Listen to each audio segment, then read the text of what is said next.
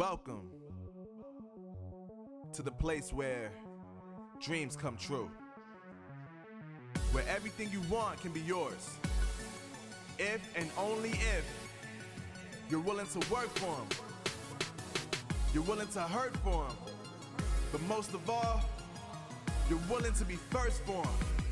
Ha!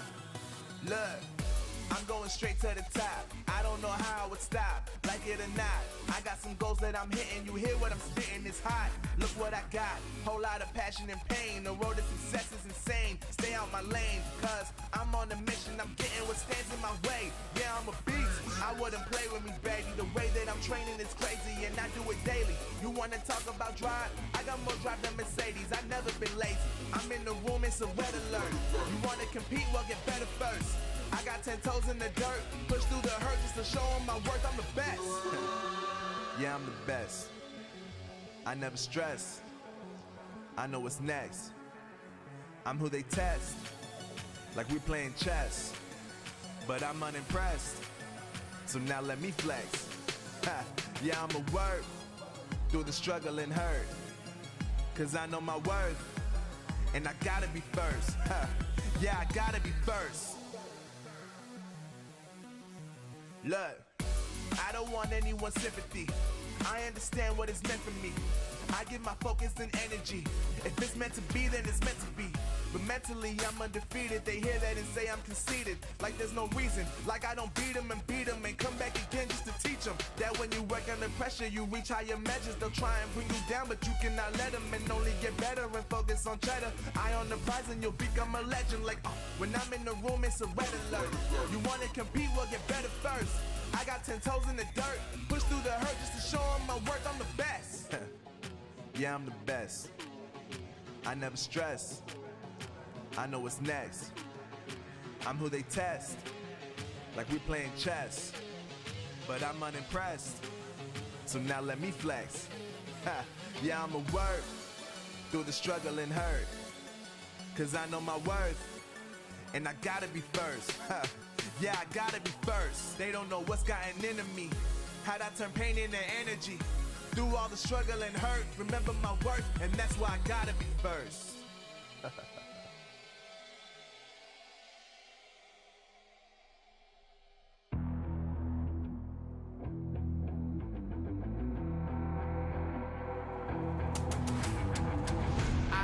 Get it, I'm on the mission, snap any minute, casually winning. Stop tripping on me, stop dissing on me. Yeah, I got a dream, can't take it from me. My fire's burning, now I'm always learning. Tell me where to go, man, I'm on a journey. Yeah, I can't explain it, I get excited. Keep it 300, King Leonidas. Strap in, cause it's gonna be a long ride. Working on me every single day and night. There comes a time when your worlds will collide. If it's holding you back, push it right to the side. Ain't got no time for no fear. I work too hard to get here. Ain't got no time for no fear. I work too hard to get here. I don't got the time, put me in, coach. I've been going hard, time to let it show. Everything raw, give it to me now. Let me have the spot, man, it's going down. Gotta get it here, I don't wanna wait. Take what I want, then I go train. Gotta get a win, I won't lose the game. This is my year, I ain't gonna break. Strap in, cause it's gonna be a long ride.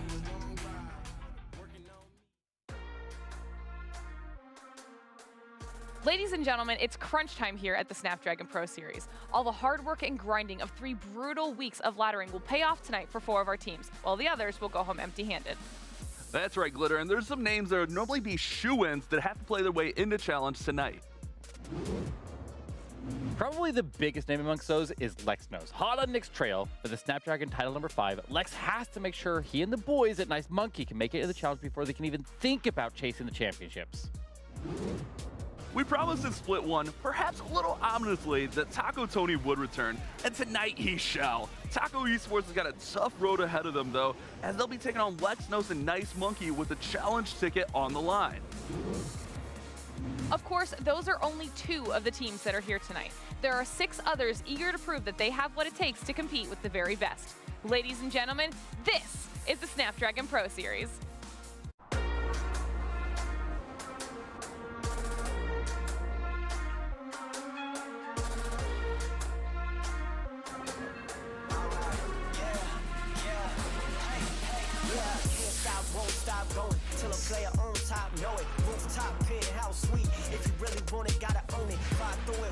the lowest. Blood, sweat, tears, the components. Riding all year, now's the moment. We are not friends, we are opponents. Yeah, I'm coming for mine. Yeah, I'm making a play, the game on the line. Yeah, I've been on the grind. Yeah, I jump in the spot, I made it my time. Yeah, look in the sky. Yeah, the stars align, no shade to shine. Can't stop it already. Emotional work and devotion, we put in this time. Look. You won't stop my stride. I'll just break your line. I don't tolerate wasted time. You take us down, keep fighting.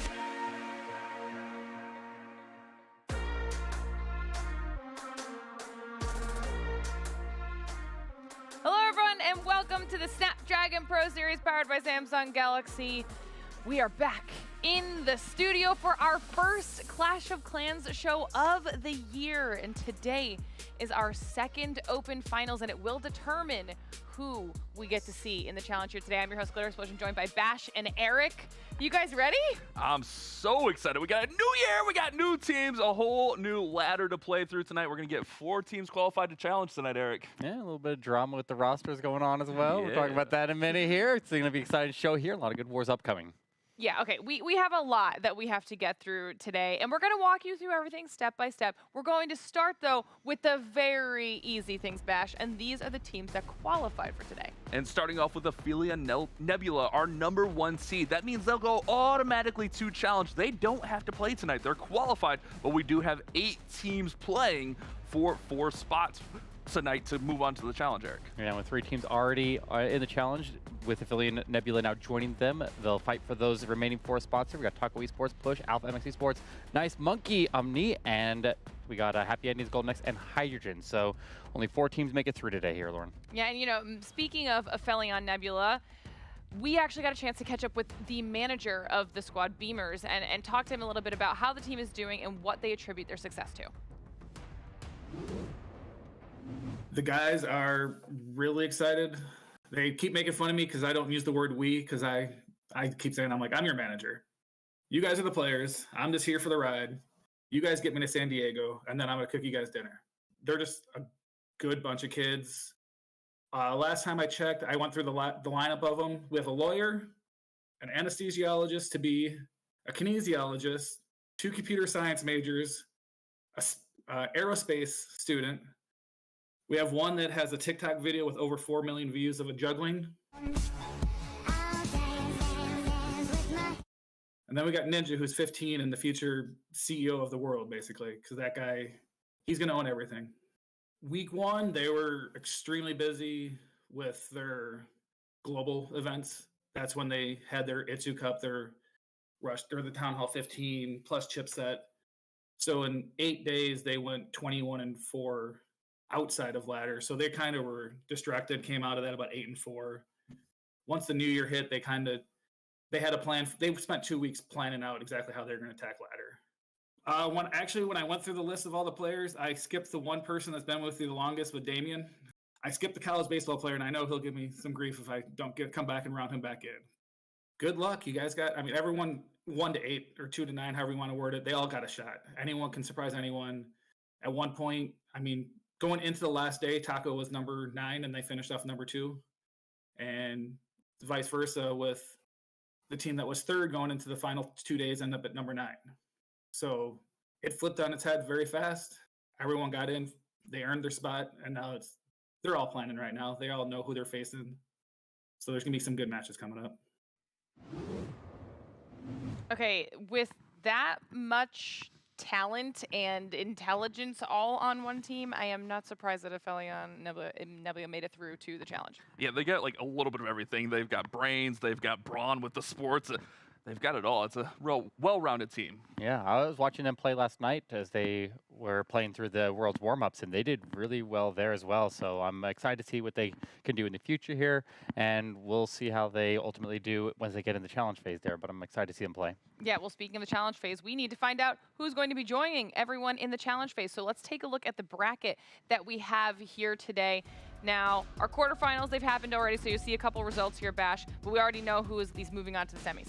That's right. In our upper bracket, these will be our second and third matches. The winner of these matches will move on to challenge. So in our second matchup of today, we'll have Taco Esports going up against Knights Monkey. Winner goes on to challenge. And then we'll have Happy Ending 7.0 going against Golden X. Again, winner moves on to challenge. But the losers are going to move down to the lower bracket. And our first match of the day is actually going to be Push versus Alpha MX. Now remember, these lower bracket matches, elimination matches. We're not going to see Omnipotence against Hydrogen, but the winner will move on to play for a chance at challenge. The loser will be eliminated here, Eric. Yeah, it's going to be elimination or moving on. They're going to have only that one match at the start here that'll be one of the most important ones for those guys who've already lost one of their lives of this double elimination tournament. So very, very important that they win everything they can today. Otherwise, this is their last chance, because this is split 2, and we already had split 1, and we already have our teams determined there. 2 does come after 1. All right. Yes. Now, Thanks. they can do math. They've got their math down. Big brain time. Okay. But I mentioned earlier that we have a lot of things to talk about. We got through some of it, but there have been some kind of confusing and very important roster shakeups. I am not the expert, but Eric, I know you have the whole thing nailed down, so I need you to explain it for everybody who might have missed it. Yeah, and so you guys may have noticed what we're saying. There are only 3 teams that are currently into challenge, just because Chasmac ended up dropping from challenge, and they are going back in under the name Nice Monkey. So we have Chasmac being replaced with a couple of people who are on their team, and now running under the name Nice Monkey, and they will have to re-qualify for their spot here with their new roster. But another thing, Nice Monkey and War and Glory, who's already qualified for challenge, have recombined forces, and they're going to be going for a new name under Lotus Gaming. So they're going to be playing that for the World Championship circuits, and that's going to be exciting. This is a powerhouse North American roster that'll be recombined for the World Championship circuits, but we get to see them one more time in action before they recombine as one of the biggest rivalries in this circuit. Okay, so enjoy it while it lasts, because this might be one of the last times where they are split up, and it's going to give us some amazing competition here. And we actually got a chance to catch up with Lexnos and talk to him a little bit about why they wanted to merge these two teams and how he's feeling about his last opportunity to even out the race between him and Nick for those SPS championships. Well, a couple of us, Pavu, Max, and I, Drew, our manager, we were discussing it for a while, really thinking about big picture, not just the current tournaments that are going on right now, like this season specifically of Snapdragon. We've all got big goals, and that main goal is getting to the World Championship next year, getting a golden ticket, being the first North American team to even get to participate in the final 8.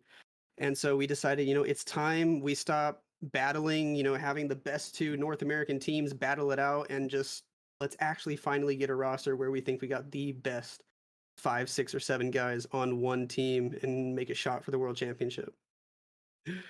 Not gonna lie, it's nice having that little hope that maybe I can win this season and Nick doesn't and we're back to tied. Or we could both lose and he still stays up 1, or he could even win and be up by 2, and then he's just gonna make fun of me for that forever. Either way, it's all good. I'm just glad we get to play together again and be friends, because him and I have been playing together since Clash Esports even was before it was actually a thing. There definitely is some pressure. It's nice having a little bit of extra wiggle room since we dropped out of the first ladder. There's now an extra spot in the second ladder. So I think instead of 3 teams moving on from this Saturday, it'll be 4. So that's nice. I think, talent-wise, we're feeling very, very confident. It's just going to come down to how our defense does and whether or not we show up and actually perform the way we need to on that day. Married life is great. Brianna supports me in everything that I do, Clash related. She wishes I'd, maybe spend a little bit more of my weekends with her instead of playing Snapdragon tournaments all night, but she still watches sometimes and cheers me on. He literally always gives us the most wholesome interviews every time we get to talk to him. Yeah, it's always great talking to Lex, and he's one of the pillars of the NA community, but also, I just love that energy of, let's try to put together the best NA team and go out there and make an impact on the world circuit. I love it. I'm just going to laugh if Nick wins it again and passes him up by 2. We're going to find out soon. Yeah. We're going to start getting into our matches in a moment here, too. But before we do that, it's time For everybody's favorite part of the show. I know, chat, that you love it. I love it. These two probably love it more than I ever could. It's called Guess the Percent. And if you don't know how it works, if you're just joining us for the first time, we're going to allow our casters to watch the beginning portion of this attack, okay? They're going to have a limited amount of information because we're going to pause it at some point, and then they're going to have to guess how much of a percent this attack finished at. You guys told me this was done. We weren't doing this anymore. You gotta quit. I guess I had to get on the plane somehow, so our producer said we weren't doing guess of percent. Zeus coming in though. We got a Hydra clone bomb here, or maybe it's super minion bomb because we do have the 3 invis in there. I don't think that's enough for super archer bomb, Eric. He's gonna have to YOLO at the town hall, probably warden ability there. I think he gets the town hall. I mean, if he does not get the spells right here for the tunnel takedown, then it could go completely off the rails and end up really low. So, I mean, yeah, there's definitely that possibility here, but it's not a matter of does he get a 2-star. It's a matter of guess the percentage here, and you're terrible at this game. So, don't remind me. I mean, I know why you hate it so much there, just because you just can't win like I do. But well, since you're so good, Eric, why don't you lead us off with your percent guess? All right. I'm going with, I think dragons in general are going to rack up a decent amount of percentage no matter what we do. So I'm going to say 73. 73. You said decent. That's I said low. That's all right. Well, moderate. It depends on what happens to the block. It really does. I think it's going to be a 1-star, but I think he's going to get up to like 84%. Ooh, I was gonna, in my head I said 83, so we might be on some sort of a wavelength here. The price is right. The price is right. That's cute. Okay. We'll have to see which one of you is correct. In chat, we want to know what you think the percentage will be as well, but you have to stick around until the end of the show because that's where we're going to reveal the answer to our Guess the Percent game and start crowning a winner between these two that we'll keep track of the entirety of challenge. And I mean, Eric might have to win again. I will. So you won't. I'm getting one this challenge. By the end. At least one. Probably not. At least one. Probably We're going to try. Let's be honest. Probably not. We'll try. It's time to start talking about the matches, though. Yeah, absolutely. And like Bash mentioned earlier, we're going to be starting things on the lower side of the bracket. Our first matchup of the day is going to be Push versus Alpha MX. Let's talk about them. And this is a very exciting matchup. We've seen Push in like every broadcast we've done. It's a really well-known team. Alpha's a really strong team, but let's go ahead and let's talk about this Push team. We talked about their roster changes last time, but we got Champ, Jethro, John, Granny Clasher, and I Am Fencepost.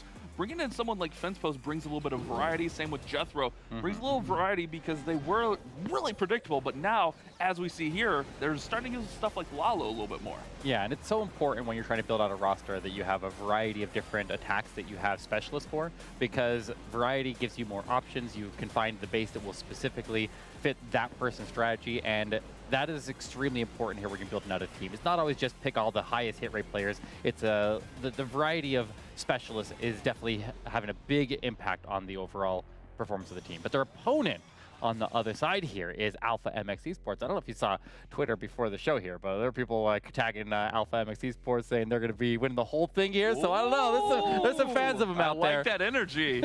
Yeah, let's go. But we got Wanjo Fernandez, Loster, Marcelo, MC Cracks. This roster, we haven't seen them here on our show, but they are very strong. You were telling me about some of their accolades, and it's very impressive, Eric.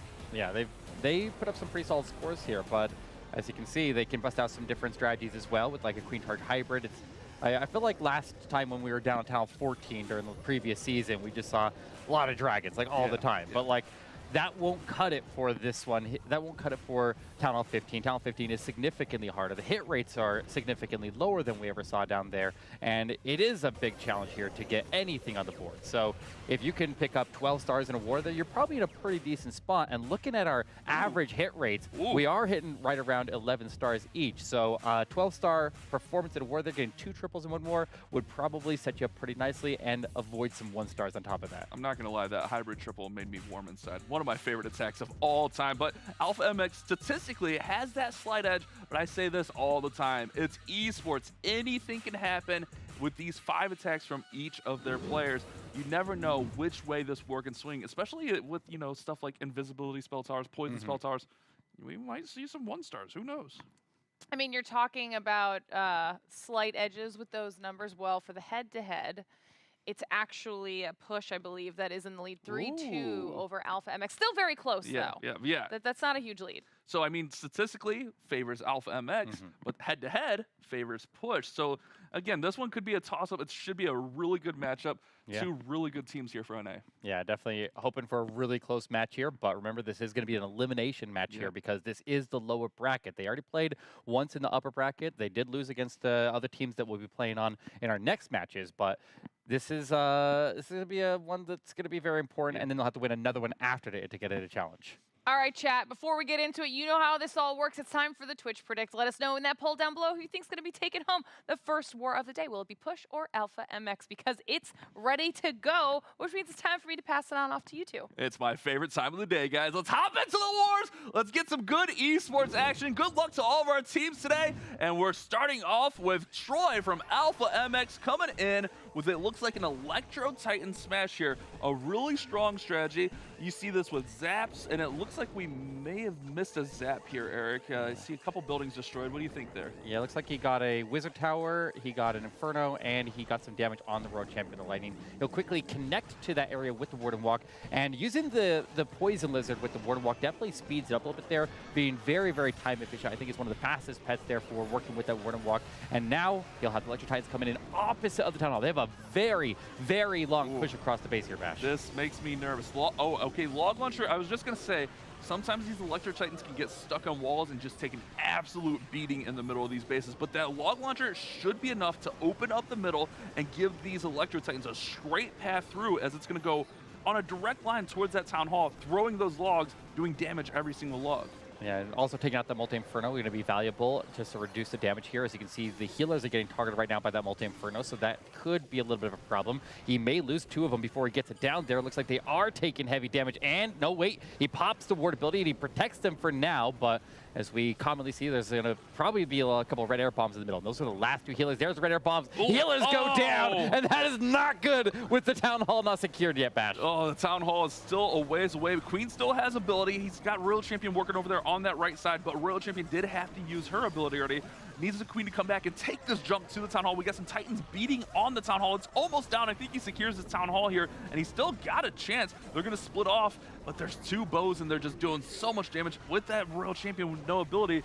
It can happen, but it's going to be tough. Yeah, this Queen ability going to need to, well, he needs to just let the Queen tank those Expos for as long as possible. Try to minimize any damage on his World Champion. Get the stun from the Diggy onto the first Expo and start to wrap across the bottom. But he's got all these cannons down at the bottom that are going to pick up some damage later on. But he's... Go Queen.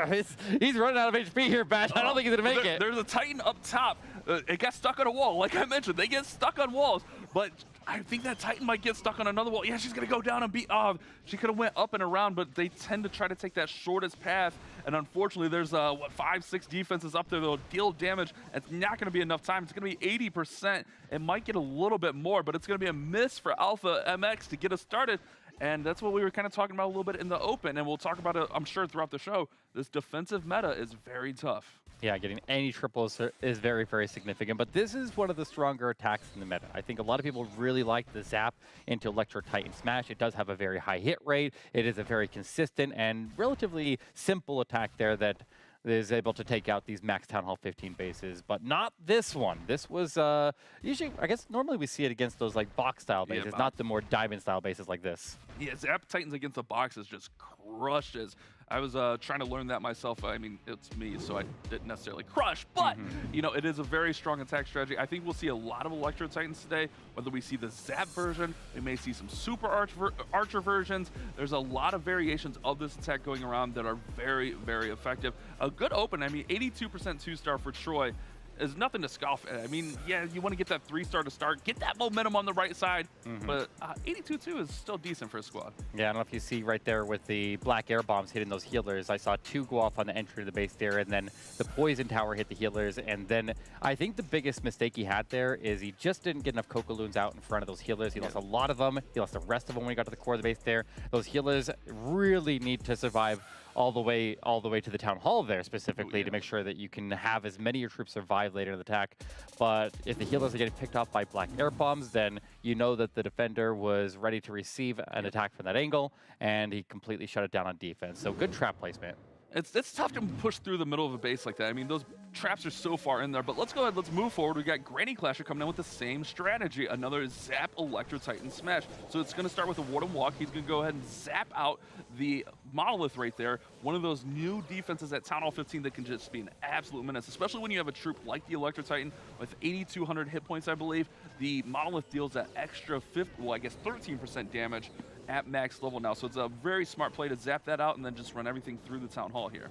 Yeah, nice simple setup here. Just have the Warden go in there and connect to the spot that was taken out with the Lightning, making sure when you use that Lightning that you always Earthquake first and try to hit all of the battle builders in the area to make sure that they don't try to repair that Monolith, because the amount of margin you have there is very, very small. It's a common mistake there where people miss the Monolith when they try to zap it out there when they go for the 6 Lightning, 1 Quake, but he handled it perfectly there. He knows exactly what he's doing as he makes his way in with the Electro Titans right next to the funnel where the Water Walk formed, and then the King forming the other half with that Siege Barracks. Very nice funnel here, and notice all those balloons out in front. This is what Eric was talking about in the last attack. Those Coco Loons are going to soak up any air traps. That way those healers can try to make it all the way through. Needs these Electro Titans to go in the middle. They're chasing Ice Golems. Those Ice Golems, a common CC to counter this exact attack. And it looks like they're going to go ahead and stall them up. But ooh, we got 1 going in and 2 going outside. Oh, this is going to get dicey quick. Yeah, that one dies. He tried to rage it, and he froze the Town Hall to try to make sure it goes down. He's going to probably have to sacrifice his Road Champion to go in there and secure the Town Hall, because everybody else is skipping it, but he does not have the pathing yet. He's trying to create the pathing down at the bottom by the Town Hall because he has to go through that Wizard Tower to get pathing into the Town Hall, and he's at a risk of a 1-star right now. I don't know how he recovers it. He might just need to be patient and wait for the Queen to move further, and then maybe get a path on the left side, but I don't think he's got it there either. Oh, it's tough because there's going to be a bow in there. There's a builder in there that's going to heal. I guess the builder's healing the clan castle, but there's so much in there. This has... Oh, no, he misses! Oh, no, it needed to be a little bit lower. Oh, Granny! At this point, you just got to live with, you got a 1-star, and you got to just try to get as much percentage. Let's be honest. I mean, you missed, but you don't want to get your team completely out of it by going with lower percent. I mean, it was a tough push through that middle of that base, and that's the one downside of this attack. With that triple Ice Golem, they get held up, and there's a core of just Infernos, Expos, the Town Hall, and it can just melt these troops. Yeah, that is definitely a 1-star here. Nothing he can do to recover it. He had to get enough defenses on the top end or bottom of the Town Hall there to make so he could target the Town Hall directly with the Road Champion. He never got that pathing. He got completely shut down there. Like, it didn't look like he really did much wrong in that attack there. He just had some unfortunate pathing. Like, I would have looked at the base there and I would have thought that that would have actually worked. So, I mean, that kudos to the defenders here. There's some strong bases against an attack that normally is very, very strong against these. So the 1-star, 61% from push, a big miss there, and lead now for Alpha MX Esports. And I think that's one of the more frustrating things about this attack, because you can have it where you run it that exact same way, and those Ice Golems come down and, you know, you deal with them a little bit earlier, so your Electro Titans aren't just taking a beating. But for this one, those Electro Titans were fighting the Ice Golems and just getting frozen in the worst spots possible. Oh, there's actually 1 Ice Golem and an Electro Titan in there, so that Electro Titan's just going to deal massive damage. It's going to be like a Golem. It's almost as much hit points as a Golem, as it takes forever to get it down, but it also can deal that damage, and everything just gets shredded in here, chasing that Ice Golem, chasing the Electro Titan. Tough break for Granny Clashers. Nothing went for the Town Hall. Yeah, you need him to go right through that Town Hall and then have the healer survive. I mean, if you have any of those problems there, it wasn't even like as risky as the last one that we just saw there that had to cross the whole base. Like, that one I thought was going to have a higher potential for a 1-star, but you never really know what to expect here with these anti-2-star bases, and this is what we're talking about. Very, very defensive meta, and the massive defense right out of the gate here for Alpha MX Esports as they come in for their second attack. This one is looking like a Blizzard into, looks like Electro Titan Kill Squad Lalo. Yeah, okay, so with this one, a lot of times you'll run that Electro Titan in there, help deal with those clan council troops, help deal with some skeletons so your heroes get more. Ooh, yeah, I took out the air defense and then kind of cross-tanked with that Hound, and here comes that blimp. You have to worry about that invisibility tower, as it's going to make everything in the area invisible for a few seconds, but he's got 6 invisibilities of his own, so should be able to get through the Monolith and get through the Town Hall. Yeah, very, very nice value right there. And getting those air defenses down early, like you're not even wasting value on that. He's not going to get the scatter shot as he does not land into the CC compartment there, so he can't really reach it. But that's okay. He gets everything out to the corner of the base, and he has the CC pull. So like we talked about in that last attack there where the defensive CC comes out and you have to fight it while you're under heavy, heavy fire from a lot of those big defenses, you're not going to have to deal with it when you use a blimp to go pull it in advance here, and it really sets us up very nicely. But this wizard needs to die over there so that the Ice Combs can go over there and engage the queen. It looks like he's got it under control, and on top of that, making so that the queen picks up a little bit of damage there on the initial part of the base there. When he starts to make his way in, make so that he has something to heal up for the unicorn, maximizing that unicorn value. I really like the setup here, Bash, and we'll see what he can do from here because there's a lot of base left here and he's just getting started. Definitely a lot of base, but if you look at that quadrant, that right-hand side, I mean, we look at the bases like kind of 4 sections. That whole right side is dealt with, and that's really what you want with a Lalo. Now the heroes can attach to where he went in there and take out the next quadrant, that 6 o'clock area, and then he can Lalo usually through, you know, the 9 o'clock area and try to finish through that scatter shot. We'll have to fight the sweepers unless the heroes can get over there and deal with it. And like you mentioned, that Electro Titan's in there to assist the heroes. And a nice wall break to travel all the way through there while the king was providing tanking. The world champions up in the middle there, going to go after the scatter shots. And he's actually Lalo at the top here. They'll come in behind the sweepers. Yeah. But the downside of this approach here is the position of the defensive royal champion. He got the queen out of the way there with his king. But this defensive royal champion is going to be very, very far from his entry position. You can see the headhunters crossing through. They leave the ward ability before he pops it. The ward needs to hurry up and step up here. He does not have any surviving headhunters to go after. This royal champion is going to be a nightmare to deal with. And she's going to step up. Wait, his queen. Yeah, his queen's going to get it. Oh, my God. Oh, queen gets it. Nice. Okay, nice. I like it.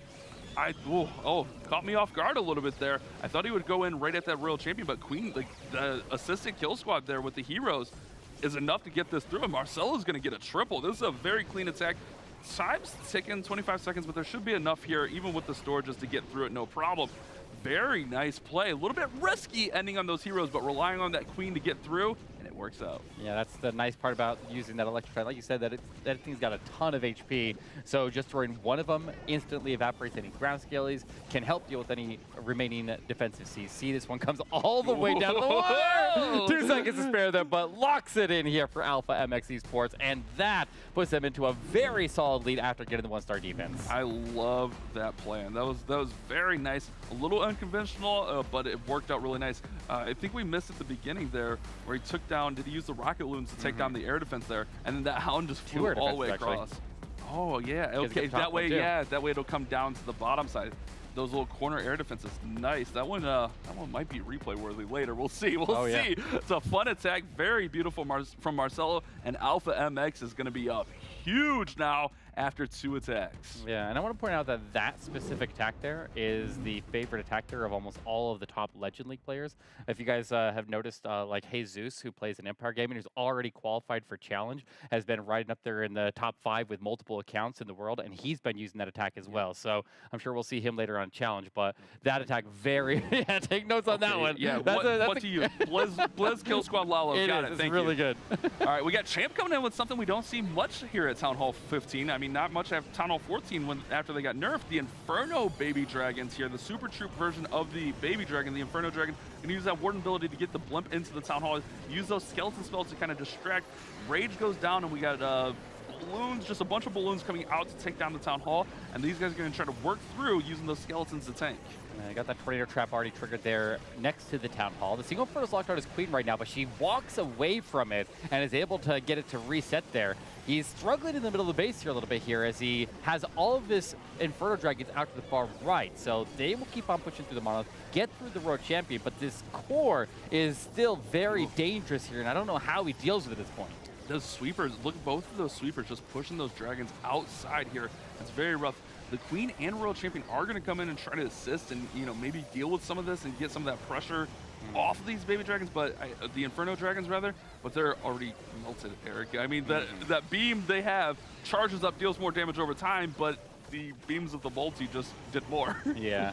And it is, I've always said with dragon attacks in general that I do not like when you attack the sweepers on their side because it causes your troops to get pushed off to the side into more buildings that they haven't taken down. I like to either come in behind the sweepers or charge them head on directly because then you'll have less pathing issues and you can see all the pathing issues happen because it came in from the right side and everything got pushed off to the right as they just had plenty of targets out there to go after as they got knocked back. Yeah, that's a really good call there, Eric. Something to keep in mind at home when you're trying to do these type of attacks, even whether it's the Inferno Dragons or whether the Electro Dragons. I mean, you have to be aware of those sweepers as we saw here. It ruined the whole attack. Still really good percent, but with them being down, they're going to have to get a couple triples on the board to make that recovery or hope for an epic defense. I mean, we saw what could happen earlier. I mean, it looked like a really solid plan, really solid attack, and it just one star just due to a bad beat. But Champ with the 84% here, not a bad attack. But again, Push just looking for that recovery. Yeah, 2 stars down after the first 2 attacks there. Not the best start in this war for them, but like I said, anything can happen here, and it could easily you could just as easily have the same thing happen right first there. And I mean, surprisingly, it does happen a lot here at Town 15 because it is such a defensive meta that it is not that uncommon to see these big swings.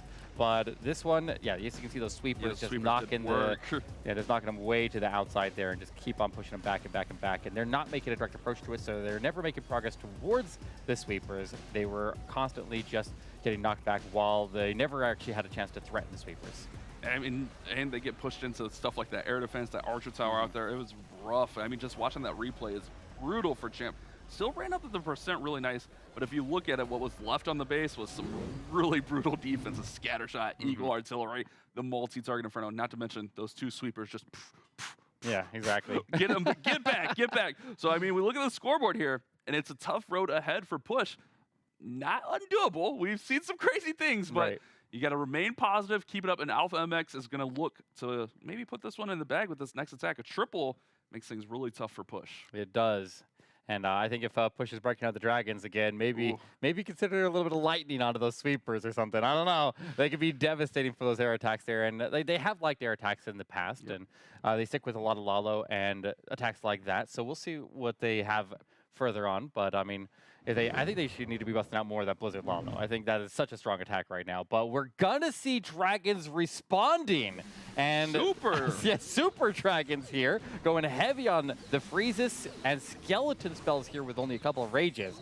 And also using that flame flinger as well. Using rocket boost to start us off here to go pick up this air defense at the top side. And that sets the funnel to come in from the left side and just broadside into the Queen of Aurora Champion. Not a bad spot to start here for Super Dragons. If you can get as many of these big defensive heroes out of the way nice and early, you're in a pretty good spot. And I want to take a quick second while this one is getting underway to thank our sponsors at Snapdragon Elite Gaming. Guys, when winning matters, think Snapdragon Elite Gaming. Huge shout out to them for putting on these awesome tournaments and allowing us to just commentate these beautiful wars. Here we go. Wanzhou's coming in. Rages are down. Warden is in. The Super Dragons are working through here. Something we don't see a lot. They did take a little bit of a nerf in the past. They were very strong there for a while, but this they kind of fell off there for a little bit. We need to get to the Town Hall. We talked about these swings. Got to get that Town Hall down for sure. Let's see if these Dragons will work over there. Good freeze. I like it, but Dragons are kind of fading quickly. Notice the Flame Flinger at 6 o'clock. I just saw that myself down there. Town Hall goes down, Eric, so he's got the 2-star secured. And on top of that, he gets the defensive CC just right there before he ever had any... Oh, no, I take it back. He got his Queen in the middle of the base there. I guess she would have pulled any ground CC out of there, and he would have already pulled it with the Dragons and had to fight it. But if he can get... Somehow, I'm decent. This defensive king and the monolith are still in the backside of the base. They're with the Tesla farm. That worries me a lot as he pops his RC ability. Flame Flinger still has about half HP. How does that Flame Flinger still have so much HP? But he's got king and queen ability also here. I mean, he's got to get through that king. That's going to be the big thing. But his king will fight the king with the assistance of that dragon there. And if he can get through monolith, queen ability goes off there. It's got to free. Got to freeze the monolith here probably. Oh wait, he's got the archers out in front. Queen, come on, Queen, come on, Queen. He's still got troops inside that flinger that can pop out. Eric, that's going to be a triple. You're right, it is. This king keeps moving, the dragon keeps moving. Flame Flinger to survive until the end, and he'll get through this Tesla farm and lock it in. So, guys, Alpha MX Esports, even more surprising than I expected them to be, and putting on a nice show here for us with 2 triples already on the board here, and that could potentially lengthen the lead here. Yeah, it's definitely lengthening the lead. They're going to go up 8 stars to 3, and at best, Push can get to 6. This puts Push in a must 3-star situation on their next attack. There's no question about it. This was really unconventional, and honestly, I was a little bit worried when nothing was going to the Town Hall, but great use of those freezes to keep that Town Hall from dealing too much damage to the Super Dragons. The Flinger, I thought, I'm not going to lie to you, with the heroes working down there, the World Champion coming in early, I was like, oh, the Flinger's kind of wasted down there. Yeah. But the Flinger comes in clutch towards the end. I feel like it was just kind of swag. I think he spent more time walking than anything. Like, look at it down there. Just kept on having his target stolen from underneath it, and it just kept on moving along the outside of the base there. And, I mean, that's kind of a waste. I mean, that makes it even more impressive that he tripled with this because he effectively swagged it. Yeah, a Stone Slammer there, and this base is absolutely crushed, right? It's crazy. Very nice attack for Wanzhou and Alpha MX looking like they're living up to the hype. You talked about their fan following. They've got a huge fan following, and their fans have got to be cheering at home. Absolutely. Yeah, and especially in an elimination match like this, to be able to come out of that off of that loss in the upper bracket and then come down here and get this nice lead right out of the gate here. Now they've got to maintain it. Like, they just got to stop like one more attack here from Push, and they should be in a pretty good spot here. They could just 2-star out from there, but I mean that 1-star is still really, really hurting Push, and they're going to have to basically 3-star out the rest of the war. Yeah, I mean, if you're Alpha MX, you can really go to a little bit more conservative plans, go for those safer 2-star plans. Kind of based on what Push does in this next attack, but realistically, they can let their foot off the gas just a little bit and go a little bit safer on the 2s. But it's going to be up to Simon next. It looks like we got a Queen Charge Lalo. Looks pretty standard here as far as the army composition. No Blizzard, no Super Archers or anything like that. No Lightnings. Just a standard Queen Charge Lalo, which is a classic attack that's very strong. Yeah, very strong, but also extremely difficult here. One of the most complicated attacks there in all of Clash of Clans when you're trying to manage your Queen Charge while she's going into heavy danger parts of the base there, and keep an eye on that Flame Flicker to make sure that it isn't getting targeted by any mortars or ground expos, no ground scalies, no Teslas popping on it. There's a lot to manage here, and then also managing the Lalo. There's a lot of stuff going on in this attack. This is one of the attacks that is not really commonly used by the average player because it is so difficult, but in the right hands here, it can be absolutely lethal because it is so versatile. But it'll get the CC pull here, draw out this Electro Titan and this Ice Golem, and make his way quickly into the Town Hall, where he's got 3 super wall breakers on standby. So he could get the Queen to transition all the way through that compartment and into this very deep core. This is a tough entry for the Queen. I mean, the angle is beautiful and deals with the Clan Castle there. She's going to have to deal with that Poison Tower next and then the Monolith. So that could be very difficult. But so far, I mean, it looks like it's going to plan. King's going to go ahead and go to ability and get through that enemy Royal Champion using the Phoenix. Remember, the Phoenix will give him 8 extra seconds of life after he dies. But this is what I was worried about. That Poison Tower and then the Monolith beating on the Queen. It's going to be brutal. It's going to be tough to keep that Queen up, but Simon's doing his best right now. Just working through. Yeah, he put that Skeleton spell down to distract the Monolith, but it was a second too late on it, and it already locked on his Queen. It was able to keep the defensive Queen at bay there, but nothing was needed there because she wasn't even in range, but he does end up making it through the Monolith. The Queen is still alive with her ability back. He'll pop it now, get some of these Expos down, and there's still 2 ground Expos and the defensive King. She's not out of this yet, but she's got a lot of value, and now we can more concentrate on the Lalo coming in from the right side. Man, that Queen is doing work, but here comes the Lalo. Warden ability is popped. Is this going to work into this multi-target Inferno with the Rage popping from that Spell Tower? The Rage is going to make that Inferno just tick away a little bit quicker. The Expo is on ground, so it doesn't have to. Was that a bunch of air bombs, Eric? Is that what happened there? It was the raged up multi-inferno. Oh, that was lethal. Okay. That multi-inferno under a rage tower, dealing double damage, absolutely shredded these balloons here, and is going to ultimately shut this attack down. So that is a rough spot. That wasn't looking too bad there. That was a ballsy charge, but he ended up making it almost all the way through with the Queen there. Just ultimately the ground expos on the backside of the base there did her in, but that was a pretty solid attack there. Just didn't quite happen for him. And you don't really think about the Rage Spell Towers like, being that intimidating, but we see it right there. All of these Spell Towers have their uses, and that Rage just melted this whole attack. It was looking really good. I mean, this is like the definition of a hero charge. The Queen was a hero on this attack, and she got through everything she was supposed to, and then the balloons just let her down on the backside. Yeah, it's so much to manage here. Having to keep your queen alive there while all that's going on, and you're also trying to get your Royal Champion moving. You're trying to figure out exactly when the Lalo needs to get going. You're trying to get spells over the Lalo while dropping more troops, timing headhunters, timing warden ability, getting the queen to go into the and actually survive through her targets in the core of the base after she's under heavy fire. Like, there's so much going on as attack here. It is so extremely difficult to manage. And then knowing when to bail on your queen charge and just start to use those spells over the Lalo is all, air bombs plus Multi Inferno. It was lethal, and he hit the tornado trap. There were lots and lots of traps around that. It was just that whole compartment was just baited. Oh man, that is brutal. It was looking really good, and the king came over and whacked his queen. I was keeping an eye on that as everything was happening. Oh, that's a tough one. 86 is still good, but when you're trailing, it's a rough spot to be in because it was a really beautiful attack until that one compartment happened. Yeah, definitely a high skill attack, and he definitely has the ability to do it. And he managed it very, very well. But all the traps there by that Eagle Artillery absolutely tore him up. But we are now live on the other side of here. Alpha MX Esports is going to make their way in with their 4th attack, now with a 3-star lead. They just need to get 2 stars for their last 2 attacks here to lock in the win and advance to face whoever drops out of the upper bracket next. And that next round would be their ticket into Challenge. So very, very important wars up ahead, but they're not done here yet. It is an anti-2-star base, and they can not let this one slip through their fingers here. Like, safe 2 stars, and I feel like that Electrotine attack that 1-starred was a safe 2-star attack. So there's no such thing as a fully safe attack here at Town Hall 15, especially when the Town Hall is deep in the core all the way at the center of the base. And we got a Blizzard Lalo here, so he's going to use Super Archers inside of this blimp, raged up, under invisibility to take out this single target Inferno. The Expos gets the Eagle there, but also look at this path on the bottom side here, guys. We talked about this in the last Lalo. You really want to break this base up into compartments, and he's doing a great job of this with this open, with this Blizzard. And it's tough on these rings, but if you can break down the compartments properly, the Lalo will get through just fine. Now the big trick here is, since you don't have a blimp to go snipe the Town Hall, you need to get the Queen to arrive to the Town Hall with her ability intact. So providing her tanking up ahead here while also getting the funnel here is going to be critically important. You got a lot of tools under your belt here.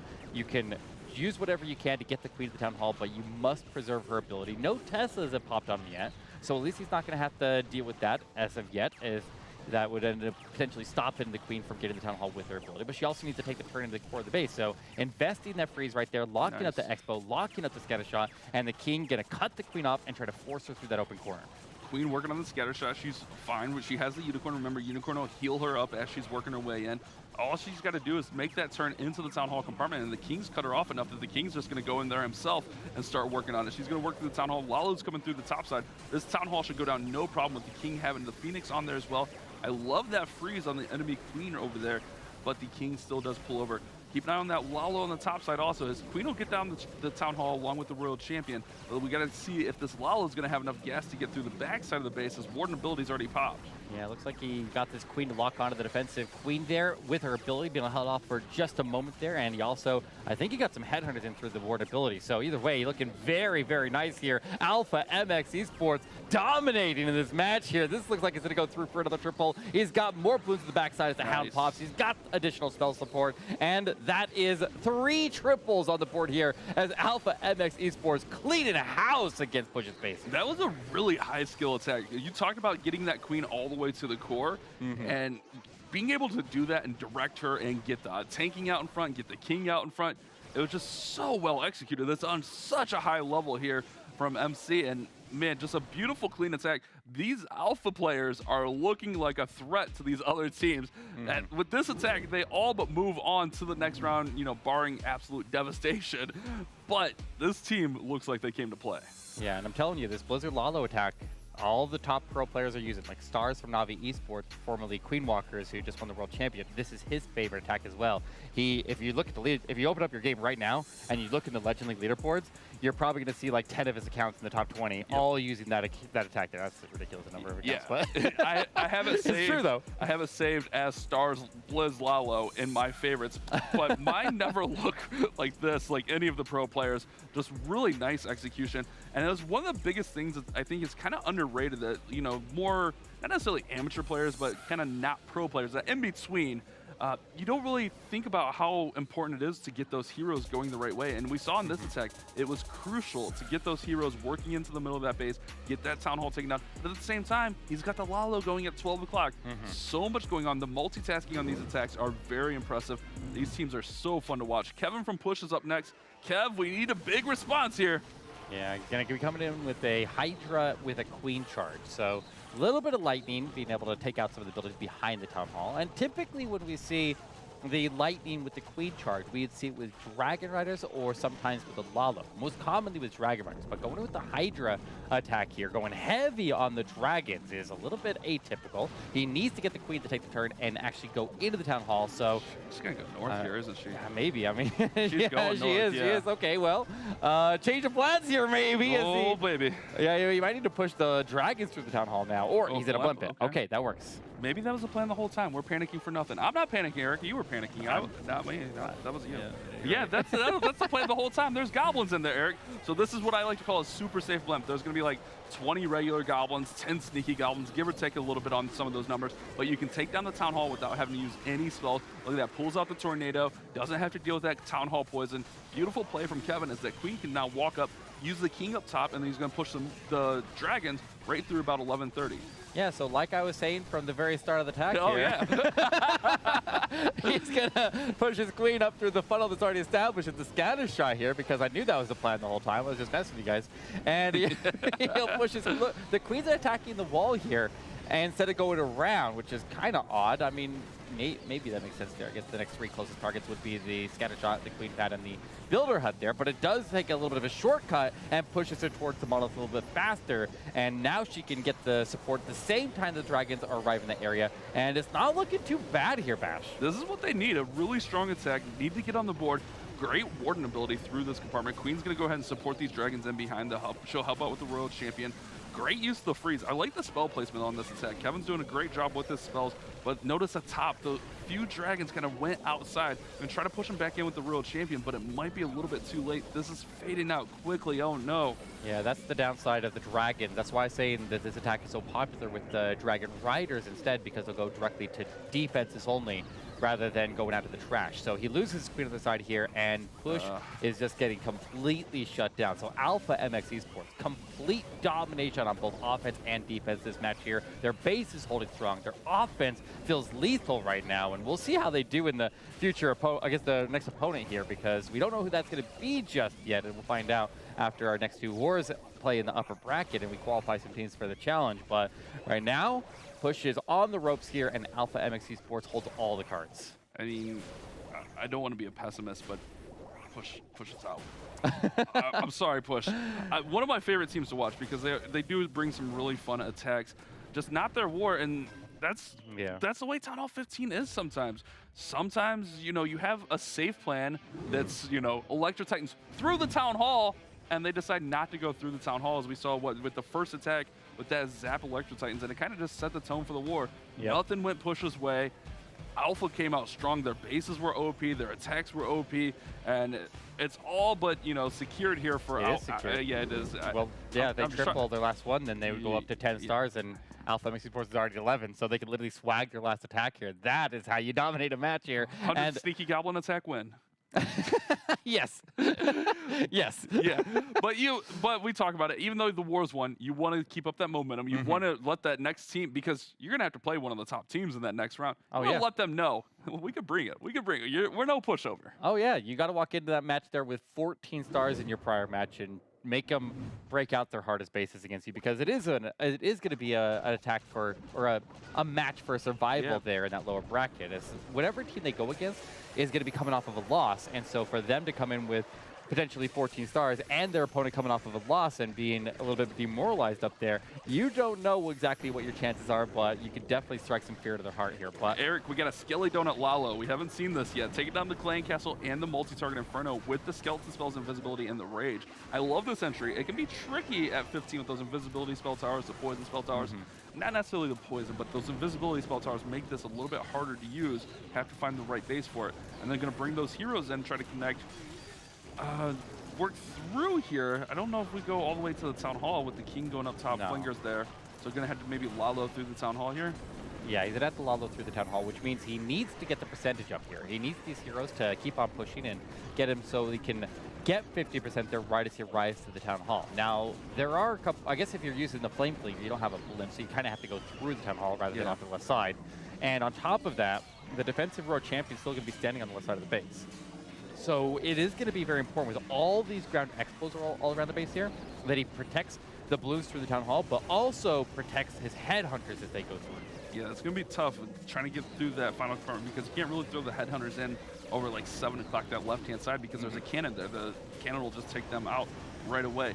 So here we go. Town Hall is not activated He'll yet. activate his strike in the Builder Hut, though, so at least get that. Okay, there we go. Activated, use that Warden ability right away to go ahead and secure that, and then a haste spell to get those balloons out of there so they're not lingering in the poison. We do have a few balloons going up top to kind of win a stray, using his Royal Champion in here to take care of that cannon on the left-hand side. Now the defensive Royal Champion stepped up. He's got to push through here. It's getting tight, but he's getting, look at that Flinger doing work. Yeah, and on top of that, he got all of the expos down that I was worried about. The Road Champion out of the cannon that you pointed out. And he's able to get the headers onto the Road Champion, takes her down. She is stalled up here onto the defensive King, but he's got Flame Flinger troops deployed now at the top of the base there. Get the Eagle Artillery down, but unfortunately that Queen and the Monolith still stand. The Road Champion did end up surviving, as it looks like a lot of the headhunter damage went in onto the defensive King rather than her. But, I mean, he's very close here, Bash. It's not far off. Loster doing some great work. That Monolith is going to be too much, I think, in the middle with the Queen protecting it. The enemy Royal Champion did eventually go down, but the enemy Queen's going to go ahead and just deal so much damage. A really high percentage attack. This wasn't off by much. This is a pretty close attack here for Loster. I love watching Alpha MX play. There's a little bit of the underdog coming in, playing out of the lower bracket. I love the energy they're bringing. This is going to be a fun night, Eric. Yeah, I said at the beginning of the match here that getting 12 stars in the board here will win you a lot of wars, but getting 13 is top tier right here. That'll separate you from any other team here, and they absolutely killed this war. A very, very strong performance, significantly above their averages on top of that. Yeah, we saw that in the open. They were averaging just above 11. I think it was 11.3 or something like that, stars per war. So it came out, put in the work, did exactly what they needed to, made a statement a little bit here to start our show. Great, great, great war here for Loster, and you know they got to be feeling good moving in. But they're going to have a cooldown a little bit because we got at least 2 wars in front of them. Not sure if they'll be 4th or 5th, but they're going to have a little bit of a cooldown period as we play and see who else is going to qualify for challenge. But I like it. Look at that scoreboard. The lowest hit was at 82, Eric. Yeah, that was a very, very impressive performance from them, and good preparation too, because the preparation to be able to stop push to at most 10 stars now is very, very saying of what they did in preparation with their base building and their testing, and they completely shut them down. And these teams played 5 times in ladders, so maybe there's a little familiarity there, and they remembered some of the things Push was doing, maybe some of the things that worked against them. In ladder, didn't Push win 3 of the 5? That's what I'm saying. But they learned their lesson, you know, took a little bit away from that. Jethro's coming in. We got Super Bowler, Electro Titan Smash here. No healers, which could be tough a little bit. He's got healers. Oh, wait. There's 5 healers there. How did I overlook the healers? I don't know. I don't know. You got this, Eric. I'm out on this one. I can't even see healers. Yeah, he's got the log launcher here, so he needs to get the funnel on both sides. For the Warden to form one side of the funnel, he just needs to cut the other side. The King could probably form that, as he already put that Baby Dragon in around the corner there to try to drive the King into the open corner at the bottom of the base there. So if he can set up the Super Bowlers to go in through that wall break, then he should be in a good spot. And it's a good thing he got that wall break to go through, because he did have the Teslas, he did have the double cannon, he could have easily lost the wall break, but a little bit tanky provided, and it was able to get him through. So looking pretty solid here, and this is a very proper setup with the freeze on top of that to lock up that Expo and get that damage off of his Warden so he can sustain the ward ability for later. These Ice Golems are going to be really annoying as they push through here. I really like the Log Launcher plays. It's going to set off, right there it goes, set off that invisibility tower he's making that entry so the Town Hall will be visible. And also, guys, make sure you keep a partner like Eric to call you out when you miss the most obvious things like healers in an army comp. That's what I'm here for, Bash. I got you. Well, everything's walking up. One Titan's in there. That's one of the downsides of the Log Launcher. It sometimes does way too much damage, and he does have his Queen going forward there. The Log Launcher troops release, and a couple of Yetis come out. He's got the Unicorn with the Queen there with the Rages to help push her through. So he will secure the Town Hall takedown. But now is a matter of, can he keep these super bowlers somewhere useful as they dump out into the trash? And we see that skeleton spell being deployed with the world champion at the top of the base here. But the biggest thing I'm worried about is this monolith and the defensive king. Okay, Queen got the monolith through her ability. The poison from the town hall did hold her up a little bit. But you're right, with the world champion working through her, that king is going to be a nuisance. Not to mention that Tesla farm, the warden pedestal right here. Oh man, this world champion never stood a chance through here. Oh, the Super Bowlers are coming behind, but it's going to be tough to get through here. Still got healers, so they can swap, but with no spell support, there's a lot still remaining. And sometimes you can get away with the Super Bowlers walking on you during a strategy because it does ultimately make them avoid the Town Hall poison. They have the healers end up surviving, and sometimes that works out. But apparently not on this one here, as he does get through the defensive king, and he does get the healers to transfer back to the Super Bowlers. Like, there's still a decent amount of time. And I have seen these Super Bowler attacks just crawl across the finish line at the end here, but the scatter shot is going to do a lot of damage. He has no additional rages. He's got the Expo beating down and picking off while the bowlers are made a little bit more vulnerable, and he's quickly losing these bowlers, losing his firepower, and losing any chance for a triple. Yeah, those Super Bowlers only have like 3,000 hit points. What makes them super is that extra bounce they get, which can, deal a lot of damage, but just not enough hit points, even with the couple of healers up, to remain up. I mean, it's a still quality percent, but this is what we talked about with pushing this war. Unfortunately, nothing went their way. On this attack, the bowlers didn't go the right way for Jethro. One of our favorite teams around here. We've seen them in almost all of our broadcasts. They're a very formidable team, just not their day. And with this being an elimination matchup, unfortunately, they will be going home after this. Alpha MX will be moving on to play for that spot and challenge, but GG's to both teams. A little bit of a bad break for Push, but I'm sure we'll see them in our future seasons here, Eric. Absolutely. They're always coming back, pushing through again. Did they? I know. I'm pretty funny. But yes, this is a very strong performance here from Alpha MX Esports. And like we said, with a lot of people out there cheering them on, it's exciting to see them push through. And they will be having one more round that they're going to have to beat to lock in their position into the challenge phase. Oh, Glitter, what a war that was. These two teams went to battle, and Alpha just brought it. Was it you, Eric, that had said that you noticed that in chat people were saying they thought it was going to be Alpha MX? It was on Twitter. It was on Twitter. It was on Twitter. They were putting their word out to the world, not just to the chat. Ooh. Well, it happened. Okay? Very convincingly. strong. Right? That's what I'm saying. Strong performance out of the gates. That's got to feel good for everyone who called it on Twitter. Maybe we should listen to Twitter more often. I don't know about that. No? I listen to Twitch chat. Twitch chat knows everything. Okay, that's what I'm saying. They're smart. And I guarantee you Twitch chat's going to get the percentage right. 100%. Guess the 100%. Bash won't. Why? You see this? You see his outfit today, chat? He's a bully. He took my lunch money earlier. Now I got to deal with him on Guess the Percent. At least we got these good wars, so I can just ignore you a little bit. All right, guys. Well, that was a strong war. First war in the books for the day. We'll take a look back at the bracket really quick, see what's going on. You can see that Omnipotence has made their way through against Hydrogen. And then, of course, as we just watched, is Alpha MX that also continues their run for a chance to be in the challenge. This is the top half of that bracket that we will eventually be making our way to. But before we do any of that, we're going to be sending it to a quick break. And of course, when we return, some highlights and analysis after this.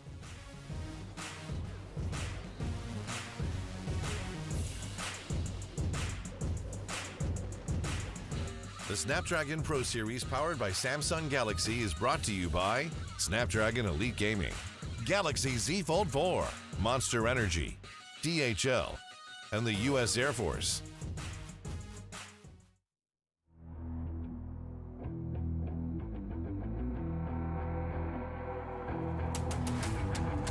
I gotta get it, I'm on the mission, snap any minute, casually winning. Stop tripping on me, stop dissing on me. Yeah, I got a dream, can't take it from me. My fire's burning, now I'm always learning. Tell me where to go, man, I'm on a journey. Yeah, I can't explain it, I get excited. Keep it 300, King Leonidas.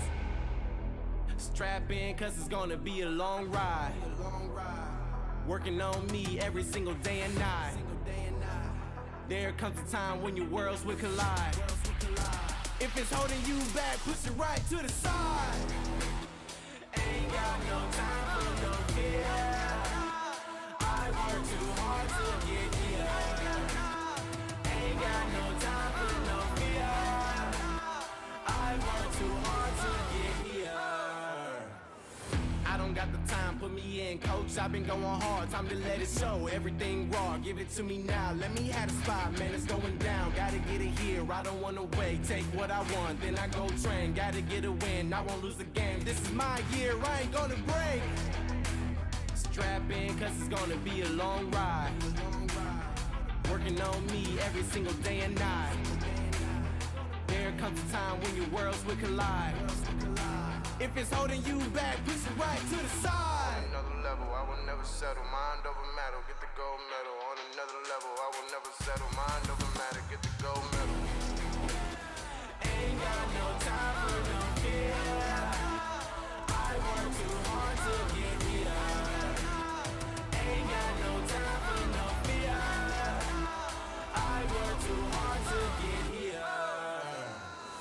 On another level, I will never settle. Mind over matter, get the gold medal. On another level, I will never settle. Mind over matter, get the gold medal. On another level, I will never settle. Mind over matter, get the gold medal. On another level, I will never settle. Mind over matter, get the gold medal.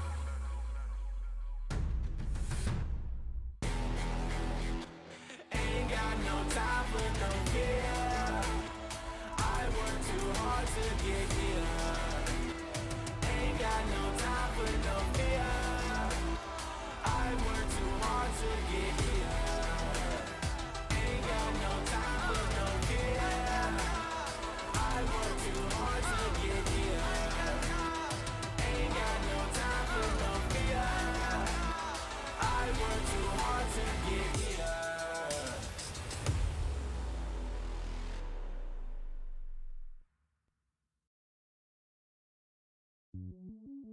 Welcome to the place where dreams come true. Where everything you want can be yours. If and only if you're willing to work for them. You're willing to hurt for them. But most of all, you're willing to be first for them. Ha! Look, I'm going straight to the top. I don't know how I would stop, like it or not. I got some goals that I'm hitting. You hear what I'm spitting? It's hot. Look what I got. Whole lot of passion and pain. The road to success is insane. Stay out my lane, 'cause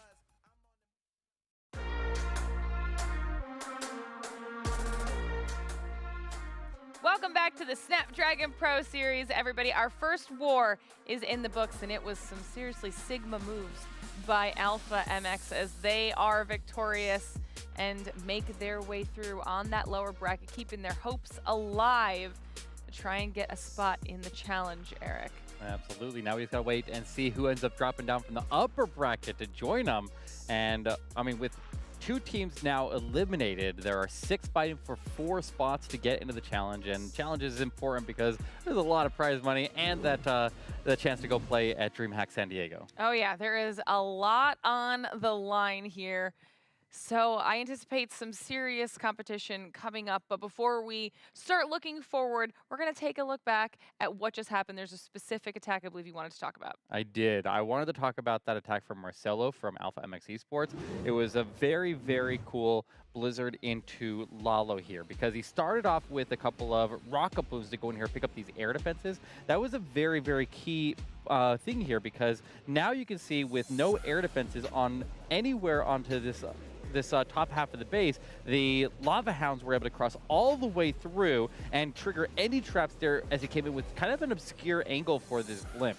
He is able to drop the blimp in, drop out the Super Wizards, and then the Super Wizards is able to take the Town Hall down, able to get the Monolith down, they're able to form the funnel, they're able to pull the CC, and those are the biggest things we're looking for out of a Blizzard. I mean, it's not always possible that you can secure the Town Hall, especially when the Town Hall is a little bit deeper in the base there, but with the investment of the Rocket Balloons and that Lava Hound there to make sure it was able to deliver in, he's able to now set up his heroes. The heroes can move down across the base here with a funnel formed by that Blizzard, removing so much on the base that the Queen is perfectly set up to have a nice lane to cross through into the Scattershot area, and there's nowhere else for her to go, so it works out perfectly. Now, we thought initially that with the sweepers off to the left side here and this defensive row champion right over into this area here, that the heroes would not have been able to make it enough through through to the defensive heroes to be able to get them out of the way, and he would have been forced to put Lalo against the sweeper on the left side.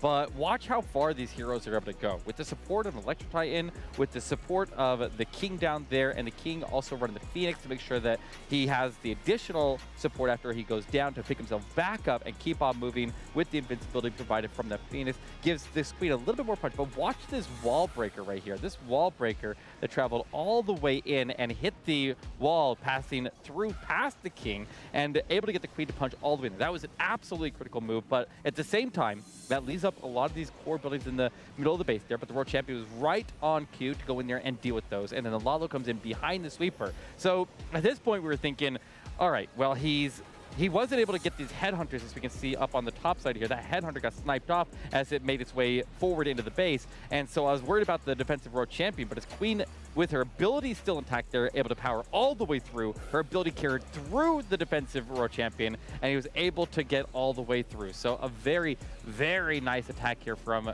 Marcelo, and it was a little bit unorthodox way to do a Blizzard Lalo. I really, really like thinking outside of the box there, using the rocket balloons to make sure that he can get the traps cleared and deliver that blimp into that key section of the base there. And it was an absolutely flawless attack there that actually maybe not perfectly flawless, because I was still worried about that World Champion. Do you think he got lucky there, Bash? I feel like he got a little bit lucky with that one. Yeah, I mean, or it was part of the plan. That Queen did so much work in the middle of the base. I really loved seeing that. Like you said, though, one of the best attacks of the war. Just really well thought out. That super wall breaker was clutch there, getting to the middle of the base and allowing that Queen to get the World Champion down. Absolutely. Well, that was a fantastic breakdown, Eric, so thank you for doing that. We're back on the desk now. We've got lots of things to talk about because one more is down. We still have a good amount to go, and we're going to be talking about some teams now on that upper half of the bracket. So that means that they haven't lost yet. The next matchup is going to be Taco Esports versus Nice Monkey. This one's gonna be cool. Yeah, this is gonna be a good war. Taco Esports, a fan favorite out there, maybe just our favorite because they got Tony Gunk, Taco Tony, BJG, easy for me to say, Ethan Easy, Oscar Gonzalez. Another team we've seen in all of our shows here, a really strong team. They're in the upper bracket, and they can put up some really nice scores. They're very consistent. This matchup is going to qualify our first team from the show to challenge. Yeah, and I mean, they're playing out of the name Guten Taco. And yeah, I mean, I pronounced that right? Yeah, absolutely. And fueled on tacos, how could they possibly lose these matches? That's my opinion. Yeah, it's going to be really good. And we heard in our opening interview, they were actually on the last day, 9th place, moved up to 2nd place, just playing through here. So they can make an immediate impact, immediate swing. You never know what you're going to get from the squad. They can put up a variety of attacks and put up some high score wars. Yeah, and I mean, their opponent being Nice Monkey, as we saw there with the newly formed Nice Monkey team that already most of the players here qualified with Chazmac Gaming and then dumped their qualification because you know what, they're like, we can't just win this once. We got to go in here and win it twice. The ultimate flex. So, but on top of that, they joined the ladder very, very late. And so jumping in and then putting in as many matches as they did within the last like 3 days, they were able to climb immediately into our top 9 here and get their position here for today. So they came in late, and that's just goes to show that like when you're playing that well, that you don't need to have a huge lead into the tournament there and play right from the beginning. You can come out, and as long as you're winning, you can climb quickly on that ladder. And that's the way ladder works. It's head-to-head, and you gain and lose those points. And if you're winning, you're not losing points. So it's very easy to gain ground on some of those top teams. And this team, I mean, we saw what they could do. I mean, it's essentially 80% the same roster. We saw what they could do in Split 1, no problem. They were fine. And now here in Split 2, they do have to earn it back. And I don't know, like, if I'm this squad, if, I don't know, this one gets close, maybe, I know they're pros and they've been here before, but maybe get a little nervous because you already qualified once. It's all on the line. Yeah, but like... Oh my god, those hit rates. Oh my god, yeah. Yeah, 12 stars average here for Nice Monkey. Still, I mean, that's for the ladder phase there, so it's still significantly above what Taco Esports is. And that's what I was saying. I've been saying it all along. You put up 12 stars consistently, and you're going to win a lot of wars here at Tunnel 15 because these hit rates are relatively low compared to anything we've ever seen before. Okay, so one more piece of this numbers-based statistical analytical pie that I have for the two of you is the head-to-head between these two. Okay. And what's actually really cool is that they've never played this season so far. This is the first time they're going to be running into each other, and of all times to have that happen, it's for the qualification spot into open final or into the challenge. Yeah, and I think that's just part of, Nice Monkey coming in late, getting that late start into our ladder. I mean, that could be why their hit rate is 40% because they didn't have to play as much as Taco. I mean, not trying to throw shade. I'm just, stating what I like I've this heard, theory. Well, once you get up to a certain point in the ladder, like you got if you got a big lead on other teams there, you got to like maybe even slow down and stop playing because you're like, I don't want to accidentally lose one and lose a whole bunch of points in the ladder if I got a nice lead. So a lot of teams tend to slow down towards the end, and that's kind of just the strategy of how you manage the ladder there. But I mean, Nice Monkey came out and at the end of the ladder there and crashed in hard and was able to secure their spot here. So now they just need to win this one and they can move on. Yeah, I think that it's going to be a very interesting way to kick off the upper portion of the bracket. I think this is going to be a really, really good war. Do you guys have any gut instincts which way it could possibly go? I mean, if you're forcing me to, I love both these teams. You don't have to pick. I mean, Tony Gunk did just come like bully my base on my stream the other day, but We love Tony. You gotta think the favor is in Nice Monkey's advantage on this war. I mean, they're pretty much the same pro team. They're still really good quality. I mean, they did lose a few pieces, but we saw what they could do in ladder one or split one. They're fine. Yeah, I mean they've always been one of the teams to beat here in the North American circuits and even on the world stage as well. Like it's not just in the North America that there's an extremely strong team. They are competitive with the best teams in the Clash of Clans esports scene as a total.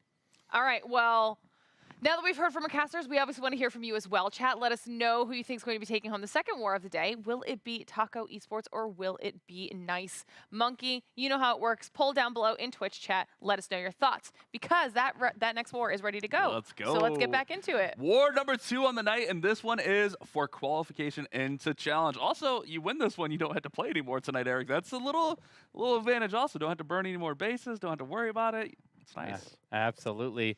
6 teams left in the competition here. 4 move on to challenge. 8 total will play in the challenge, and that will narrow down into 4 teams that go into San Diego and play on the stage. So it is going to be an absolute shootout all the way until the end.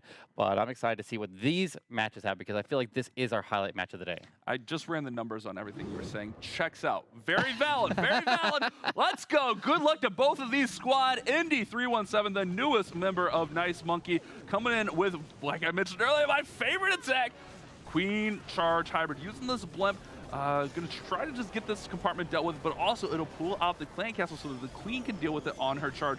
Gets that scatter shot out and just creates a nice little path for the Queen to go to the town hall. And we talked about this with Hybrid. We're gonna create a nice little alleyway, nice tight alleyway, so you can keep those troops healed, keep the miners and those hogs packed together, healed up. Man, interesting choice here to use the Poison Lizard with the Queen. But he does get the minimum requirements of a blimp there. He got the funnel form for the Queen, he got the CC pull, and he took out at least one major target there while doing so. So that Inferno, or I guess Scatter Shot, I mean, going down there is very, very critical and reduces the damage on the Queen's flank there while making sure she goes exactly where he wants her to go. So she'll dive in the Town Hall, but he does have that invisibility tower in that Town Hall compartment, so he has to have spells on standby here to be able to make sure he powers through that before that invisibility protects the Town Hall and makes him skip it. And you can use the freeze on the invisibility tower so it doesn't go off. You just have to use it in time so it doesn't get triggered. King's going to come in from that top side, and he's going to send in the hogs and the miners. And this is where things get tricky because the Queen's going to go ahead and get ready to target the town hall. So he's got to keep an eye on that. At the same time, he's got all his troops going in. Great freeze on the invis, exactly what he needed here. The hogs, miners working through. I'm trying to keep an eye on everything, Eric. It's going. Town hall falls. Then the invisibility goes off. Meanwhile, the troops on the top side, I guess it's the bottom side, well protected with that warden ability. Yeah, definitely difficult to manage both of these going on at the same time here, but he's doing it nicely. Unfortunately, a lot of the miners that went in the middle of the base there got aggroed forward onto the Queen, quickly got sniped off there, but he's got plenty of troops there in the area still. There's the next heal spell as he tries to get through them all. Lots of miners are stacked up with the hogs there, but they're potentially going to get pulled forward onto the defensive Queen, but he has some headhunters that are able to slip through there. They get the tag on the defensive Queen, get her down, and he's not looking too bad here, but he's kind of wrapping around this multi multi, and he's have to go back for it. But his world champion still was able to attack abilities. here, and I think he's got it under control. Yeah, he's got abilities. That rage, he didn't need it for the queen charge, so end up using it on those miners to power through that middle, and it works out so nice. Royal Champion's going to throw her Seeking Shield, take out those Teslas, she's going to work through, eventually get to that multi-target Inferno, and this is going to be a 3-star for Indy. A hole-in-one on the first strike. You love to see it. And it's Queen Charge Hybrid. Even better, Eric. Yeah, this attack is very, very strong here in the Town Hall 15 meta, but if it's a Queen Charge attack, and Queen Charge attacks in general are going to be very, very challenging to pull off. A lot of multitasking that you have to do during that, and a lot of you got to keep track of. So you handled it perfectly here, and this was like a critical moment here. While you're trying to manage the hybrid, you're trying to get everything in. You're trying to, you're trying to make sure you don't accidentally slightly mistime that invisibility tower by the Town Hall and end up having the whole attack come crashing down. Yeah, if that invisibility tower goes off, if he misses that freeze, Queen walks on by, maybe she comes back, the healers get burned up, so the Queen's not making it to the end, and then he risks not getting the triple. But like you said, the multitasking was just insane here. I would never have been able to do that. That's I would have probably lost all my hogs and miners because I would have forgot a heal, forgot the warden ability. I would have at least got the Town Hall and got my 2-star though. Absolutely. Beautiful, Andy. Good attack, buddy. Yeah, very, very nicely done, and a strong start here for Nice Monkey. Yes, like I said, if they make it through this round, then they qualify for challenge. But if they get knocked down, it is not the elimination round here. Since it's the upper bracket, they'll have to go down and face one of the remaining teams down in the lower bracket, and they'll have another chance. So their odds are still really good, regardless of the outcome of this match here, but you don't want to risk going down a lower bracket. You just got to win it now. You know, I was talking about the 80% change. I mean, that's the 20% difference there, and it's a triple. So, I mean, there's no issue there. The rest of the roster can carry their weight. It's going to be on Taco. Honestly, I think this war has a little bit more pressure on Taco to really make that impact. We know they can, but you don't want to falter here. You want to come out the gate strong, and it's going to be up to BJG. I want to slow down saying that so I don't mix it up again. To start this war off for Taco Esports, Blimp's going to come in for that Town Hall, and see if it gets through there. There are 4 invisibilities, so there should be a blizzard to take down the Town Hall.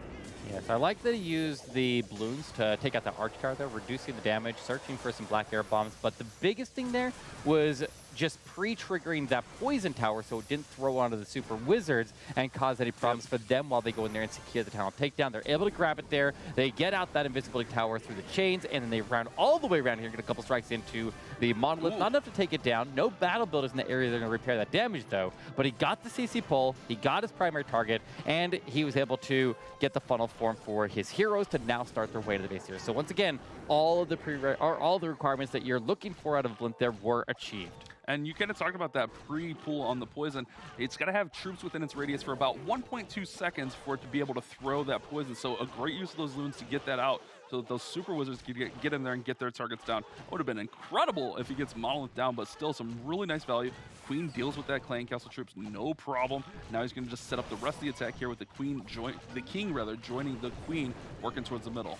Very, very, very good fundamentals here with this queen also initially tanking the defenses, but as soon as the king picks up the tanking there, then it gives the queen some healing that she can start to work on with her unicorn. So the unicorn is not just sitting there on standby, and he's basically healing the king as a result, if you think about it, right? Yeah. But nice wall break that's traveling all the way to the core of the base there, but he needs to get the queen to take the turn. If she goes to the core of the base there and handles the remainder of the shots of the monolith and picks up the eagle artillery is good, but the queen's walking on him. It's not the end of the world here, though, Bash. Yeah, it's okay. I mean, the king went in there and did some work.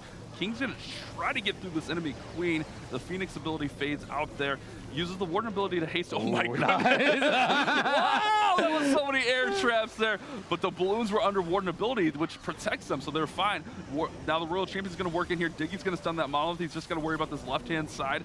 The queen does finally go down with the headhunters. This is looking strong for BJG. Yeah, I love a Blizzard Lalo. Definitely one of the top attacks here used by the pro players. One of the top attacks used in Legend League. Extremely powerful at Town Hall 15. One of the best strategies that is currently in the meta. And honestly, I feel like it looks like it's complex. It looks like there's a ton of going on here, but it is a slow enough pace attack here. You're not doing a huge amount of multitasking. You fully concentrate on the Blizzard, and you fully concentrate on the heroes. And once those heroes have initially started their way in, there's not a lot for them to do after that. So you're not like switching your focus around. And that is why this attack is so consistent with so many different players there, because you have full focus on what you're doing as your main part of the attack at that moment. Yeah, I think the biggest thing, I mean, nice attack to BJG, also here, beautiful execution. I think the biggest thing, and I know I'm guilty of this, that's why I want to point it out, with the Blizzard Lalo, yeah, you put the Blizzard in, you know, count to 4, do your invis. I count out loud because I do too. do that. It helps. Then you throw your heroes. Well, one of the biggest things that holds up some players is you just stare at your heroes for too long. BJG didn't do that. Threw that Lalo in, pushed him in, and got the attack moving. That allowed his heroes to go back through and get where he needed to and finish his base off. Really great use of this attack. Like you said, one of the strongest attacks in this current meta.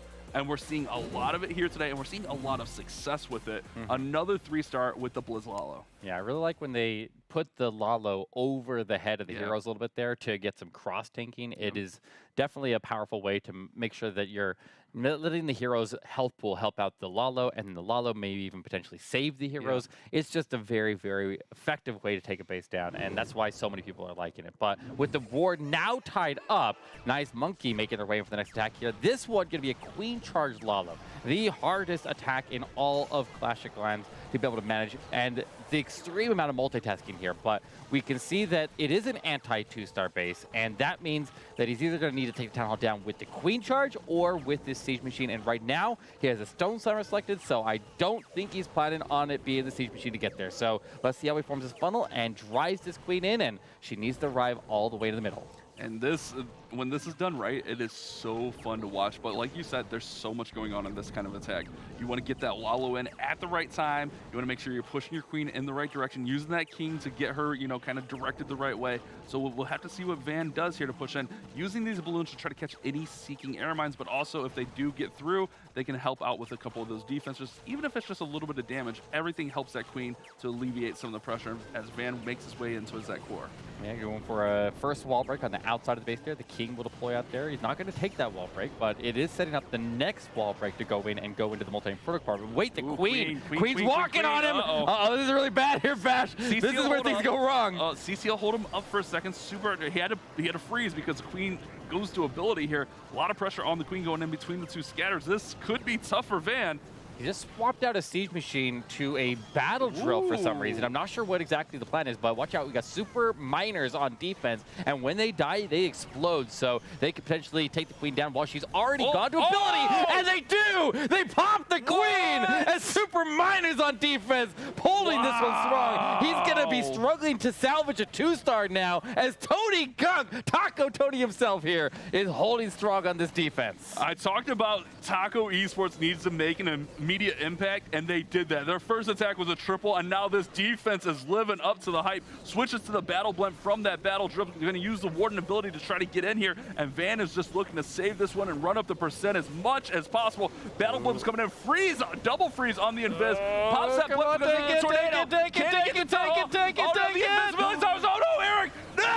Oh, no! Oh, and there goes the Town Hall disappearing out of sight. World Champion running right past it. And he goes down! What? How did it go down, Mitch? What the heck just happened?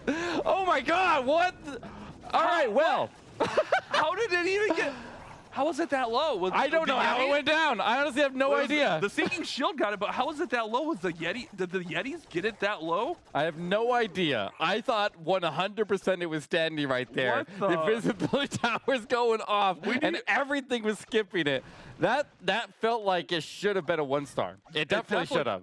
So I think there was a Yeti in the Clan Castle. Maybe the Yeti might died in time, got some damage on the Town Hall because there was a rage down. And the Seeking Shield's what got the Town Hall down. The Royal Champions. All right, so let's watch it. This was crazy. Great save, Van. That was nuts, dude. I thought for sure it was a 1-star. I thought for sure it was a 1-star. Oh, baby. All right, here we go. So Warden ability comes in. He does the double freeze on the invis here. Drops the rage in.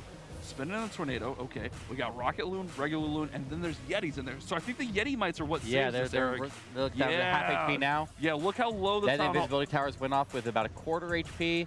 And then we had to get more damage than that on it, so the World Champion would have shot backwards. No, watch. No, the RC ability finished it off Yeah. there. Okay, okay. All right. I mean, a very nerve-wracking moment there, but he ultimately is able to pull it through. So, yeah, wow. I would have loved wow to is see the face least to cam say. on that. Right? Oh, man, because I know my face cam was crazy. His wow, okay. I mean, it worked. I mean, those Yeti Mites OP, Eric, saved the attack. But if Ethan could put up a triple here and answer the call, Taco Esports could be in a commanding spot. Going to go ahead and go with a Zap Super Witch attack here, just getting out this little bottom compartment here so the Grand Warden, rather, can work on through here. Look at that Poison Lizard just helping get through this storage. Going to use the Flame Flinger on an opposite corner and then just work through this base. Maybe even towards the Town Hall with the Flinger, Eric? Or no, he's going to go right towards the bottom. Okay. Yeah, the Flame Flinger does end up getting these Teslas out of the ground there, so that's really helpful. He's got, I mean, I don't know what he's going to do with the mortar down there. He's going to end up taking some mortar fire, but in the meantime, the Eagle Artillery will activate as the Super Witches begin their path into the base. The King works on the outside left side, and I think he ends up potentially aggro onto the defensive road champion getting pulled in. We'll see what happens over there. Looks like that is happening, and he's going to round back in. I don't know where he ends up going from there, but I think it's okay. Electrotines to the outside of the base there will go support wherever that King ends up, and yeah, he's going back out there. That's good, because we want him to go out there and finish securing the funnel and driving these Super Witches towards the Town Hall takedown. I'm just worried that this, I think he wanted to get the Eagle with the Flinger, and I don't think that's going to happen because of that mortar you pointed out. Now he's going to work through all the way to the Town Hall. Remember, those Super Witches are going to spawn the big boys, which can tank out in front. But if there's not a path for them to go to, it's going to be tough. King's working through here with that Electro Titan, but King's going to be down once the Phoenix ability wears off.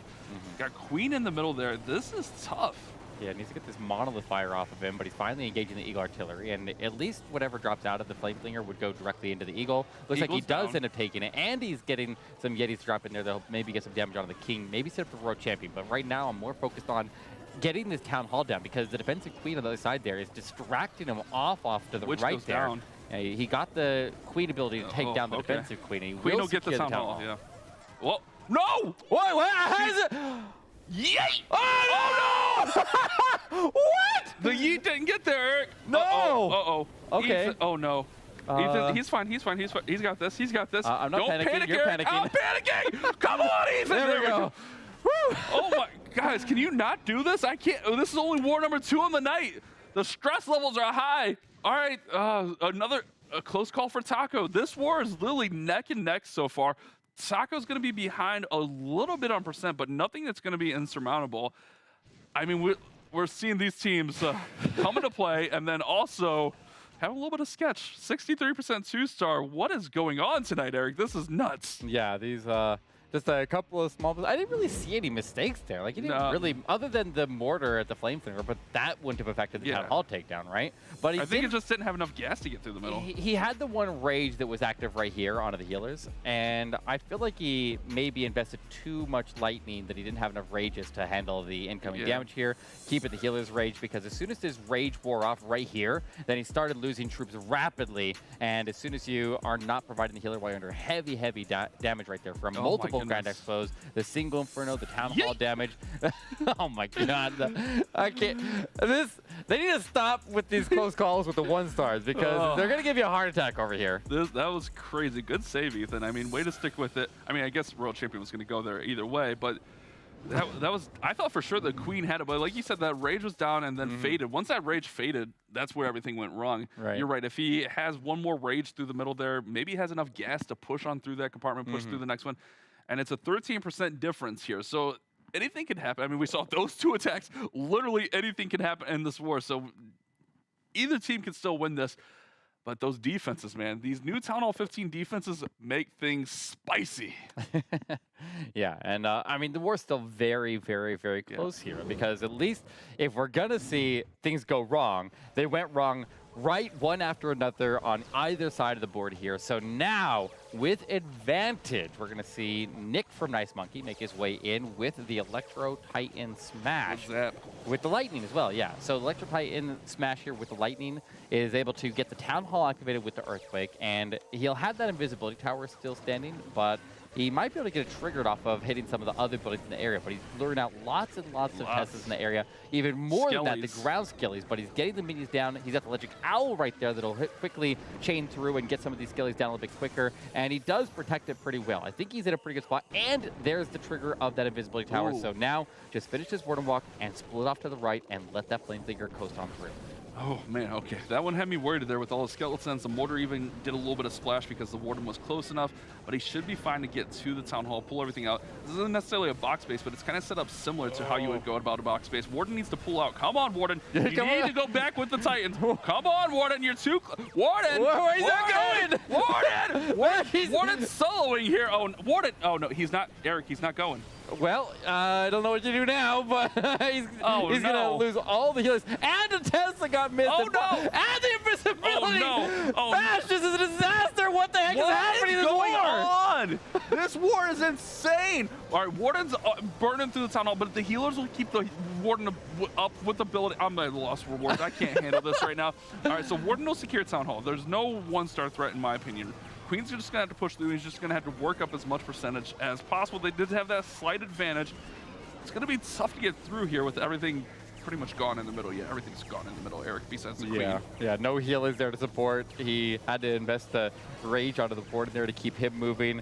He does have the Flamethlinger troop coming out now, but... Here's the Titan Smash now. Oh, okay. Yeah, the healers on the Titan. Oh, it was delayed Titan Smash. Oh, yeah, I forgot about that strategy. Yeah, delayed Titan Smash. Got you.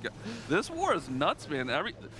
All that was is just the Titans couldn't get close enough to the Warden to pull his attention away. That's all this one was, and it seemed like he should have went. I mean, no, you gotta pay attention to the aura circle around the Warden, because if you can at all possible get the deployed troops to go inside of the aura, just clip the aura just a little bit, it'll be much more likely.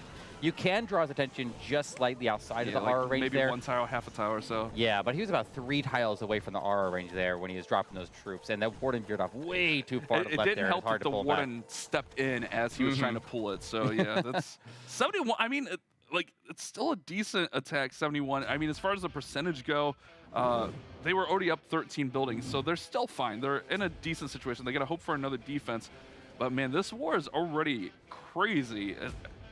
I'm kind of at a loss here. Yeah, right there. Warden steps away. Right as he was dropping electric titans. Yeah, literally, like, he would have been fine if he would have stayed where he was, but he stepped over a few tiles, and that's why the Warden didn't pull in and follow. So the start of this, you wanted the Warden to take out some of those buildings, create the funnel, and then use those electro titans to have the Warden come follow, and it just didn't happen. You don't have that Warden ability, you don't have that aura boost. And you don't have the healers. Yeah, because he held the healers with him. So yeah, and that's what this attack relies on a lot, is the healers just healing up those titans through the middle. It's a defense, but they're still in a fine spot, assuming they can get another defense here. Yes, very dramatic war here.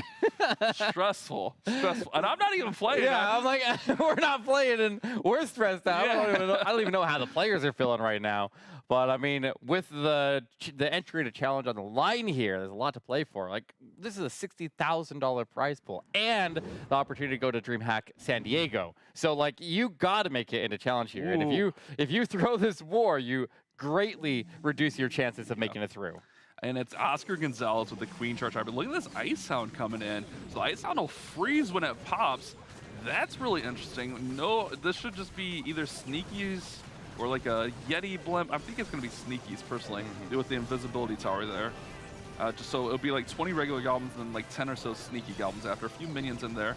Nice Freezes on the invis, and the Town Hall's going down now.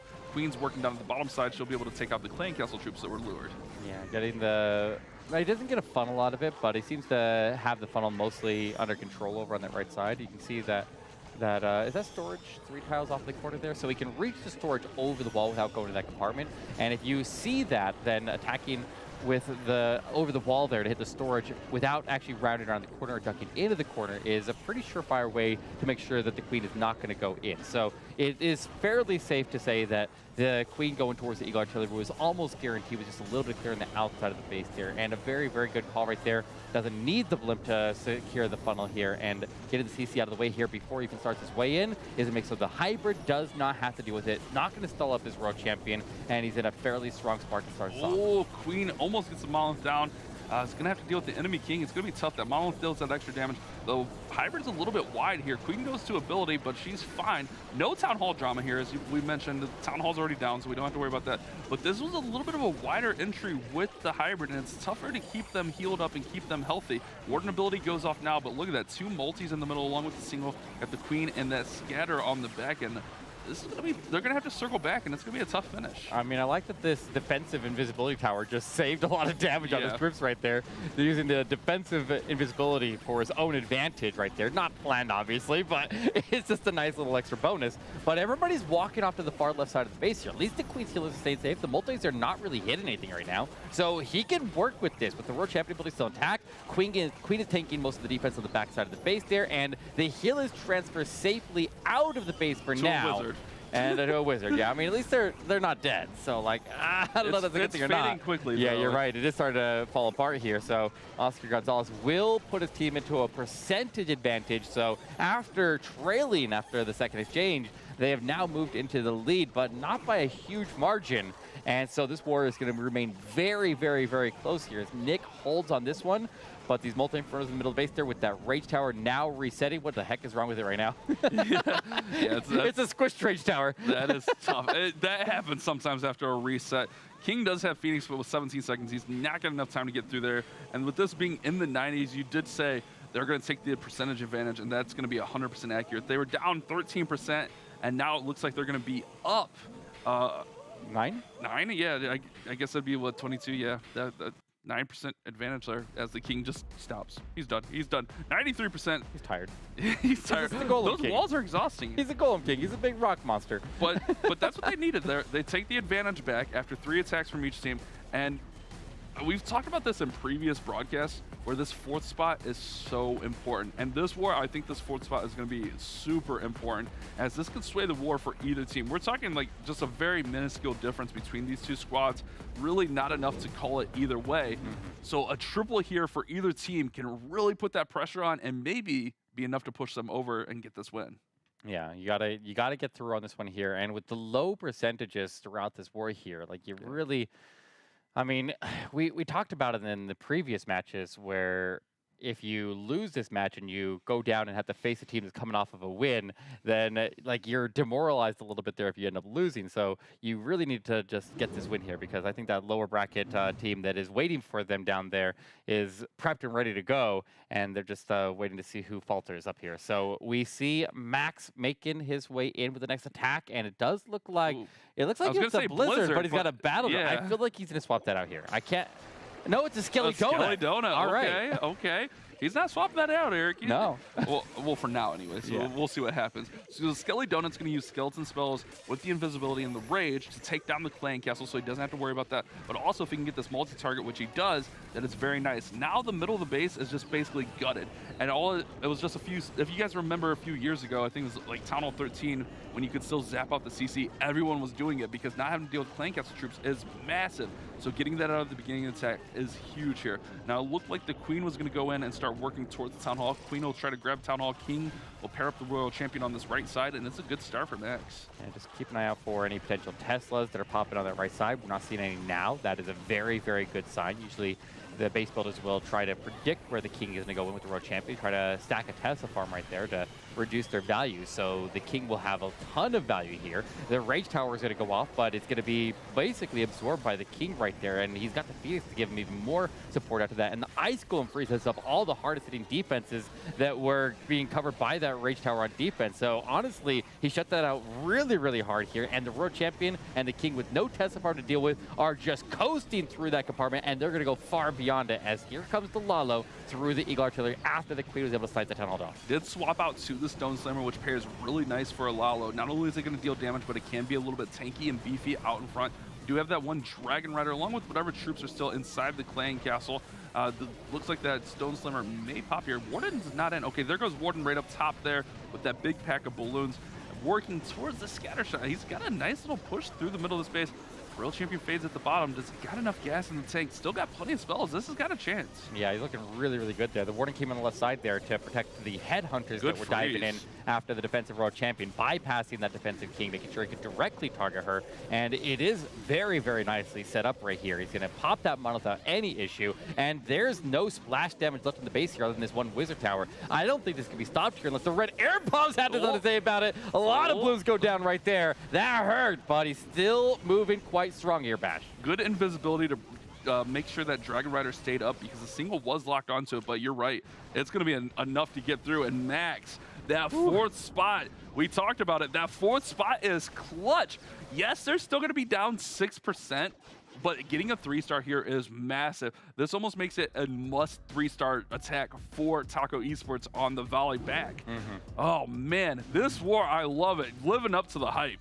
Yeah, see, this is what, see those headhunters coming in from the left side of the base there? Yeah. Where you have the king over by the Eagle Artillery, you generally don't want to put the warden by the Eagle Artillery. Okay. Just move through that area with the Dragon Riders and the Stone Slayer and a couple blues to support. And then the warden goes on the left side to make so that he can have direct access to the Road Champion without having to go through the king with those headhunters. And with the warden aura protecting and forward deploying that warden to go after the more threatening defenses, because the Eagle Artillery isn't, it doesn't really matter what's going out over there. So just throwing in a couple of heavy troops in that area were great for taking it down, and that is exactly how you want to do a Lalo attack. And it was perfectly executed there all the way through. Huge value out of the heroes, and that value is accentuated by the CC being dealt with in advance there by that Skelly Donut. Yeah, and that's one of the things we don't talk about enough is how important getting that clan castle out is. I mean, we've seen those clan castle troops have ruined a couple attacks today. Those, whether it be triple ice golem, the electro titan out of there.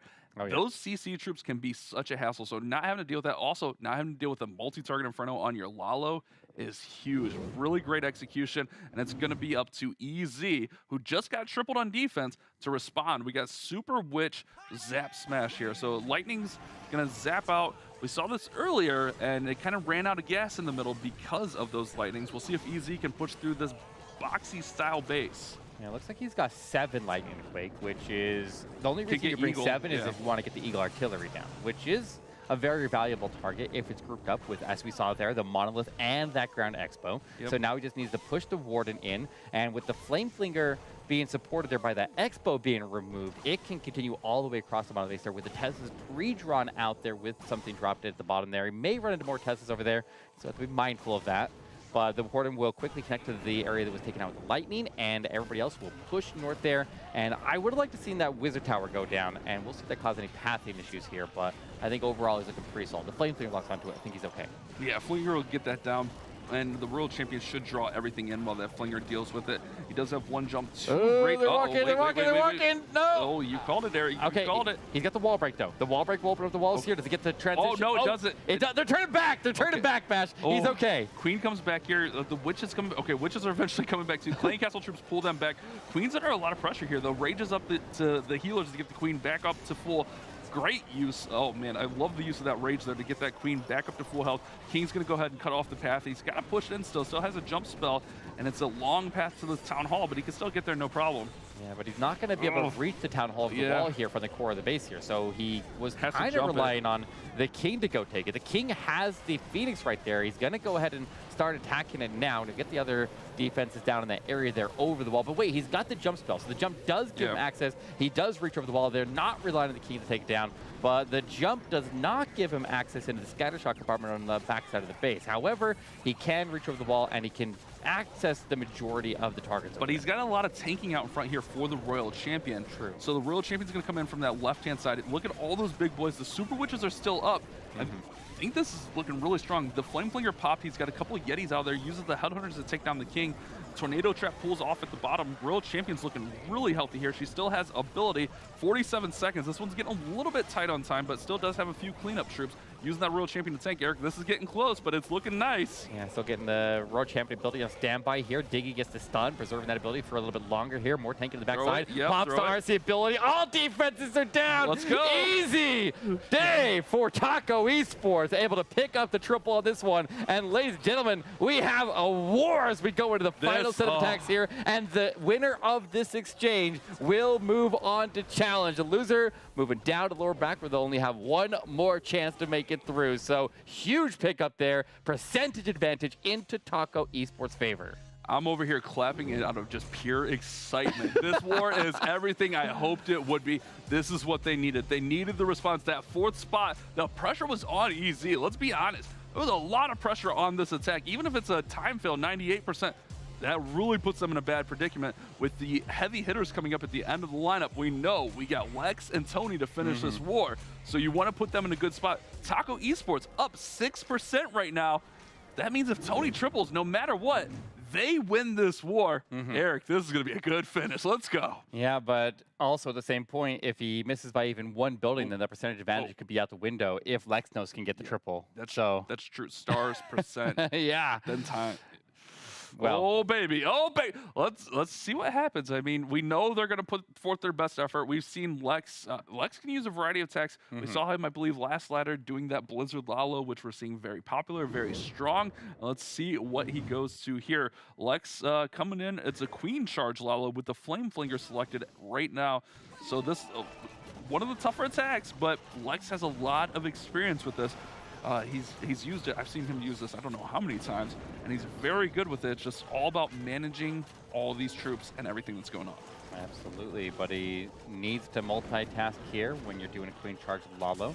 And there's one Lava Hound here, uses an invisibility to funnel the Queen to go into the scatter shot compartment. She'll go in there and get the Expo down as a priority there, getting the Teslas out of the ground, but most importantly, pushing that Flameslinger off to the north side to go towards the Multi-Inferno, and she can take out the defensive world champion and just clear the way for this Flameslinger to continue to pick up a lot of value without a lot of concentration being used into that area of the base here. Just let it coast and concentrate on the Queen. But at the same time, you've got the King clapped in the bottom corner here to help the Queen take the corner, or take the turret in the middle of the base here.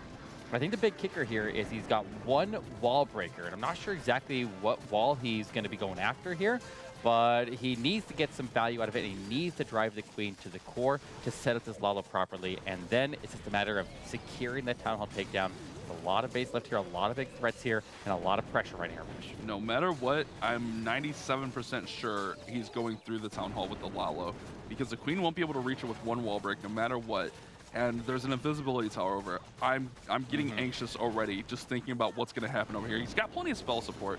So remember, you can freeze that invisibility tower, but if the Loons take that out first by chance, it could be tough.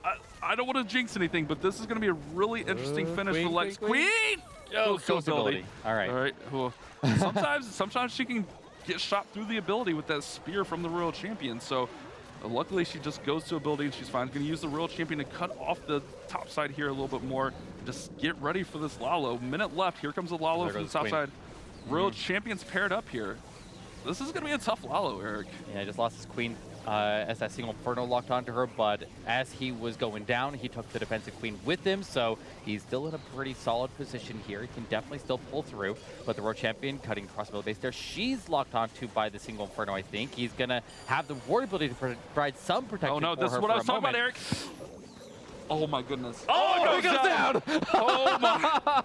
Okay, but he's not out of this yet. 30 seconds left. He's got the Blues that were able to get away from the Town Hall Blast because of that invisibility tower. They're gonna surge into this Multi-Inferno. Does he have to? Wait, he's got a Royal Champion ability. She's chasing down the King right now. Lexnos just needs to beat the clock. He's got the defenses down. Let's go. All right, this is close. It is time. There's 4 storages up. Time's gonna be tough here. This is going to be really close to time. 10 seconds, 9 seconds. There's 2 full storages. Minions are coming. There's 3 storages up. I don't know how much health. No, he's not going to make it. He's not going to make it. Time fail. No, Lex had it. It's just 98% time. Wow. Wow, indeed. Eric, you know what that means. Tony 3 stars, he wins the war. Tony 93%. He wins the war for his squad. Oh my gosh, this is insanely close right now. Lexnos barely missing, and it looked like it was. And a lot of the last couple buildings could have gone down a little bit quicker if he's able to keep his Queen alive for just a little bit longer. So that Queen going down definitely hurt him a bit there, but he might have needed those extra resources to get the Lalo through the way that it did. So it was a crazy attack here, but I mean, he still set the bar pretty high here for Taco Tony. So we'll see if Tony can make it happen. It's not going to be a walk in the park. 93% should be the numbers. They're up 8 buildings right now. So Tony, he's very capable. that attack, oh man, that one had me on edge. And it kind of happened what I was talking about. That invisibility tower got destroyed before the town hall, but I think the owl had just enough of a little zap in there to take that town hall down. Because remember, the owl chained to the closest building. But here we go. What do you got for us, Tony? It's going to be a clone. Oh wait, it might be that super minion bomb rather we saw him use. Could be super archer bomb, but I think we saw him using super minion bomb last time here. So we'll have to keep an eye on to see. Here comes that blimp. He's not going to use Warden ability with it, so just going to push in there. A little bit of a risky play, but I like it. The black bomb hits it, intercepts it. He drops it out a little bit early. He's kind of far from the town hall, but notice how he put the clone to spawn the minions closer to the town hall and then covers both groups with that invisibility. Very, very well managed here on this blimp drop, and he will secure the town hall takedown. He will get the CC pull, and he's going to set the funnel here. Very nice value. If he gets that single Inferno, that is just icing on the cake here. Oh my goodness. He got it. Okay. Okay, now the moment of truth. This attack's going to Walmart because that was great value. Let's go, boys. Queen's going to work in here from the left side. Start working on that pass. Start working on that funnel. She can also deal with these super minions as he gets ready to deploy all the dragons. King's going to come in. Queen's going to deal with this clan castle troops. I love that freeze right there on the super minions so Queen doesn't take too much damage, but also freezes that air defense so the air troops don't take too much. Look at that. The minions redirected. All right, Tony, let's see what you got. 93% is the mark. Good luck as these dragons are underway, Eric. Yeah, he's going to end up with a split of the dragons here, though. He kind of attacked at a weird spot. Like, he tried to use the town hall as a funnel. It partially worked there. Some of the dragons continue to move there. One dragon split south and could potentially get that air defense and then wipe out that entire corner at the bottom if it survives down there. And I think it ends up actually surviving. Yeah, that working out very nice here for Tony. He's got the heroes working up top. Royal Champion's deployed. We find a bunch of ground skillies up there. And the Tesla farm. She's taking some heavy damage up there. That might be a problem. Oh, I'm worried about it. I'm worried about it. It's a big spread on these dragons. Royal Champion's got her... no, she doesn't have ability. Queen's got her ability there. Normally, Royal Champion has it longer than Queen.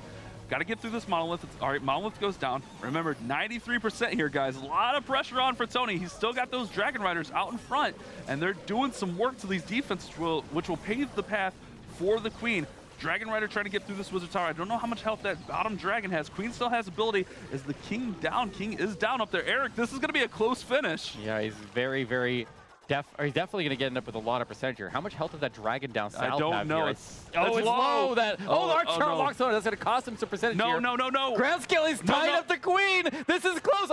Are you sure your math is right? Are you sure your math is right? 93%. It's 93. I don't know. No. Okay, well, the Queen keeps on moving through. She's getting a little bit more. No.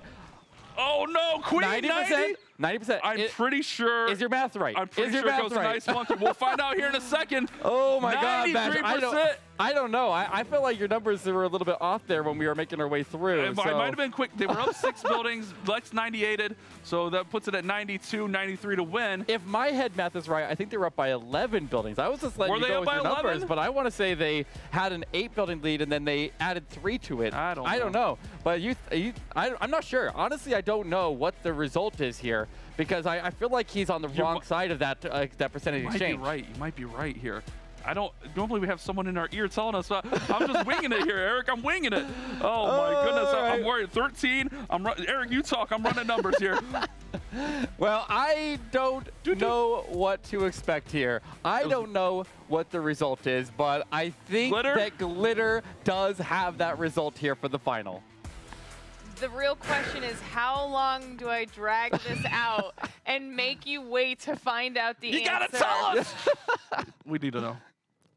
0.2%. Oh my God, I was wrong. I was 0.2%, and Taco Esports takes it home because Tony somehow clutches it up. So they needed 89? They needed whatever they got. They got exactly what they needed here, Bash. Nothing more, nothing less, and that's a ticket in a challenge. Oh my goodness, that's crazy. That is crazy. And this is only the second war of the day. We still have a lot of action left in store. I mean, right now, Taco Esports has got to feel fantastic after securing their spot into the challenge. Eric, I figured it out. I didn't carry the 1 minus the 3 plus the 7. Yeah. That's what got me. Yeah. It's hard winging it, you know? It's hard winging it out here, guys. What a war. That lived up to the hype. GG's to both squads. Nothing to be ashamed of, but this is what we talked about. If Nice Monkey goes to that lower bracket, This is tough. They already qualified once. They got to qualify again, and now they got a tough matchup. Congrats to Taco Esports. They're going to the challenge. Nice monkey. You got to play again later. All right, and Happy Endings versus Golden X is looking like it's going to be the next match, and that will be determining our next team to advance into Challenge, to join Taco Esports, to join War and Glory, Empire, and Night Shift, who are still way up there, along with the top of the ladder there with Affiliate Nebula. So we have the landscape for the challenge phase starting to shape up here, Lauren. Yeah, it's going to be an exciting rest of the day, to be sure, but that means it's time for another quick break for us. We'll let the casters catch their breath here, and when we come back, more highlights and analysis of probably that last attack. I don't know when we return.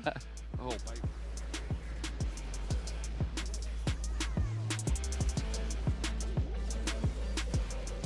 The Snapdragon Pro Series powered by Samsung Galaxy is brought to you by Snapdragon Elite Gaming, Galaxy Z Fold 4, Monster Energy, DHL, and the U.S. Air Force. Welcome to the place where dreams come true, where everything you want can be yours, if and only if you're willing to work for them. You're willing to hurt for them. But most of all, you're willing to be first for them. Ha! Look, I'm going straight to the top. I don't know how I would stop, like it or not. I got some goals that I'm hitting. You hear what I'm spitting? It's hot. Look what I got. Whole lot of passion and pain. The road to success is insane. Stay out my lane, cause I'm on a mission. I'm getting what stands in my way. Yeah, I'm a beast. I wouldn't play with me, baby. The way that I'm training is crazy, and I do it daily. You wanna talk about drive? I got more drive than Mercedes. I've never been lazy. I'm in the room, it's a red alert. You wanna compete? Well, get better first. I got 10 toes in the dirt, push through the hurt just to show them my worth. I'm the best. Yeah, I'm the best. I never stress. I know what's next. I'm who they test, like we playing chess. But I'm unimpressed, so now let me flex. Ha. Yeah, I'ma work through the struggle and hurt, cause I know my worth, and I gotta be first. Ha. Yeah, I gotta be first. Look, I don't want anyone's sympathy. I understand what it's meant for me. I give my focus and energy. If it's meant to be, then it's meant to be. But mentally, I'm undefeated. They hear that and say I'm conceited. Like there's no reason. Like I don't beat them and come back again just to teach them that when you work under pressure, you reach higher measures. They'll try and bring you down, but you cannot let them, and only get better and focus on cheddar. Eye on the prize and you'll become a legend. Like, when I'm in the room, it's a red alert. You want to compete? Well, get better first. I got 10 toes in the dirt, push through the hurt just to show them my worth. I'm the best. Yeah, I'm the best. I never stress. I know what's next. I'm who they test, like we playing chess. But I'm unimpressed, so now let me flex. Ha. Yeah, I'ma work through the struggle and hurt, cause I know my worth, and I gotta be first. Ha. Yeah, I gotta be first. They don't know what's gotten into me, how'd I turn pain into energy. Through all the struggle and hurt, remember my worth, and that's why I gotta be first.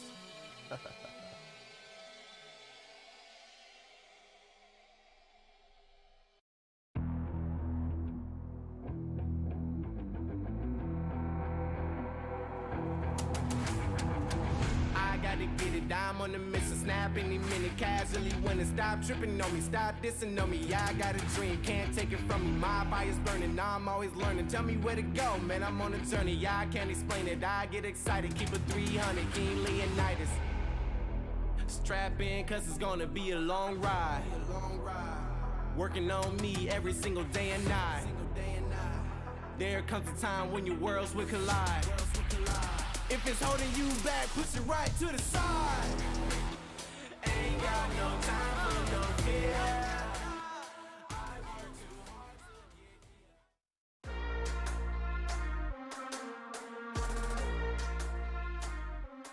Welcome back to the Snapdragon Pro Series. After an incredibly exciting war, it really seems like Taco Tony wants that sponsorship as the next challenge spot does go the way of Taco Esports. Huge congratulations to them. That's gotta feel good after taking down a formidable opponent in Nice Monkey. What a war. That war was back and forth the whole time. You'd never, that and, you know, my numbers were wrong. I added where I was supposed to subtract. Hey, they were close.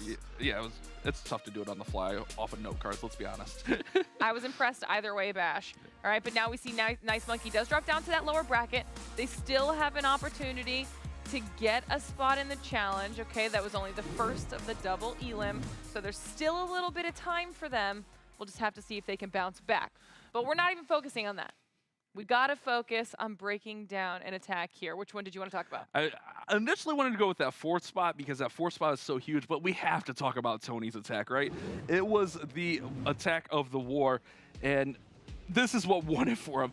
So he starts off with a super minion blimp, a little bit of an unconventional attack here. So he's gonna send the super minions in here, and his goal here is to get to the town hall and work through there with the super minions. Notice that the clone is gonna go ahead and clone up all these minions right through here, and the invises keep them protected so that they can work through here. He's got enough invisibilities to set this up, and it was a really great grab. Eric, I think, shouted out where if he gets the single, it's even more value, and he gets to the single target in front of. But what he does here is he just gets this whole area kind of knocked out, so he's got a nice little pathway up through here for the heroes to work in. So with all this taken out, essentially, the heroes are going to come right up through this side.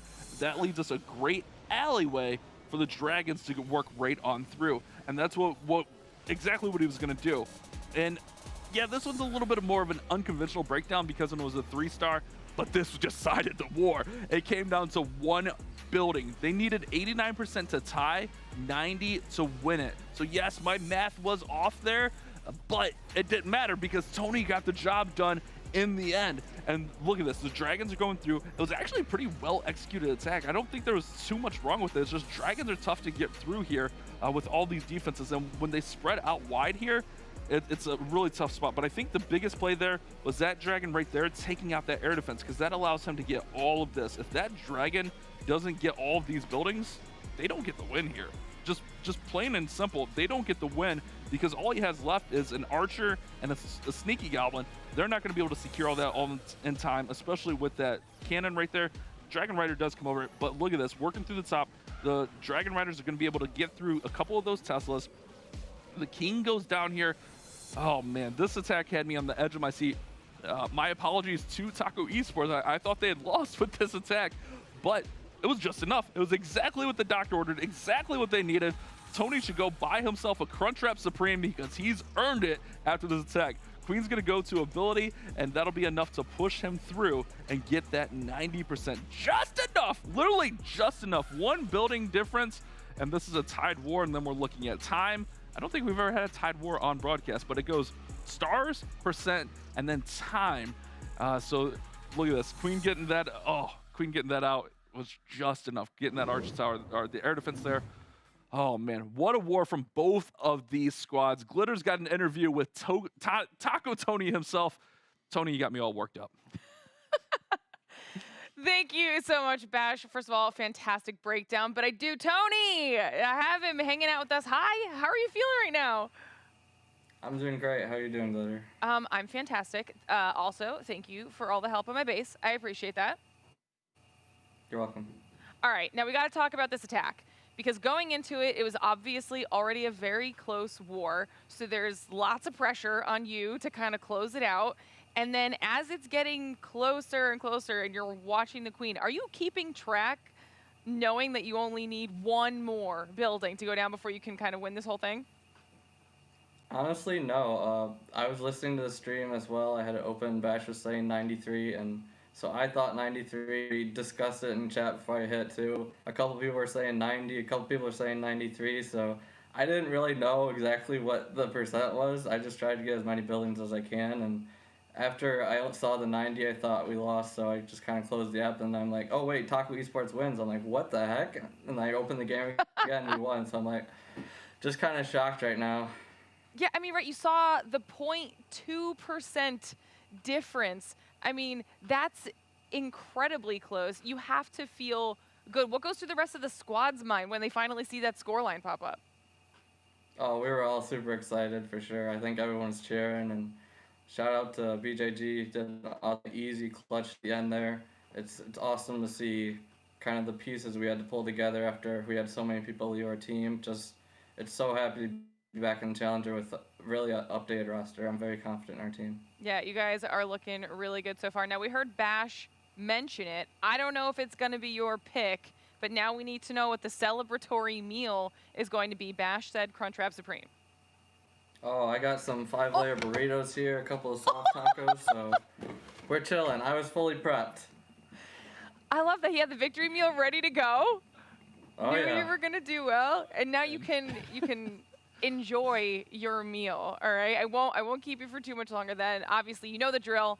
Before you go, for anyone who hasn't met you yet or known you, do some shout outs and let people know where to find you on social media.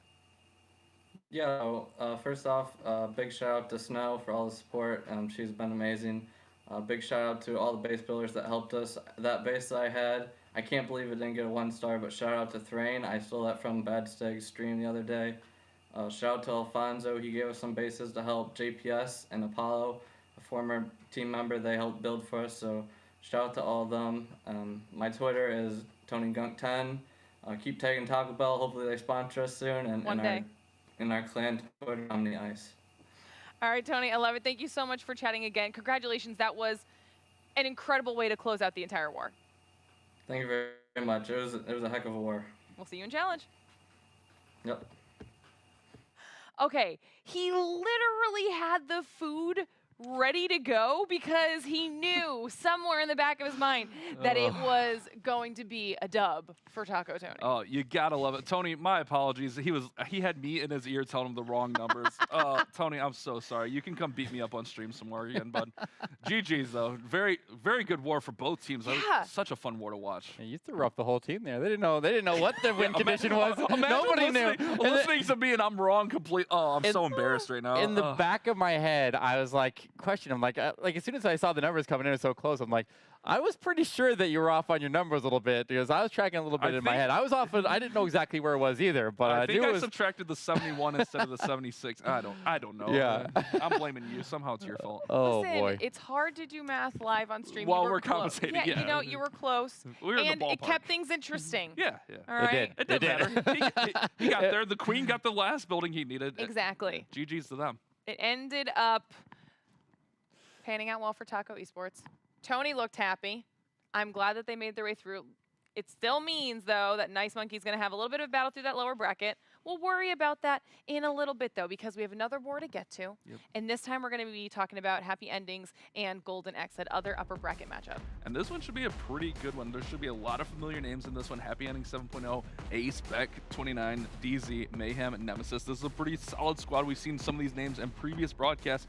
Again, winner of this matchup goes to Challenge as well, Eric. Yeah, I just want to know when they reset back to 0, because every single time we see them play, they set up a new team there with just a number increase there, and they're all up to 7.0. So obviously they've been around for a long time here. Definitely a very, very strong team.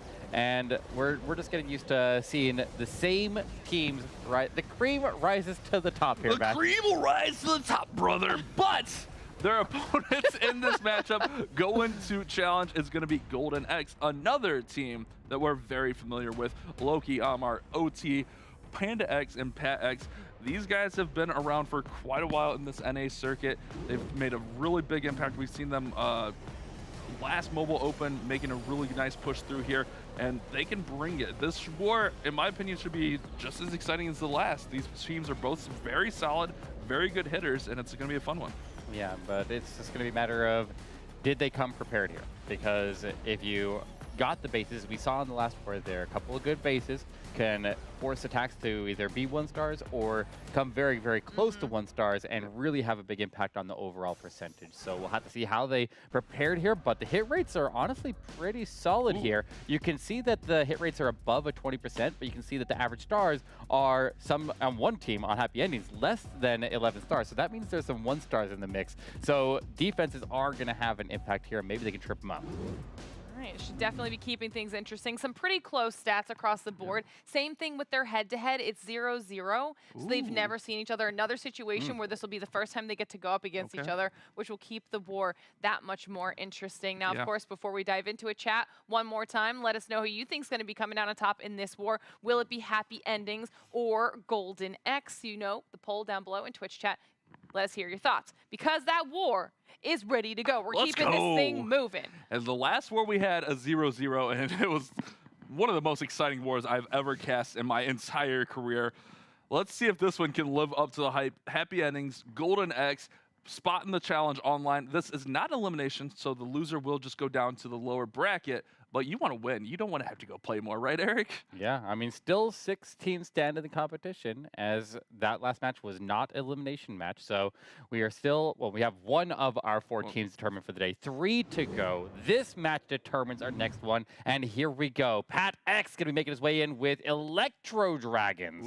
Now, what do we see for chain potential on this base here? I see that the air defenses are relatively spread to the outside corners. That's a good sign for E-Drag attacks. I see lots of ground expos. That's another good sign for an Electro Dragon attack. We have sweepers both facing off to the left side of the base, so I feel like he needs to come in from the right, and we'll see what he decides to do here, Bash.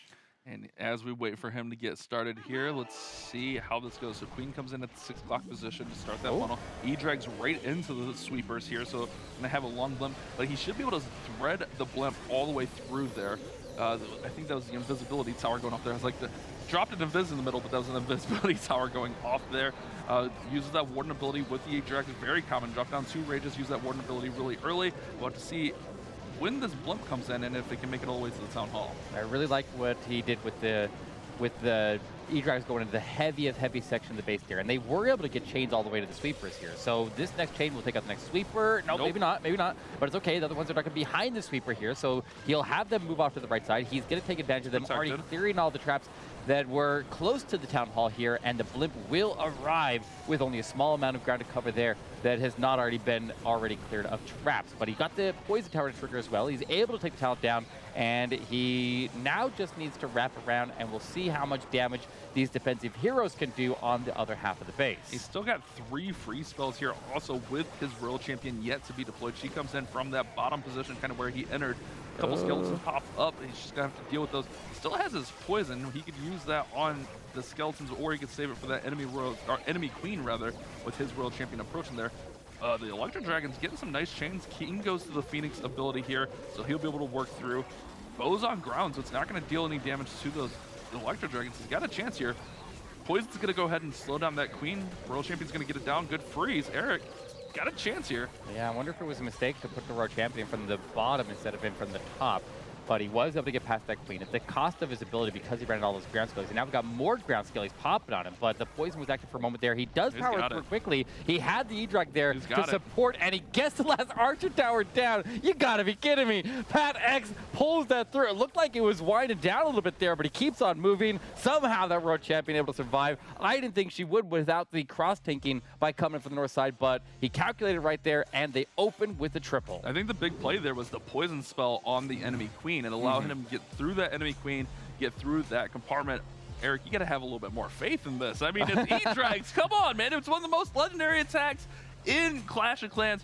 It was really nice. I love the patience on the blimp. We don't see it here, but he was able to wait for the E-Drags to basically cover every tile the blimp was going to go over, so he knew it was safe from any seeking air mines. The World Champion does get caught up here, but all that's on her at this point is the multi-target Inferno, so it's not a crazy amount of damage, although she does force ability, but she's able to somehow survive, get through the Queen, get through everything. Just a really nice executed attack. Yeah, and then the freeze onto the defensive Queen there, absolutely critical. Freeze. Second freeze moving forward onto the scatter shot, further reducing the damage, and then the Diggy moves forward. Watch this stun right here, get the stun onto the scatter shot, and he's able to get it down there before he moves over. And then that E-Drag, clearing out the ground skills right there, providing additional support. But the biggest thing there was protecting the Queen. I think the Queen did a lot of work around the outside of the base there, because she moved on the flank of the Dragon, and so she was never under enough damage that she was overwhelmed and being forced past what the Unicorn could overcome. So he was able to keep her alive all the way to the end, and she probably was the key factor that ultimately carried him through. I like that play a lot. It was a little bit non-conventional with the E-Drags, but it works out. So it's going to be up to Mayhem next with more E-Drags. All right. E-Drag war. This E-Drag shootout. All right. This could be interesting. All right, Mayhem with the E-Drags. Yeah, all right, who does it better here is going to be the question. Can they get the hold here as we once again see all the air defenses spread to the wide corners of the base here? Always a good sign for an Electro Dragon attack. The Queen will pick up the first one at the bottom corner. He's got the Yeti going to form out the funnel on the far right side wall. If it dies out there, it's going to pick up that air defense, but the E-Drags will push through, and we'll see this blimp sail in, Bash. Blimp sailing in really quickly. I want to thank our partners at Snapdragon Elite Gaming. When winning matters, guys, think Snapdragon Elite Gaming. This blimp's going to go ahead and land on the Town Hall. Rage up, get through there. Oh, invisibility. All right, it fell down. It fell down. That's fine. Yep. Have to thank the sponsors, though, Eric. They put these awesome events on for us, and we're very appreciative of that. But E-Drags are starting to work through, getting pushed back a little bit. We talked about the sweepers earlier, and it's becoming a little bit of an issue here. Yeah, I don't think we would have got that Town Hall down had you not thanked the sponsor there. Agreed. So he should be thanking him too. But he needs to get his way up to this defensive Queen now. She's the major threat left on the base here. Overall looking pretty solid here. There's a couple of ground expos that are still standing on the base here. The Multi-Inferno in the middle is struggling to go down right now. Yeah, that sweeper keeps knocking him back. He's got the Electric Owl that is able to get the chain. The Electric Owl clutches the Inferno right there. That was huge, but he still has to get past his defensive Queen. Queen's going to go stand in that compartment and just shoot away here. Royal Champion throws her Seeking Shield as she's just under so much damage. The King's in that Phoenix ability, so the King's immortal for 8 seconds there. He finally fades, but the Royal Champion fades out behind him.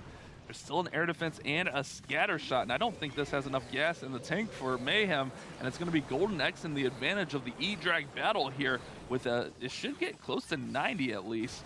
Which is good. I mean, if you're going to miss high. That's what I always say.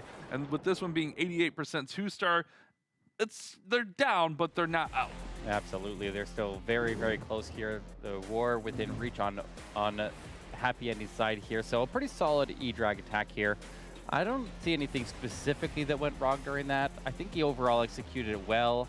I mean, it was a decent base for the E-Drags here, and he didn't make any glaring mistakes here. Like, it was a solid performance here. It just didn't end up happening. But that's the story of Town Hall 15. It is very difficult to get any triples up here, and that's regardless of what strategy you're using.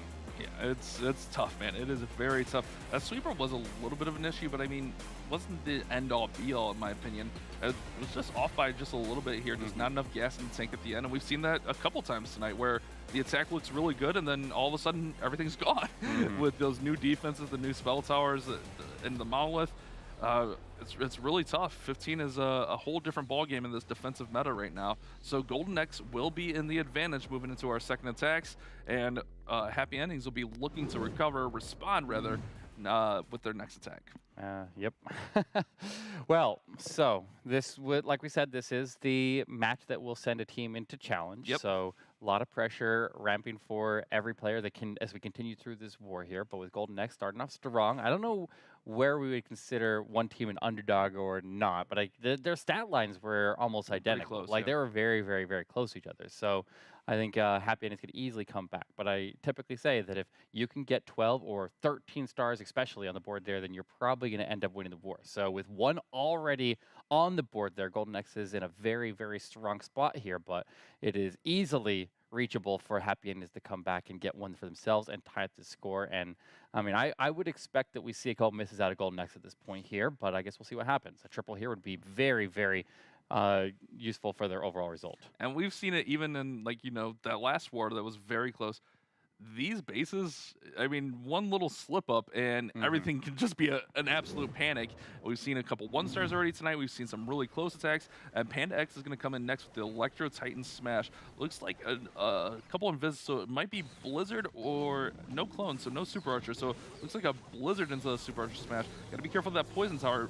Why you have to freeze it? Yeah, there we go. Oh, that's not good, Bash. He drops that blimp early. It hit some black air bombs that were right behind the air defense that the Lava Hound was not able to cover, and that is going to make him miss the Town Hall. The Town Hall was the primary target, and that is going to throw this entire attack off the rails and could end up swinging the war if Happy Ending is able to take able to take advantage of it. But this is very difficult to recover when you miss the Town Hall with the Blizzard on an Electro Titan attack. And you could sell that that was a miss because the pause. There's a pause. The pause. Yes, he has to rethink what he's doing here. This is the quick on comms, guys. Where do we go? Do we go through the Town Hall? Do we run through the opposite, try to clip it? What do we do here to secure this 2-star? Because you don't want a 1-star in this situation.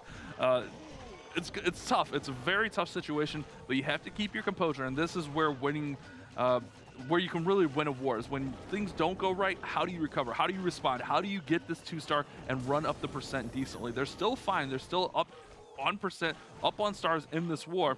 It's just how do you recover this and make this a decent attack? I like that he realized that those Super Wizards maximized their value in the area. They weren't going to get any more. He held on to a handful of his remaining invisibility, and he's reallocated them into the other parts of the attack.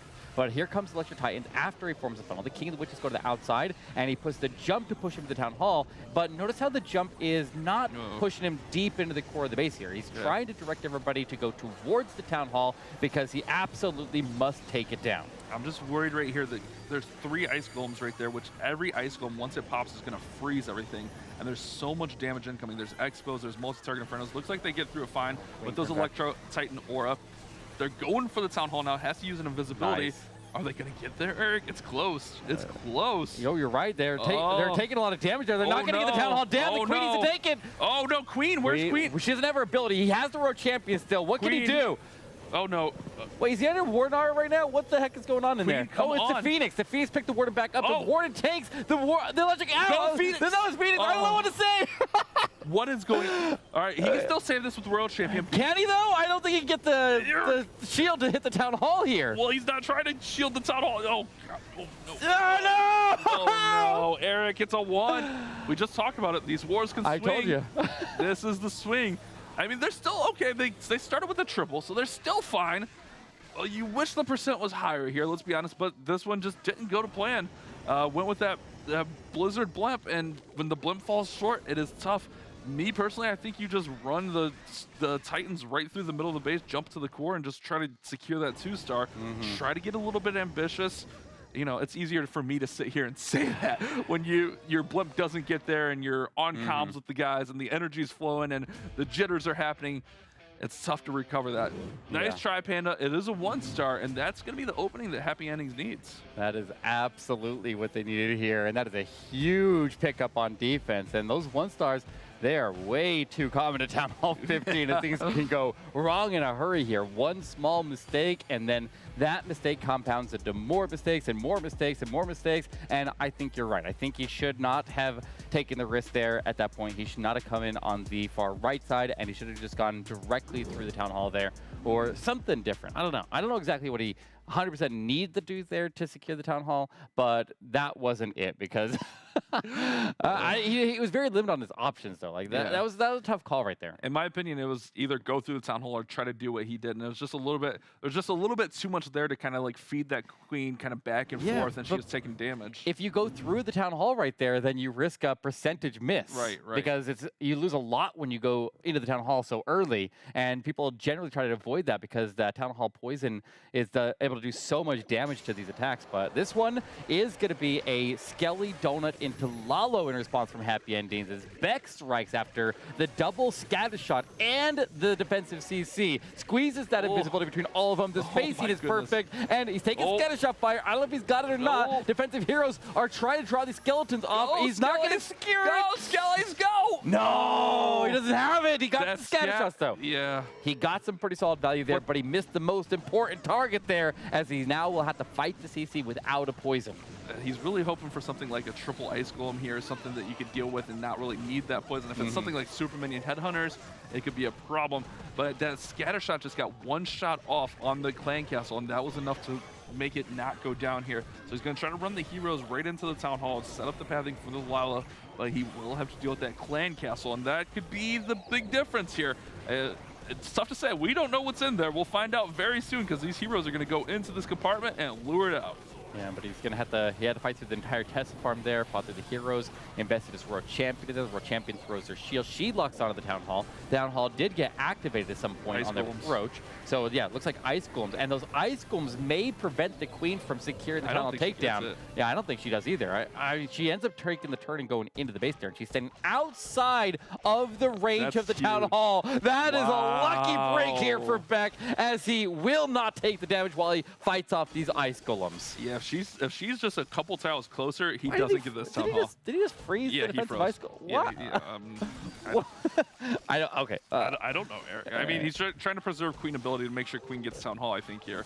Because that Archer in the back, he could still miss Town Hall here. I'm confused. Is he panicking right now? He's panicking. I feel like he's panicking right now. And he popped that Queen ability early, popped the freeze early. I don't think you need to pop either of those, because now the Queen does not have enough to secure the Town Hall. He does see that advance there, and he puts in the Stone Slammer. I feel like there were some mistakes in there, but he will secure and lock in that Town Hall. But now it's a matter of, can they get the percentage high enough here to overcome the percentage required to take the lead after that 1-star from Golden X. And chat, don't worry, I'm not going to try to do math this war, so you don't have to worry about that. But I think what the problem was there's 3 Ice Golems there, but there's also like 1 or 2 Archers behind the Ice Golem dealing that extra damage. So he was panicking a little bit, trying to keep that Queen ability, and ultimately just needed to throw the Stone Slammer in. His percentage should be pretty decent here. That single target Inferno is not going to take out that pack of loons there. Does have the Wizard Tower up top. Try to get through there. Monolith doing some nice damage to the Electro Owl, and we're pushing through. We're pushing through. Spells are gone. It's not going to be super high percent. There's not very much time left. I don't think it's going to be enough to overwhelm the percentage advantage. So with the 88% that they started with, a triple from Golden X, and then that other was in the 50s, I think this puts our percentage almost exactly tied. It's going to be within a couple buildings split of each other here. 2 buildings? Are we talking 2 buildings split here? In which way? I mean, in happy endings advantage, if you believe me. I don't know if I mean, we'll see it on screen here for just a moment for verification. But yeah, if you believe my number, I wouldn't believe them, but I have it at +2%. You've never messed up your math though, Matt. You've never messed up the math. Well, I mean, if you see here on my card, we're gonna go attack by attack the advantage, so I don't mess that up. Right. Okay. Yeah, we're at +2. Oh, man. That works until it doesn't. Yeah, sure. You know, something, I don't know. It's tough. I'm old. Yeah, but this Queen, I feel like he didn't need to pop the freeze there. I don't think the Unicorn was dealing enough healing there, and he had the minions there chipping away as well. I don't think that he needed to pop the freeze or the early Queen ability, but like either way, he was running out of time overall in the attack there because he spent so much time in the setup. But is this going to be our first Super Archer attack? It looks like. Yeah, it looks like a Super Archer or a Super Minion. It's probably a Super Archer bomb if I had to guess here with the double clone. So he's got that blimp. He's got the entirety of his spell composition here going to be dumped into the blimp drop into the dragons, which is at the coast, and take advantage of the ward ability to give him whatever protection as he can. But this blimp needs to take out a huge amount of the core. That blimp just snuck past that sweeper. That was beautiful. This is an ambitious blimp. Drops it a little bit far behind. It is Super Archers. Yep. So it seemed like he had 4 Super Archers in there with him dropping the clones relatively quickly. So he'll clone those up and then keep them invisible through the rage. But honestly, I don't know that it was close enough to the Town Hall, personally. We'll see if they get over there eventually. He's on his last invis. The Town Hall's taking no damage, so this is scary. Yeah, he's getting a little bit of damage there. 1 dragon is over into that Town Hall area as well, and the King has the Phoenix. He puts the Royal Champion over there for a backup, but I think he secures the Town Hall when the Phoenix picks the King back up here, and he'll get it down. But all the dragons are gone. I feel like he rushed his Royal Champion a little bit there. I feel like he was, once again, we see a little bit of a panic as he dives the Royal Champion a little bit premature into the Town Hall and took some unnecessary damage. But now she gets locked onto with a single Inferno. She'll pop her ability, and that is going to be the end of her. Wait, Diggy gets the stun and saves the Royal Champion. She will get that single down, and Queen still got that ability. gives a chance for the Queen to close out the rest of the base. Remember, when RC goes down, Diggy will go over to the Queen and still continue to stun. Diggy, one of the new pets at Town Hall 15, every time it pops up, it's going to stun that building. It's obviously not going to work on a storage, but when he goes to one of these defenses, it'll stun it for a few seconds, and that can help this Queen get through. A minute 16, he was quick enough that he's got enough time. The Queen can reach everything. I think he gets through here, Eric. I think we need a Druid Queen skin because she's got an army of animals marching with her as she makes her way through the base. She's got 3 pets on her right now. That's incredible. That is incredible. 3 pets on her. working through here. Wow, Queen gets the scatter shot. Queen gonna gets clutch. Queen's OP, She's Eric. got it. She's got it. No way. I can't believe that triple. He's going to go back up there, pick up the last defense, and coast his way through the remainder of these collectors. I can't believe he got that. You're right. It was the Diggy transferring over, and then the Queen stayed safe. We talked about that with the E-Drag attacks there. When the Queen is able to stay safe on the outside of the base there, and the Unicorn can just maximize the value, keeping her up all the way through the end of the attack there, she can be the difference in a lot of different Dragon attacks. Man, what a war so far. This is absolutely insane. So just in case you're unfamiliar with how the Diggy works, when the pet that it's assigned to gets taken out, it'll go to the next closest hero. In this case, it goes over to the Queen, who already has 2 other pets on her, and it helps her secure this victory. The Super Archer Bomb, I think he could have got it a little bit closer, maybe played it a little bit safe there, didn't want to catch any giant bombs closer to the Town Hall, because it seemed like he had 4 of the Super Archers in there and not like any fluff in there to deal with any traps. So that could be why he dropped in there, but you were right, the King with the Phoenix was enough to get that down. I mean, it wasn't the prettiest, but it triples. It does, and that Town Hall going down here with the King going in there with the Phoenix definitely was a big impact part of the attack there. And I mean, maybe the World Champion did exactly what she needed to do. Yeah. I don't know. It's hard to say right there because it did ultimately work in the end. I feel like he maybe could have delayed her just a little bit longer and maybe had a better chance of getting through more so than he did already. Well, Eric, I don't have to do like percentage math because they're up on stars now, so they're winning after that attack. if Happy Endings is not able to get the triple here. If they triple, they maintain their percentage advantage. Right now they're up 3 though, so big brain time. Big brain time. He's doing I'm trying to redeem myself, chat. I feel so embarrassed. He's just sticking to the stars and ignoring the percentage. Honestly, I feel guilty for the Taco Esports because if they were listening to me, like hearing him say that broke my heart. Tiggy's then coming Blizz Lalo perhaps 5 invisibilities. I don't see any skeleton spells. I don't see any clones. So this should just be a straight up Blizz Lalo. We'll have to see where the value goes as we work through here. Yeah, definitely a lot of people like to throw in the Blizzard to go after the Town Hall takedown itself there, making sure to put the blimp right on the top side of that air defense rather than the bottom side to make sure that it had as much air defense clear or air trap clearing as possible there with that Lava Hound. Sails right over the top of it. Be careful of the Titan. Yeah, okay. Is there Electric Titan on defense there? Yeah, yeah, you're right. Okay, so it smoked him. The Electric Titan shredded these Super Wizards. It does not need to target him. It just needs to stand next to him, and the aura damage wipes out the Super Wizards. And Happy Endings is going to give us another attack with a failed Blizzard. And we've seen the Electro Titan on defense in numerous attacks in previous wars, and we haven't really seen, that effect. That's why you run an Electro Titan in there, because all that Electro Titan has to do is just walk past. Those wizards were invisible. They were protected, but it doesn't matter if they're invisible. That aura is still going to tick, tick, tick, dealing damage. Now it's going to be on Tingy to go ahead and here, bounce through, get the King to the Town Hall. Queen's with the King here, so Town Hall should be secured, but this is going to be a very tough Lalo.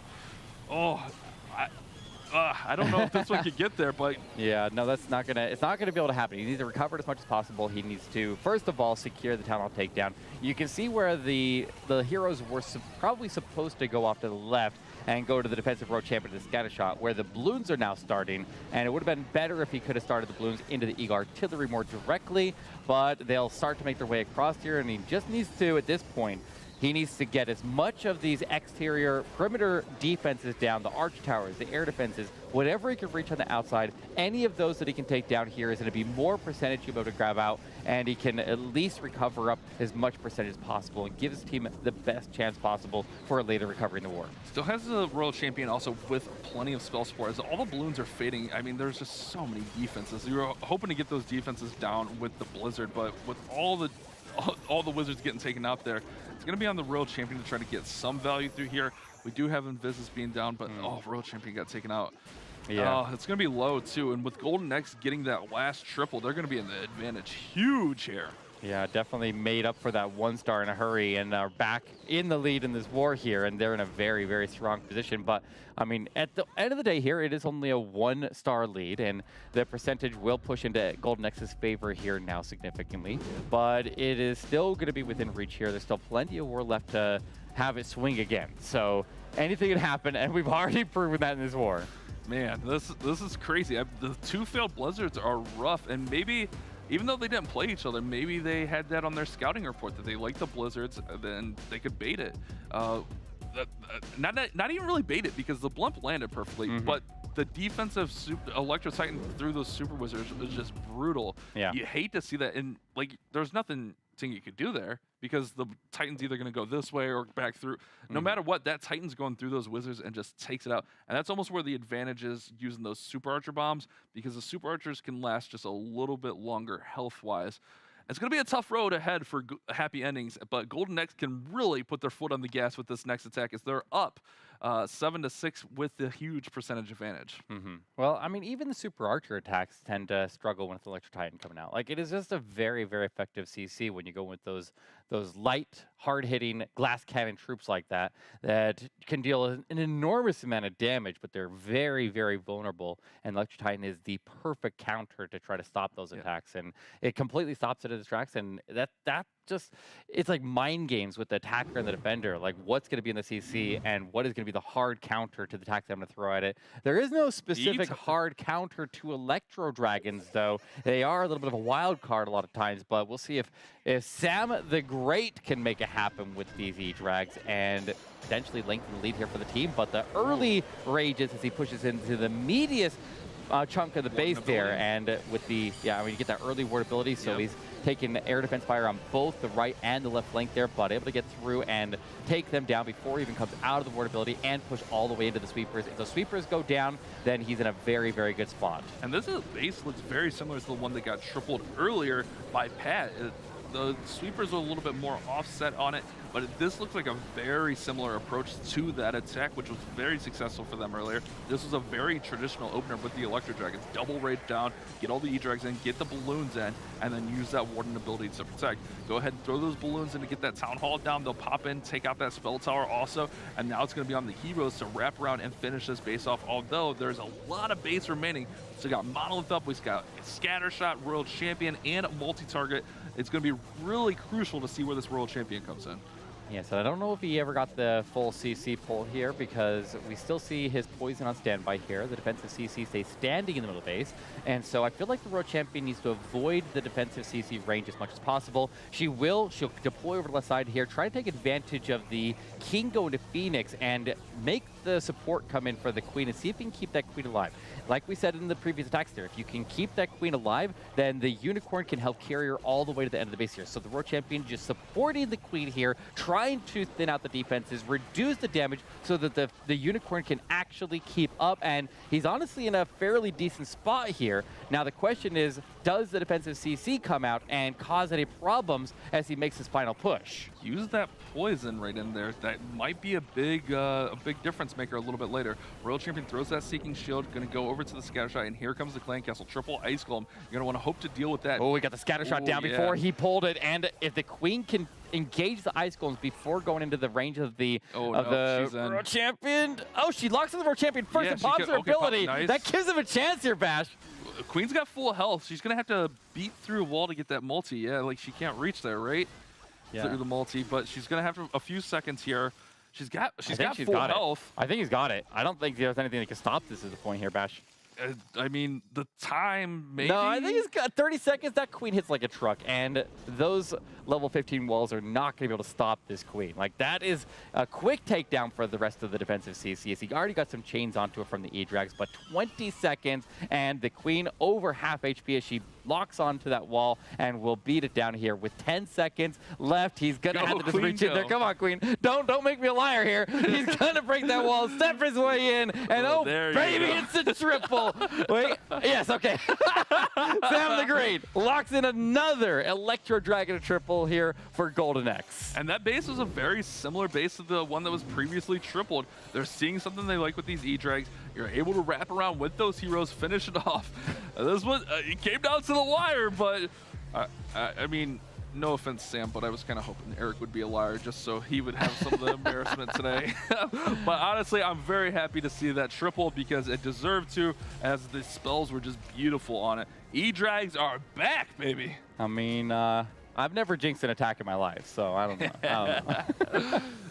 Yeah, that queen, she got stuck there for a second. All right, happy endings. You need a triple here. Let's see what you got. More E-Drags. As the battle of the E-Drags this war. Is our 5th E-Drag attack? Yeah, a lot of them this war here. That's kind of crazy. You just typically don't see this many E-Drags being used, but I mean, these bases are all very, very similar. So, like, I mean, it feels like we're just hitting E-Drags on the same style base over and over and over. And they keep seeing the same setup here, and we'll see if they make the same approach here. Do they go to the Eagle Artillery? No, he's coming in on the right side. Now, this does always worry me a little bit here when they attack the sweepers from the side. So we'll see if the E-Drags actually go where they need to go and actually clear out the core of the base, because if they get pushed too far to the left, then it's going to be a problem to get that monolith down. And we saw that on the Electric Dragon attack earlier. I believe it was Mayhem's attack, where the sweeper was just a little bit of a problem.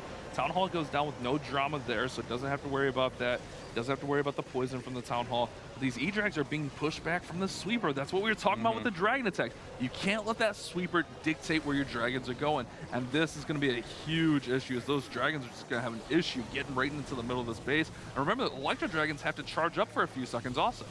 So the sweeper has an even bigger impact against E-Drags specifically. So with the monolith there, they're just getting beat. I'm telling you, Bash, whenever I see these E-Drags or any Dragon attack coming, I like to come in directly facing those sweepers rather than going in with the crosswind and going in at the side of the sweepers, because it does push you away from those key targets, and they're both guarding that monolith right there, which is now going to start picking off E-Drags on the right side, and it can quickly overwhelm these heroes here. The Roar Champion going to go down right now, and we'll see if the Diggy will, I guess the ward's going down too, so Diggy's going to transfer over to the Queen now, and we'll see how far they can make it through the base here, but this is not the best position for Happy Endings to be in, especially after Golden X is tripled, and with the challenge on the line here.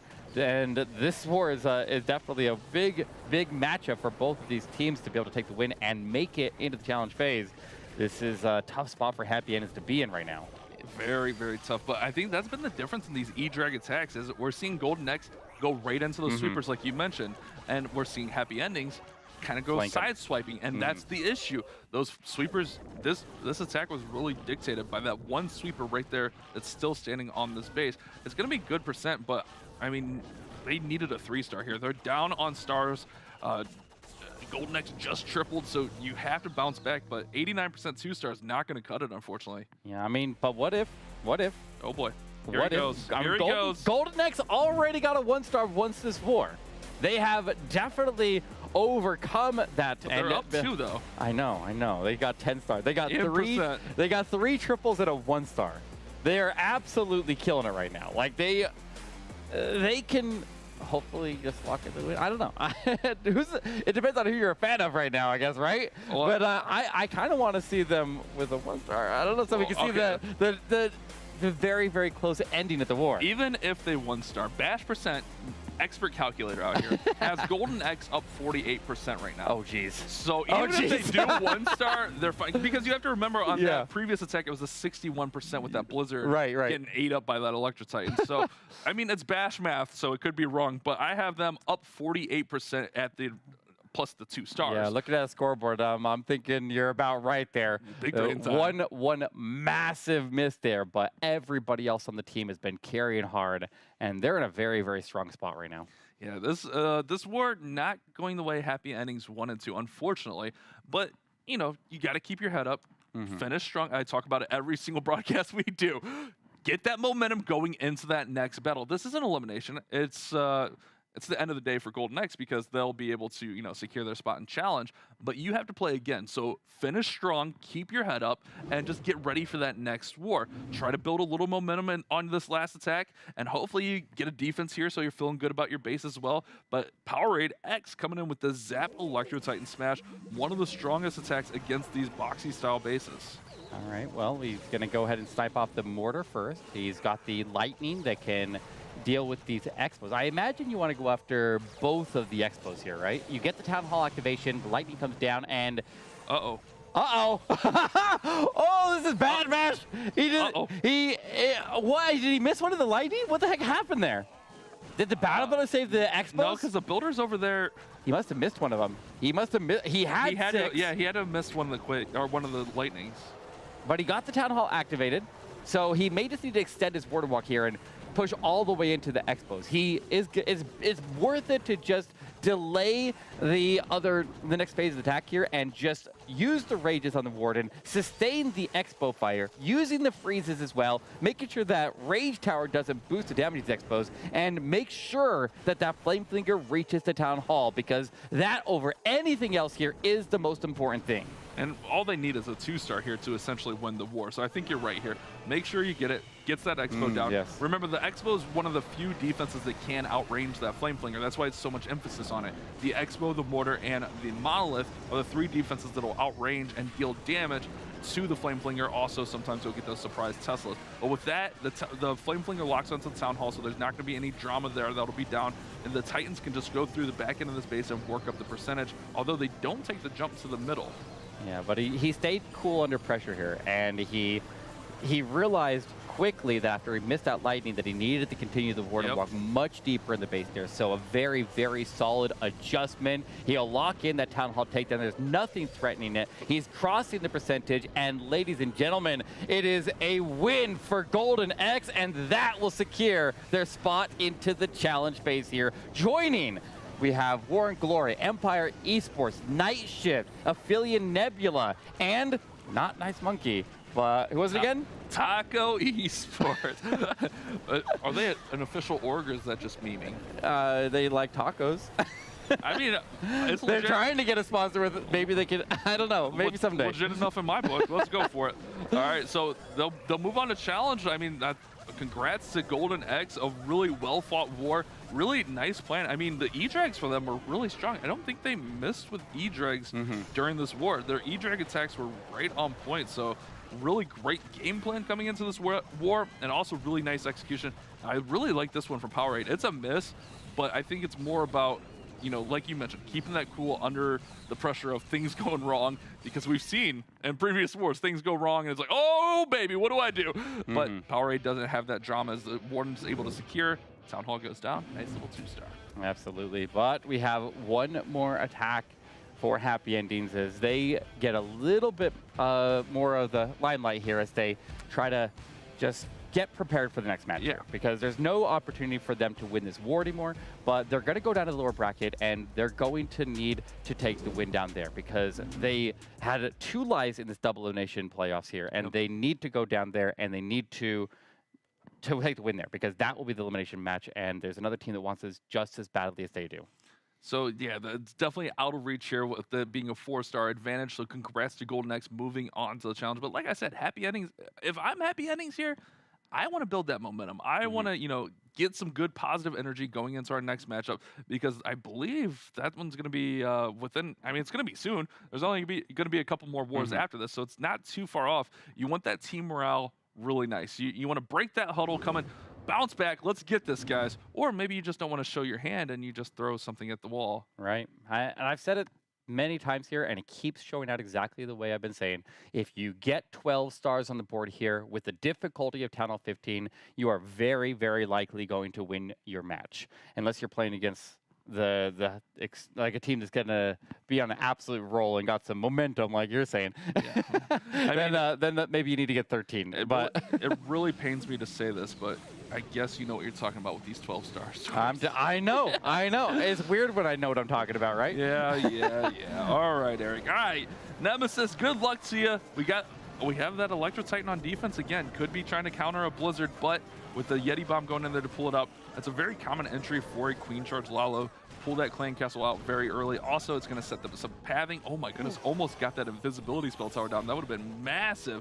But the Queen will be able to deal with this Electro Titan, no issue. Deal with that Ice Golem. The King will come in from the top side and just help direct that path. I think he's going to try to push Queen all the way to Town Hall here, right? Yeah, absolutely. The King will need to cut the Queen's pathing off here. So he's getting a little bit of a funnel set, so he goes in towards the Monolith. So the wall break, he's only got 1 wall breaker here, and I feel like he just needs to pop that Expo open, and so the Queen can just more directly access these Expos and just get inside of the compartment and just encourage her to wrap through to the middle of the base here. But I like these Coco Loons just barely passing up the same path to the healers, but the Queen's walking on him. That's a bit of a problem here, Bash. The King falls short as well. I don't think she comes back in here. There's too much breadcrumbs up top.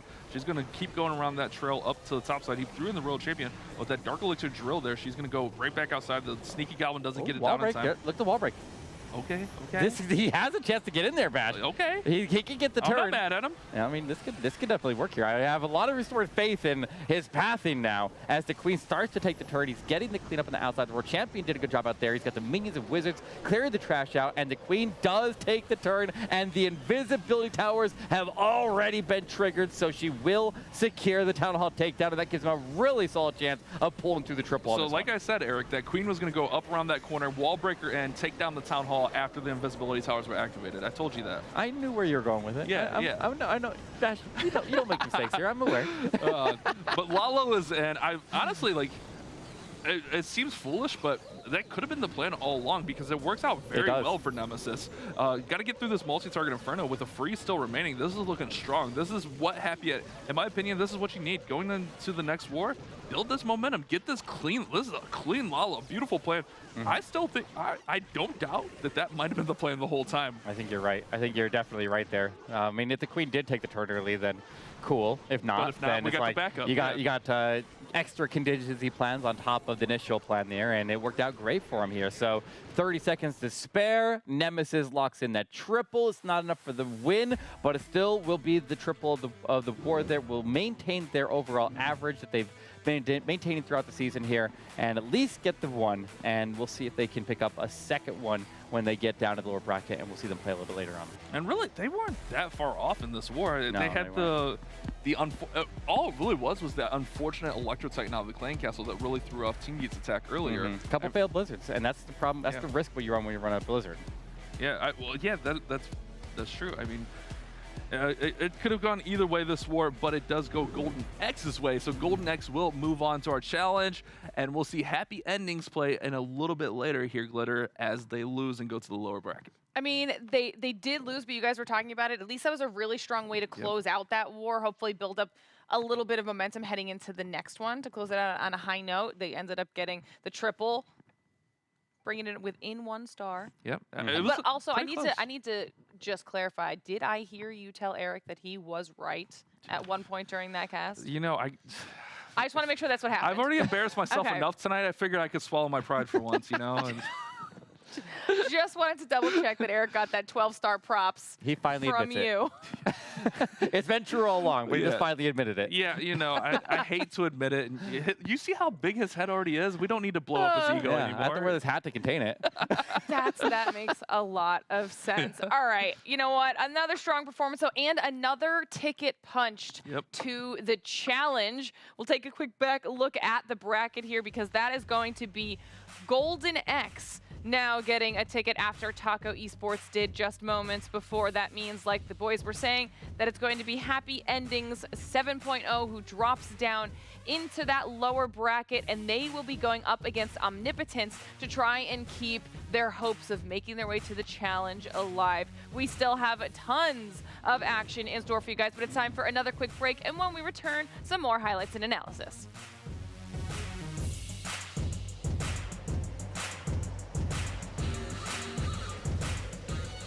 The Snapdragon Pro Series powered by Samsung Galaxy is brought to you by Snapdragon Elite Gaming, Galaxy Z Fold 4, Monster Energy, DHL, and the U.S. Air Force.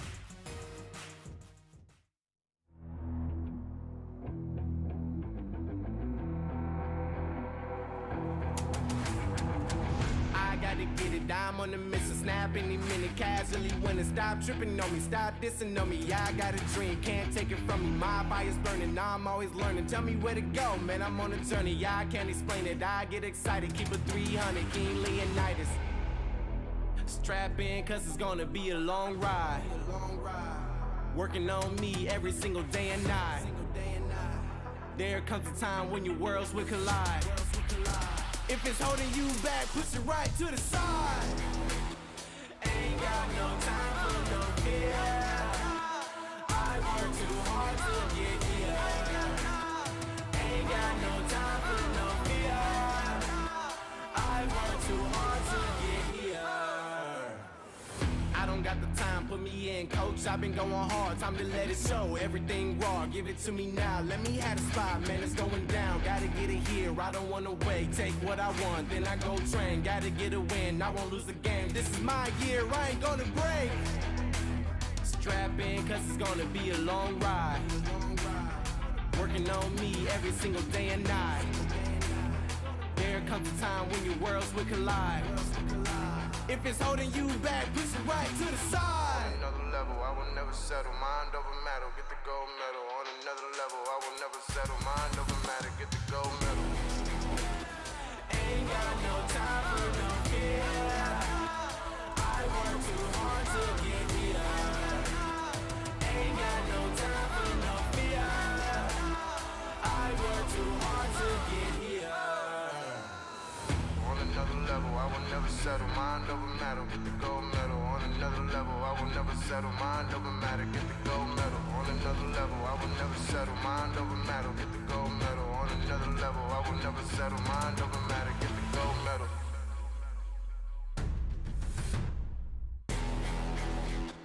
Ain't got no time for no fear. I work too hard to get here. Ain't got no time for no fear. I work too hard to get here. Ain't got no time for no fear. I work too hard to get here. Ain't got no time for no fear. I work too hard to get here.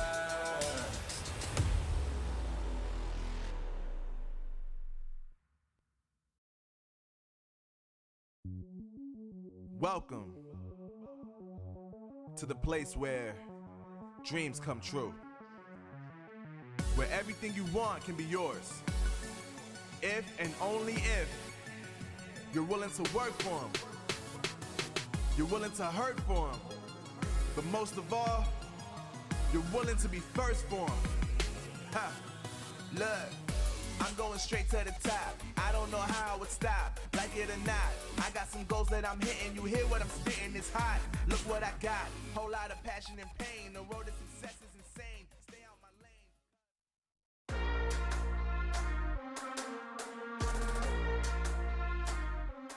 lane. Welcome back to the Snapdragon Pro Series. Another war is in the book, another ticket is punched to challenge, and it is a happy ending for Golden X as they secure that next spot. You can see here on the upper bracket, Eric, after Taco Esports, those Golden X have made their way through, and like I said, they've got to feel good about it. I gotta say, our producer's an absolute savage. Like For the a pun. happy ending for Golden X. That's a low blow right there. But we got Taco Esports, Golden X both securing their spot in the challenge, and then we have 2 more matches left. So the last 2 here are the last chance to get in the challenge as the season starts to develop our final picture. Yeah, it's going to be real interesting to see who those last 2 teams are that would be able to claim their spot in the challenge. It's been a good day so far. We've seen some really close wars, and the one that we just watched, you ended up picking an attack you wanted to talk about. Yeah, I wanted to talk about Pat's attack here. It was the opening attack of the war, and it really set the stage for Golden X to be able to ultimately take the win here.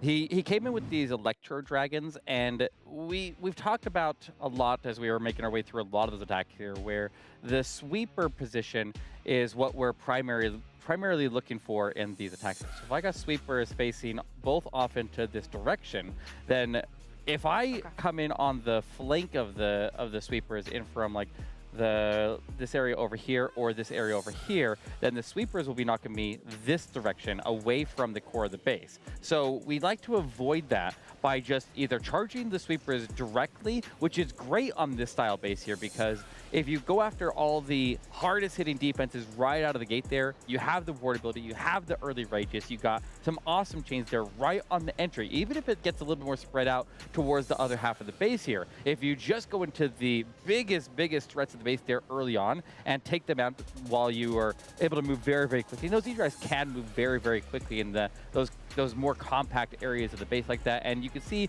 that he's able to power past the sweepers there, and they were not knocking him out of position. He had freezes that were locking up other major defenses in the area, and then as soon as he made it far enough towards the town hall, that he could safely send the blimp through without ward and protection. He was able to arrive on the Town Hall, one last rage being used on it. Use a freeze if necessary to make sure you secure the Town Hall. You just got to evaluate whether you need to use a freeze there depending on what's happening at the time here. But if you can have your heroes, specifically your queen, start on the outside of the base and just wrap around with the E-Drags kind of punching through the middle like that, then the queen ends up having her unicorn keep her alive all the way through the base. And so if you get to the back end of the base and she's still moving strong, then she can just have the base thin out enough there that she's able to have her healers, or her unicorn really, keep her alive all the way through. So it is a very, very strong attack here in general. And it's strong at Town Hall 15 because E-Dragons were one of the only dragon that got an actual level when they went to Town Hall 15. So it's still a strong attack in the meta. I feel like it's been a little bit weaker than it has in the past there, but in the right hands, this attack is very, very powerful. And I think the biggest takeaway here that we can take away for this war as a whole is dive directly at the sweepers or go in behind the sweepers, but never go at the side of the sweepers. And that's applicable for every Town Hall level, not just Town Hall 15. So take notes from the pros and get the 3 stars in your own wars. Oh, absolutely. Take notes from the pros. This is like the best place that you could be getting all sorts of information. We talk about this a lot, that this entire tournament series is the era of everyone because we've seen new players come in, new teams come in, make names for themselves all the time. This is a great place to learn a lot of information if you're trying to get better at Clash of Clans. It's almost like life. Sometimes you got to take on those sweepers head on, or just dodge them completely and just ignore them for later. You know, just put those problems off to later. You know, I'm good at that. Yeah. Life lessons here at the Snapdragon Pros. Who would have thought, right? Who would have thought? Right. But now we have these teams that ended up getting knocked out of the upper bracket that now need to go down into that lower bracket. And we have 2 teams down there waiting for them that are just ready to go here. And they want this last 2 spots here into the challenge phase just as much as the other teams that just got knocked down. So now we got to find out who those last 2 teams are going to be here. Exactly. Now, talking about that lower portion of the bracket, obviously we just watched Happy Endings get knocked down, so that means we're going to give them a little bit of a break, and we're actually going to be kicking off our next war with Alpha MX versus Nice Monkey. So this is going to be a spicy one. Oh, this is the war I was hoping we were getting. This is going to be good. Either way, this matchup was going to be a very good matchup. We saw Alpha come out firing earlier, Eric. Would they put up 13? Almost 14. It was pretty close to 14. This squad came to play, and they know what's on the line. And, I mean, this is a tough matchup. For either of these squads, it's going to be a tough war, and I think this is going to be like our peak matchup of the night. Elimination is on the line, or move on to challenge. Yeah, and I feel like Alpha MX Esports had a little bit more variety in their attacks because, like Nice Monkey, they are a very well-known team. They were before, like we said, Chazmac Gaming. They are now combining forces for the world stage with the already qualified to challenge team War and Glory, like we mentioned earlier, and they'll be playing under the org with Lotus Gaming. So they just got signed together. So, I mean, they're pushing for another championship because I got a lot of players on the team who have won a lot of championships, specifically like Lexnos, who has currently 4 Snapdragon championships under his belt. And the only person who has more than him in the entire league is his former teammate, and now going to be his future teammate, Nick, over on to the War and Glory side that is already waiting for him up in challenge. So he needs to get there. Otherwise, I mean, this will be his last chance to be able to tie up the overall victory, the championship victories with Nick, and so it's a lot of pressure for him because I mean he's also a big YouTuber on top of that. So like I mean you gotta go out here and get some clout. Yeah, exactly. It's almost like a little divorce, get remarried, and then just hopefully happily ever after type of situation. I'm really excited for what the future holds, but we're living in the now, and this is a tough war. This is a tough war. If you forced me to pick a winner, I would pick you picking for me. You know, you were just talking about it before, and just for anyone who actually might be joining the stream now, why don't we have you re-explain what that roster shakeup even was, because some people might not even understand that reference. Absolutely. So if you guys didn't hear, Chasmac dissolved. They were already qualified after the first split, but they had some roster changes. They had some changes in the back scene, and they ultimately ended up having to re-qualify because of the roster changes. And so they're back trying to get into challenge again, which is why we have an additional spot into this challenge or this open finals here to give 5 teams total instead of the normal 4. And so they're trying to re-qualify, but because they just recombined into Nick and Lexno's rejoined team, that's not the same Nick that is there, that's a different Nick. But the Nick that plays on War and Glory and Lexnos have been playing for like forever. So wait, why are there multiple Nicks on this sheet? There's a lot of Nicks. There's a lot of Nicks around here. In case you needed a few spare. Yes, exactly. Every team needs at least 2 Nicks. Obviously. Is what I'm picking. And it's a really interesting dynamic. I mean, they already qualified, and they qualified pretty convincingly last time. They got in, I think, through upper bracket, and it was solid. And now, I mean, we're talking about a war that was won by 2 buildings, a time fail from Lex, or even just 1 building from Taco Tony's attack. It could have gone either way, but now they're faced with elimination, and they're really, like, it'll be heartbreaking if they don't make it, but at the same time, they're going against this Alpha team, the Alpha MX Esports, that just put up such an impressive war to start our broadcast off. They were coming out firing. They were just having 3-star after 3-star. So it's definitely not gonna be a walk in the park. And in my opinion, I mean, I haven't seen a lot of the Alpha MX personally, but it seems like they're well versed. They were doing Blizzard Lalo, they were doing Super Dragons, they were doing a lot of different stuff and getting a lot of solid attacks. Yeah, and I think if Nice Monkey doesn't end up making it through here, I think it would be the very first time that Lexnos has ever not made it into the final stage of the tournament. So that would be a big blow for him. So a lot of pressure for not only him, but for his team to help him get there. So like that's a tough position to be in when you have that kind of expectations on your shoulder. Oh, 100%. I mean, you're talking about Lexnos, and we showed this earlier, but in case you missed it, let's go back and take a look at that interview again that we got to do with Lexnos, talking about why they even wanted to do this merge and what it's like to have that one final opportunity to try to tie Nick for those SPS championships. Well, a couple of us, you know, Pavu, Max, and I, Drew, our manager, we were discussing it for a while, really thinking about big picture, you know, not just the current tournaments that are going on right now, like this season specifically of Snapdragon. You know, we've all got big goals, and that main goal is getting to the World Championship next year, you know, getting a golden ticket, being the first North American team to even get to participate in the final 8. And so we decided, you know, it's time we stop battling, you know, having the best 2 North American teams battle it out, and just let's actually finally get a roster where we think we got the best 5, 6, or 7 guys on one team and make a shot for the World Championship. Not gonna lie, it's nice having that little hope that maybe I can win this season and Nick doesn't and we're back to tied. Or we could both lose and he still stays up 1, or he could even win and be up by 2, and then he's just gonna make fun of me for that forever. Either way, it's all good. I'm just glad we get to play together again and be friends, because him and I have been playing together since Clash Esports even was before it was actually a thing. There definitely is some pressure. It's nice having a little bit of extra wiggle room since we dropped out of the first ladder. There's now an extra spot in the second ladder. So I think instead of 3 teams moving on from this Saturday, it'll be 4. So that's nice. I think, you know, talent-wise, we're feeling very, very confident. It's just going to come down to how our defense does and whether or not we show up and actually perform the way we need to on that day. Married life is great. You know, Brianna supports me in everything that I do, Clash related. She wishes I'd, you know, maybe spend a little bit more of my weekends with her instead of playing Snapdragon tournaments all night, but she still watches sometimes and cheers me on. All right, so now that we got to hear his thoughts on that again, I feel like this next matchup is that much more important because he won't even have an opportunity to match Nick if they don't make it through. And they only lost by that 0.2%. Bash, you know that they've got to be fired up. One building, and it's a tied war.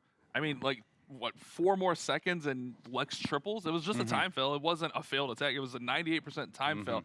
So we know they can bring it. They've done it in the past, but I'm nervous for them in this matchup. Alpha looks very strong, and I think both these squads are going to have to bring their A game here. So much on the line. Probably not the best matchup for, you know, the long term of, you know, competitiveness, but We got to do what we got to do, Glitter. Well, not only that, but for the head-to-head when it comes to these two, they've only seen each other one other time. And it was Nice Monkey that came out on top with that. So I don't know if that'll give them a little bit of an edge here. We'll have to see. Obviously, chat, we want to hear from you as well. You know how this works. Twitch chat. Let us know in the poll down below who you think's taking home the next war. Is it going to be Alpha MX, or will it be Nice Monkey who continue on this last solo journey through to challenge? Because it's time to go. All right, here we go, guys. This war should be intense. It should be a great matchup. If you had to force me to pick again, Eric, I don't think I could pick one. Just the way this day's gone. Both teams playing really well. The defenses are ready.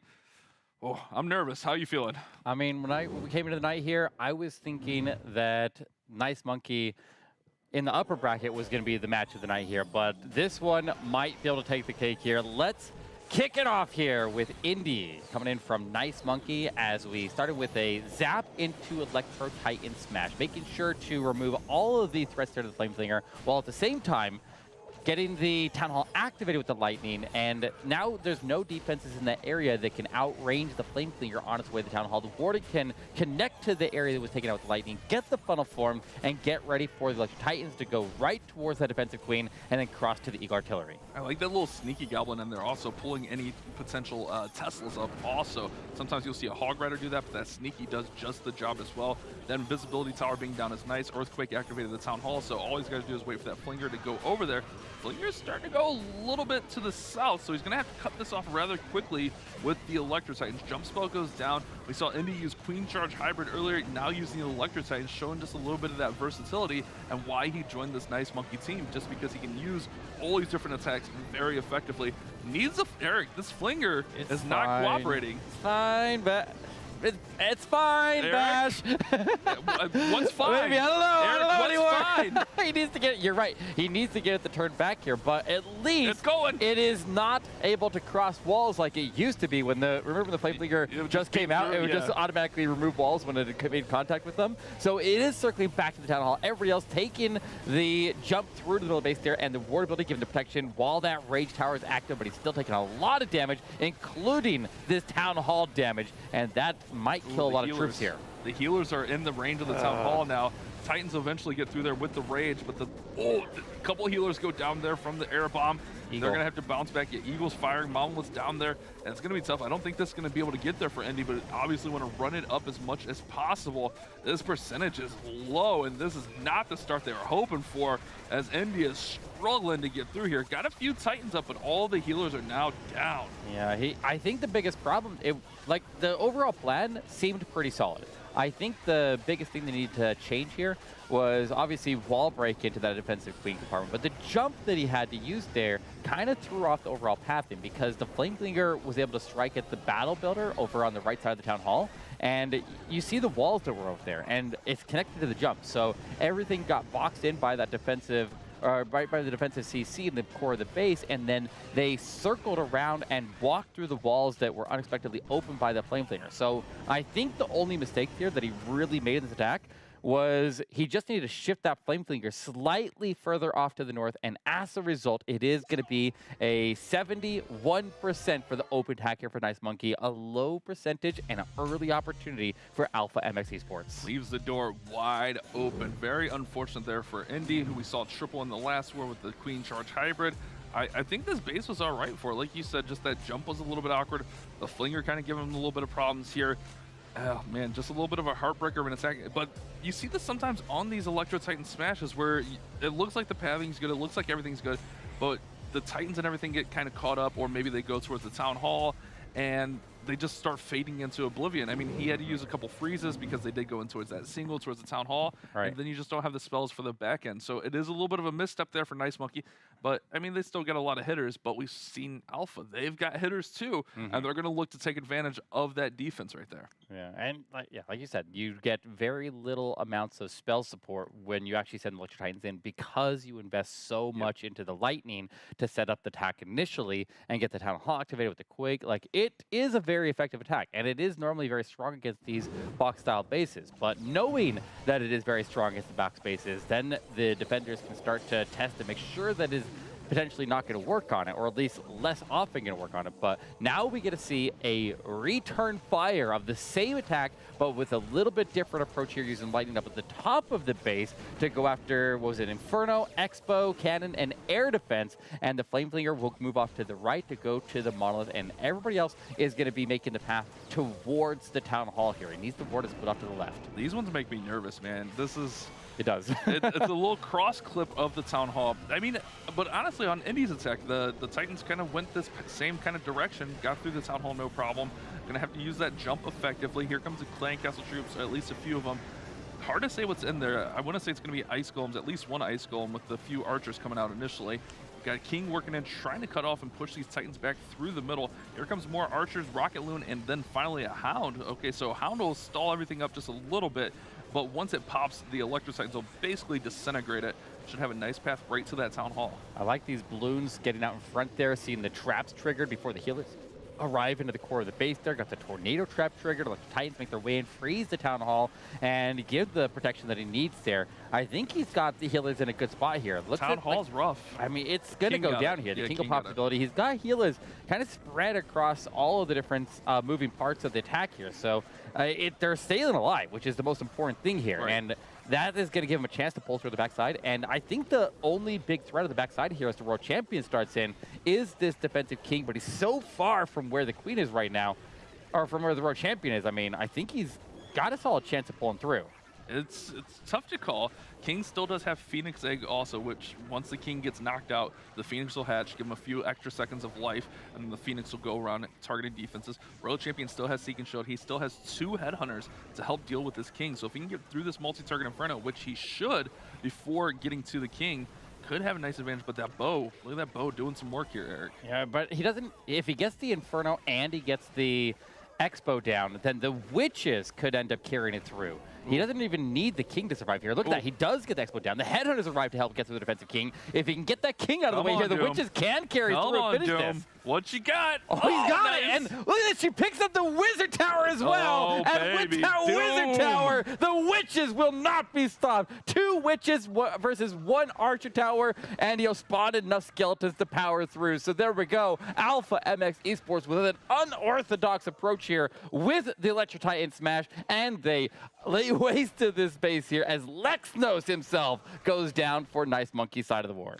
What an attack. Way to stick with it, Memory Doom. I like that one. That was good.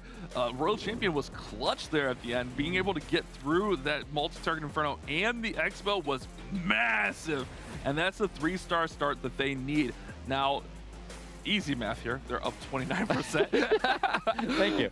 But also they have that star advantage. That's most importantly. Remember, wars are won by stars first and then percent. And then if those are tied, it goes to time.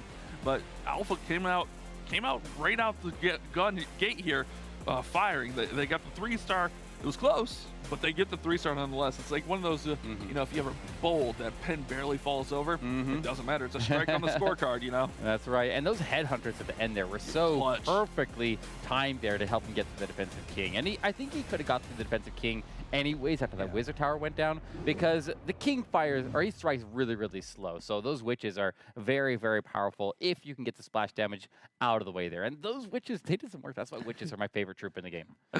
Yeah, Eric, except for you bring like 14 to 17 of them, and I every single attack, no matter what. But they're pretty good. I like that play on the Electro Titan Smash. Just a couple Witches to help clean up, but also right there to help win the attack. As on Van next, and we got a Zap Lalo here, zapping out multi-target Inferno, Rage spell right in there, and another build. Oh, look like the Queen also, and just setting up some pathing. Going to try to push these heroes inside. And it's a huge spell commitment here, using all those spells right there in the middle of the base, but it can be worth it setting up the path and just cutting off that little area for the heroes. You need either 5 lightning and a quake to take out an Inferno, or you need 7 lightning without a quake. But 7 lightning conveniently is the exact number to take out the defensive Queen at level 85 as well. So He doesn't even bother to use the Earthquake there, goes full investment onto just Lightning to make sure she is out of the way there while he takes out some of those key defenses in the area. And if the King splits off to the right, the Queen splits off to the left, the Royal Champion going to dive right through the middle there. She's got invisibility, so she can actually get off of that Lava Hound and keep on moving. Perfectly executed right there, and just remove that Lava Hound out of her way as she dives in and gets that Multi-Inferno down. And he can leave that Hound alive. Doesn't necessarily need to take it down, but I think the Phoenix might end up picking it up. Oh, this is a bold play. This is a bold play. Starting the Lalo from the left side, opposite of the Town Hall. I think that's fine, though. Wait, what? Okay, that's not it. I was just kidding. He start on the opposite. He's going to do both sides. Yeah, both opposites. I mean, that's even more risky because now he's going to be ending on the Town Hall on both sides of the attack. And collapse it in, baby. Yeah, I guess so. But he's got these red air bombs all going to the Lava Hound. And he did get the Tornado Trap triggered off that Lava Hound as well. So he's well set up there. A lot of the balloons are making their way forward. He's got one haste after this one that's carried him into the Town Hall. That will also carry him out of the Town Hall. But there goes the Town Hall takedown. And he's not looking too bad at all here, Bash. Nice. The very, very unconventional play. Starting at both ends away from the Town Hall. And it looks like it could work out for Van here. He's kind of, oh, the balloons are backtracked to the bow. It's like, where'd those balloons go? But they're going backtrack up to that bow. He's just got a few buildings on the bottom. 2 Teslas, the Archer Tower, and the Battle Builder.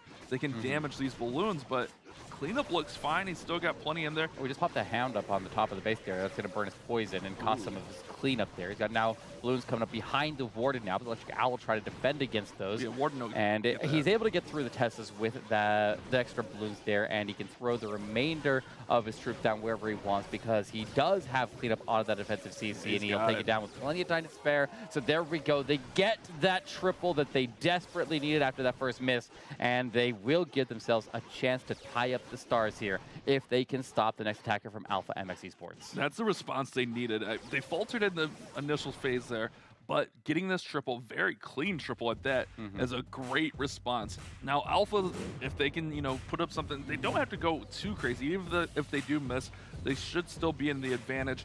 But we've seen some crazy things happening today, Eric. This entry was just nuts. Started with the Stone Slimmer over on the left side, a lot low with the Warden over on the right side, and just collapsed to the Town Hall.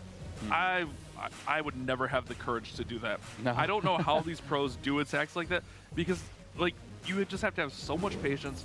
You have to get those spells right on point. It's, oh man, it's scary for me. I guess no problem for Van. I mean, but at the same time, it doesn't always work out, and you do end up seeing some 1-stars that happen every once in a while. But usually when the attack is going through the first stages the way that it's supposed to, then they are usually pretty cool-headed, and they're able to then execute the actual Lalo portion and still be able to pull off those ridiculous Lalos like that. But it's when things go south a little bit there and things are off the rails and you're away from the main plan and you're trying to go into salvage attacks, and that's when we see the biggest mistakes. But we'll see if that happens with Troy Gomar as he comes in with a Queen charge into Hogminer Hybrid, utilizing the Siege Barracks as his siege machine here, rather than other options like a Battle Drill that would travel with the miners, or a Flame Flinger that can start early. And it's a very, very excellent siege machine to just help support the King when you have a lot of trash out in the open, like I see on this left and right side of the base here. Like, there's so big of lanes on the outside, on the bottom and right, on the left, or the bottom edges of the base, you know what I mean? Yeah, so I plenty got of room for the siege barracks to just dump troops out and push through. But he does end up having that invisibility tower, skip the Town Hall for just a moment, but the healers stay safe here, Bash. Yes, the healers are out of it, and that's the biggest thing. Sometimes the Queen will just walk a little bit too far. Now he's going to have to deal with this monolith as he gets in here, but as you mentioned, those alleys on the left and right side here, the King and Siege Barracks can clear that out, and it's going to create that tight pathway that we talk about for a hybrid attack. So that'll allow the Hogs and the Miners to stay kind of close in together, so when he uses that Warden ability, uses that heal spell, he's going to get the most value out of it. Queen's still in there fighting for her life. Queen. Clang Nice Castle freeze. come out. Great freeze on the rocket balloons as though they were hastening towards her with bad intentions.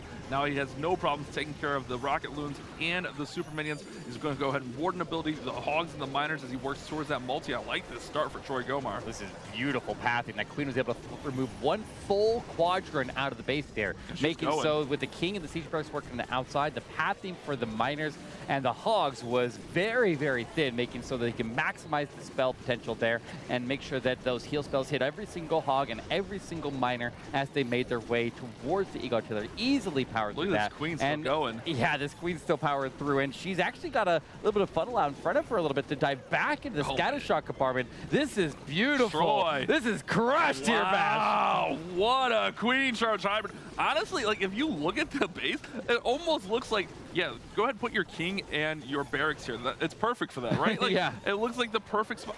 And it's a clean triple. This wasn't just triple. This was a clean triple for Troy. Well executed plan. Perfect heal, perfect Warden ability, and great job keeping the Queen up through that Monolith. And Alpha MX Esports takes the lead, pushes it even further. They're coming out firing, Eric. Absolutely, and that Town Hall compartment looked a little bit trapped as well. There were a couple of black air bombs in there to try to stop those healers if somebody decided to charge through that Town Hall compartment, but he had good Coco Loons. He was able to absorb all of those black air bombs and keep this Queen Charge moving strong. She pushes all the way into the core of the base there, which as soon as that CC is dropping, I knew that these Miners are going to be so tightly packed that there wasn't going to be a lot that could take them down. And so these heal spells were just getting huge amounts of value, as well as that ward ability as well. One of my biggest things with Queen Charge Hybrid is if your Queen makes it to the end, you probably 3-star. 97% of the time. Look at this wall break. You see that wall break Yeah, with the Queen so transition? So good, man. She didn't take it, but it was cool anyways. Yeah. It was, like I said, just a really flawlessly planned attack and really well executed as well.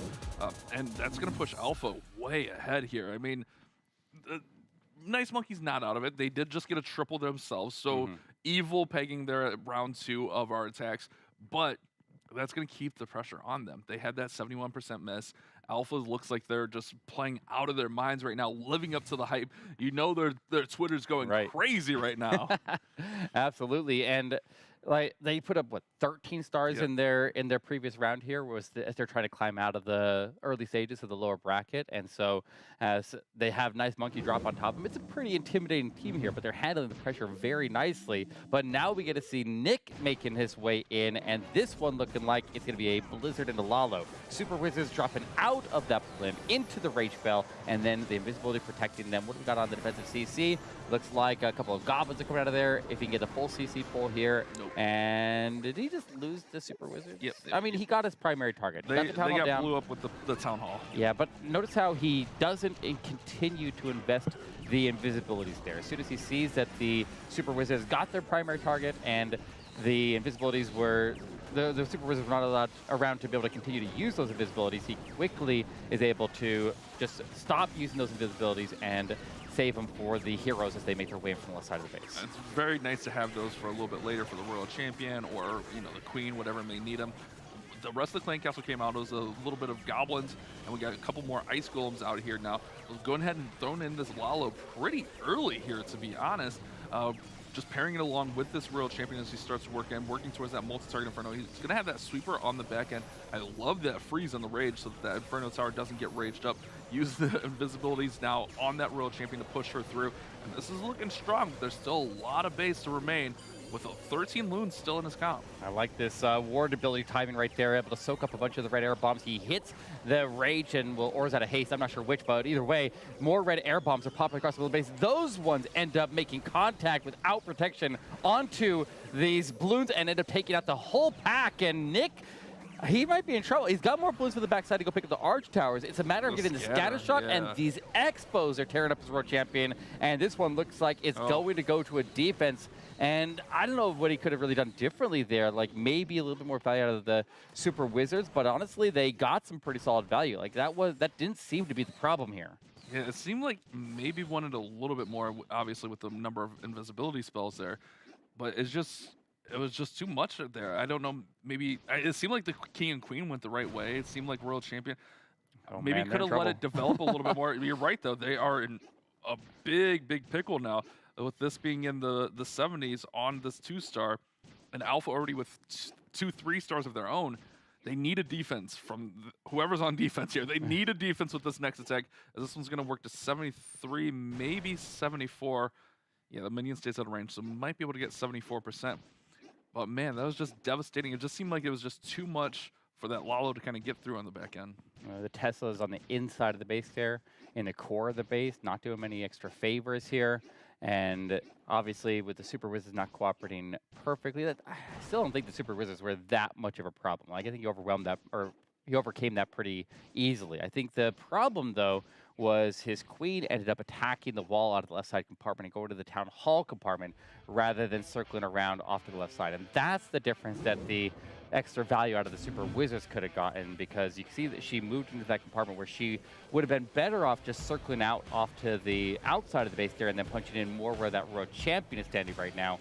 But attacking the wall there, along with the king attacking the wall, they ended up going into the town hall compartment, and it would have been much more beneficial if the Lalo could have been deployed across the right side of the base instead of the bottom corner.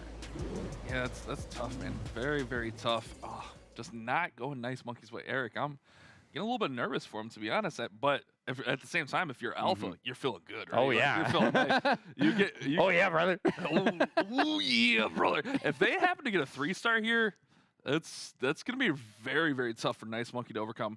Nice Monkey's just got to kind of hope that lean on those defenses, lean on their bases, and hope that they can get a defense here. But Alpha, they're bringing it all. They're giving Nice Monkey all they can handle right now, and they're in with their next attack. It's going to be MC DMNT with a Lalo of his own. It looks like maybe a Super Archer blimp, or maybe even Super Minions. Kind of hard to tell. I want to say it's going to be Super Archers, personally. I'm thinking Super Archers as well, because this is a common spell lineup that a lot of people like to run with the Super Archer bomb attacks, but how do you want to set this up is going to be the question. What are your key targets? Obviously, one of the primary targets anytime you want to use the attack here is going to be the actual Town Hall takedown. Yep. Not invest in the Warden like we often will see, just using rocket balloons, and it does end up falling right before the Town Hall compartment. It cannot reach the Town Hall from that compartment, but he does have, looks like some wall breakers were in there, and he's able to open up the Town Hall compartment so we can transition into it. So invisibility is coming down, First Rage is active, and this is the spell comp that I prefer with this. I know a lot of people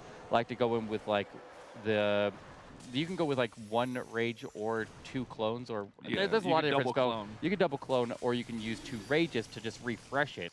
And I feel like this is the stronger. It just takes a little bit more time to be able to pull it off here. Nice. But he does secure the Town Hall takedown, reaches all the way up, and takes out some buildings even far outside of those compartments, and sets this up very nicely. Got the CC pull, took out a lot of key targets with that blimp, and forms a very, very solid funnel for his heroes to start their way in. So I feel like if he can have the heroes move along the right side, push all the way up to the World Champion, and then Lalo from the top corner, I think that's the best play here. I think that's exactly what he's setting up for here. Now, you do have to be careful when you're using this attack with those 7 invisibilities. A lot of time takes away just on your opener. He did get a ton of value, but we're already under 2 minutes here, so these heroes are going to have to move, and he's not going to be able to hesitate when it comes time to put that Lalo in. Once that Lalo's ready, you got to go. King's going to bounce back outside so he doesn't get burned up by that single target Inferno. Pop that King's ability, maybe push that Queen inside. World Champion's going to go ahead and pair up with them, and here comes that Lalo. I love it. Lalo's on time here so that there's no time issues. Minions are in early as well, Eric. Yeah, that Queen split off to the inside of the base there. She'll get that single Inferno down and pick up the Sweeper as well, which is really valuable for a completely spellless Lalo, as he just has that ward ability protecting, but the Artillery is going to be firing down. What's his targeting right now? It's going to target at the Lava Hound that ducked inside him in range. Completely missed with those shots, but now a raged up Eagle Artillery will get some shots off, and these shots could be absolutely lethal for anything that they strike. And once again, he moves inside them in range, dodges those shots as well, and Alpha MX Esports just needs to push through this last little bit of the base here, and he still could triple this. Wow, this is insane. Lexnos and his squad are on the verge of not even making it to challenge, not even having a chance to tie up his new teammate, old friend, Nick, as Alpha MX Esports is going to get another 3-star. I was worried about that back-end compartment, but this World Champion just... Wow, Eric, I'm at a loss for word. Alpha MX Esports is 3 for 3 against one of what we would say would have been the favorites in today's matchup. And remember, they're playing this because of one building. Yeah, exactly. They got knocked down to the lower bracket by losing by literally one building in that upper bracket. So that is a devastating blow to then come down here and have this kind of opponent to face down here, and Alpha MX Esports absolutely laying down the hammer on these bases as Indy drops pretty solidly with that attack there. Like, that was a really, really clean attack. He didn't make any mistakes there. The Super Archers got all the value they're looking for. The Lalo came in exactly where it needed to, right over the heads of the heroes, protecting them and conserving their HP a little bit there so they can continue to push into the far back ends. That's crazy. That's crazy. I'm loving the. I was talking about it a little bit before the matchup started. I'm loving the variety of their attacks. They're showing that they can do it all. I mean, we saw Super Dragons there last war. We're seeing a lot of Lalo variants. I mean, Lalo is always one of the strongest attacks in the game, and when you can execute it at that level, you're going to be in a nice spot. Max has to get a triple here. I mean, no pressure, Max, but you have to triple here. Queen Charge Hogs, it looks like, not very conventional. Not something I'm familiar with, so we'll see how this develops. It looks like Queen might set up to walk in towards the Town Hall with the wall breaker going in early. Eric, you seen this one a lot?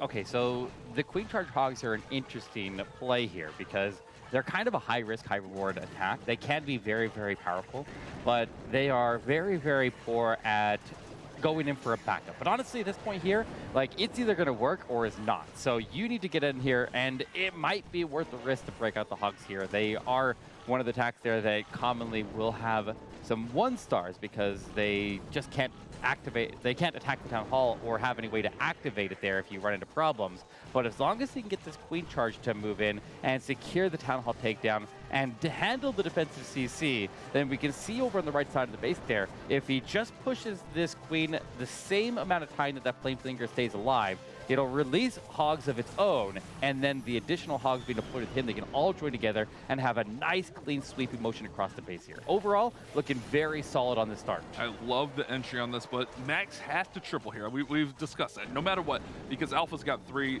stars already. But the big issue here, Eric, is that Nice Monkey's misses, they're very low. It's a 71%, it's a 74%. So they're going to need some defenses also. Is Queen fine here? Okay, Queen's okay through this. But the CC turns back. What? Oh man! But the single's still on her. Yeah, though. the eagle pops the Flame Flinger, but the Hogs are all in. We got Rocket Loons and Dragon Rider coming out. That's interesting CC comp. Everything you just said that goes out the window with that CC. It's fine. It's still gonna work the same. It's essentially the same. I like it. Maybe trying to surge into the middle. I was hoping it would last a little bit longer. Hogs working through here with that World Champion, almost like you would with the hybrid. But now you get that Queen working down through the bottom.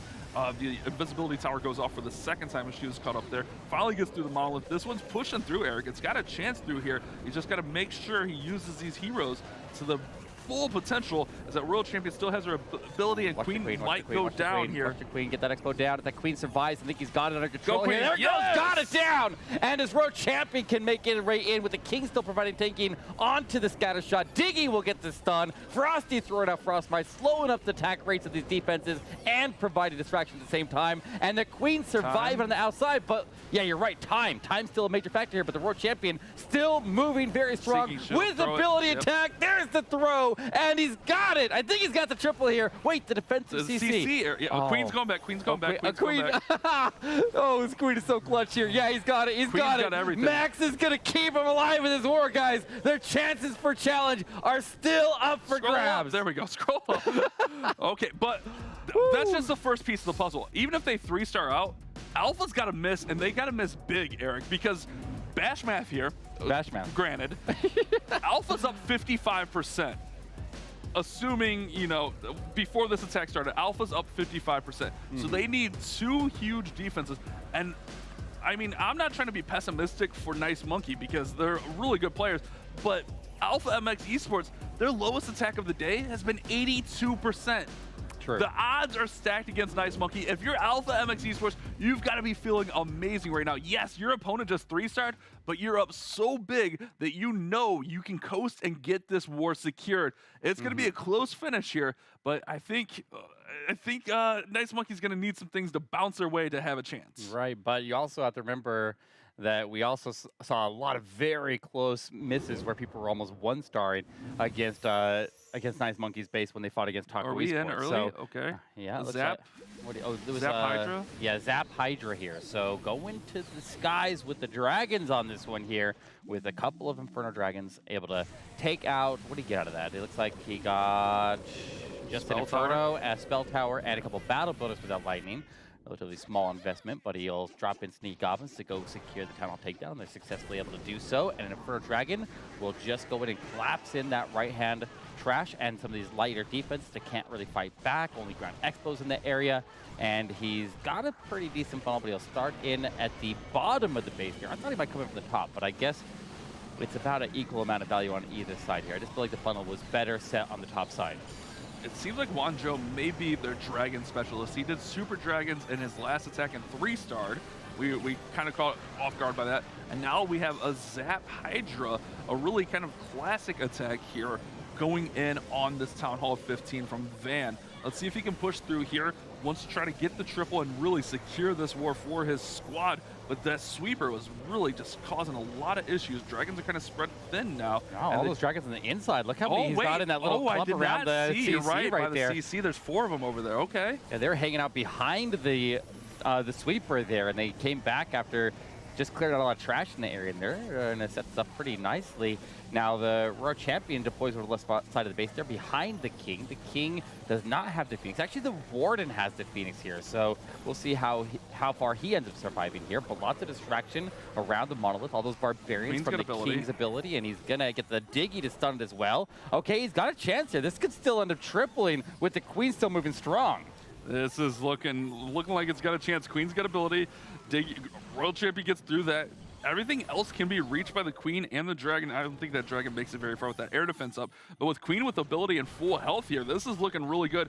The Frosty will go ahead and slow down some of these defenses so they're not going to go. Queen goes in. Eric, it's going to be another one. Another one for Alpha MX Esports. They are on fire today. They want to go to challenge, and they're going to do it here today, right now, in this war against Nice Monkey. Queen goes to ability, and that's enough for Wanzhou to get the 3-star and all but secure the victory for his squad. Actually, he didn't even go to ability there. He's still got a Swag Queen ability. What ability? It was the Warden with the Phoenix. Ability. Oh, okay. It looked like Queen ability, but oh my. He's gonna swag it. He's gonna swag it. That's ridiculous. That is insanity here. 4 triples on the board there. Are they going for a perfect war now? Yeah. Oh my God. Eric, you said 12. What does 14 do for you? I don't know. Yo, I think that means really good. Yeah. And it's such a bad beat for Nice Monkey. Nice Monkey's playing well. A couple, bad defenses or bad misses, but Alpha MX Esports is out of their minds today. Yeah. Out of their minds. 14 star, or on pace for 14 stars, excuse me. 4 for 4 on the triples, 12 stars thus far. I mean, but what are the chances? Oh boy, here that he goes. Lexnos gets the triple here. I mean, he can do that. We know that. And then we see Alpha MX Esports 1-star. What are the chances that happens here? I think it's not an impossible scenario here, but the percentage, look at the percentage. Run this. If that happens, it's like more than 50%. It's got to be a sub 50% 1-star. Yeah, you're right. It has to be a percentage. It's got to be like a 44. Because Bash Math says Alpha's up by 55. What if they disconnect? Eric, don't say that. That is what are you doing right now? Do not bring that kind of mojo into the universe. Just saying. Let my Alpha. There's a chance. There's always a chance. Just live their best life out here. You know they're going crazy. Cervases are going to be out. They're going to be having a blasty blast tonight. Good luck, Lex. You got a tall task ahead of you. Queen Charge Lalo, one of his favorites. Let's see what he can do. Keep his team alive with the triple. All right, making this Queen in from the, or moving from the bottom corner of the base here, moves in through those openings in the walls to pick up the air defense and move into the scatter shock compartment. Now, he has a fairly light area over to the right side by the Monolith on the outside. So if he can get the left side more cut off here, then he can get the Queen to take the turn in and secure the Town Hall takedown. Yeah, a little bit close there. I was worried that the World Champion would get one more spear off, and it could have forced ability, but luckily does not. It was going to work in, try to get towards this middle compartment. I like the start here. I mean, it's a very good start for Lex. This is what he's hoping for. He does have that Flame Flinger selected. Not in yet. you don't want to go too long not putting the flame flinger in, right? Yeah, there's a decent spot for in the very top corner of the base. Maybe to go to the right side scatter shot. I feel like he ends up swapping it out to something else here, though. I think it's way too late to deploy a flame flinger at this point. And there we go. World Champion starts in. Balloons start their way in with Lava Hound. Blimp going to go in and land on top of the monolith, or actually go in and secure the Town Hall takedown. I'm not sure. I think he's worried about the there. queen getting there. She's just under so much pressure with those ice golems and the monolith. So I think he's just safely going that way. Right. Yeah. Yeah, he's able to get the couple balloons to go in, and or they end up not taking that monolith down. So he drops an additional balloons to go after it. And I don't know if he's got it or not yet here, but he hits the haste and will burst his way into the monolith. The queen circles around to lock out of the artillery, and he's got 3 more balloons on standby. A little bit of spell support that can maybe push him through the defensive king, but he just lost his Royal Champion, and we'll see how much more steam he's got in the tank here. And it's a tough road ahead for Lex, and yeah, it's just a tough day for one of our fan favorites out here in Nice Monkey. I mean, they already qualified once. They're trying to go back through, and this one's just not going to get there. And in my ear, Bash Math was correct for once. They are up 55%, so they would have needed a sub 50% 1-star anyways, which, I mean, really rarely happens in these type of competitions.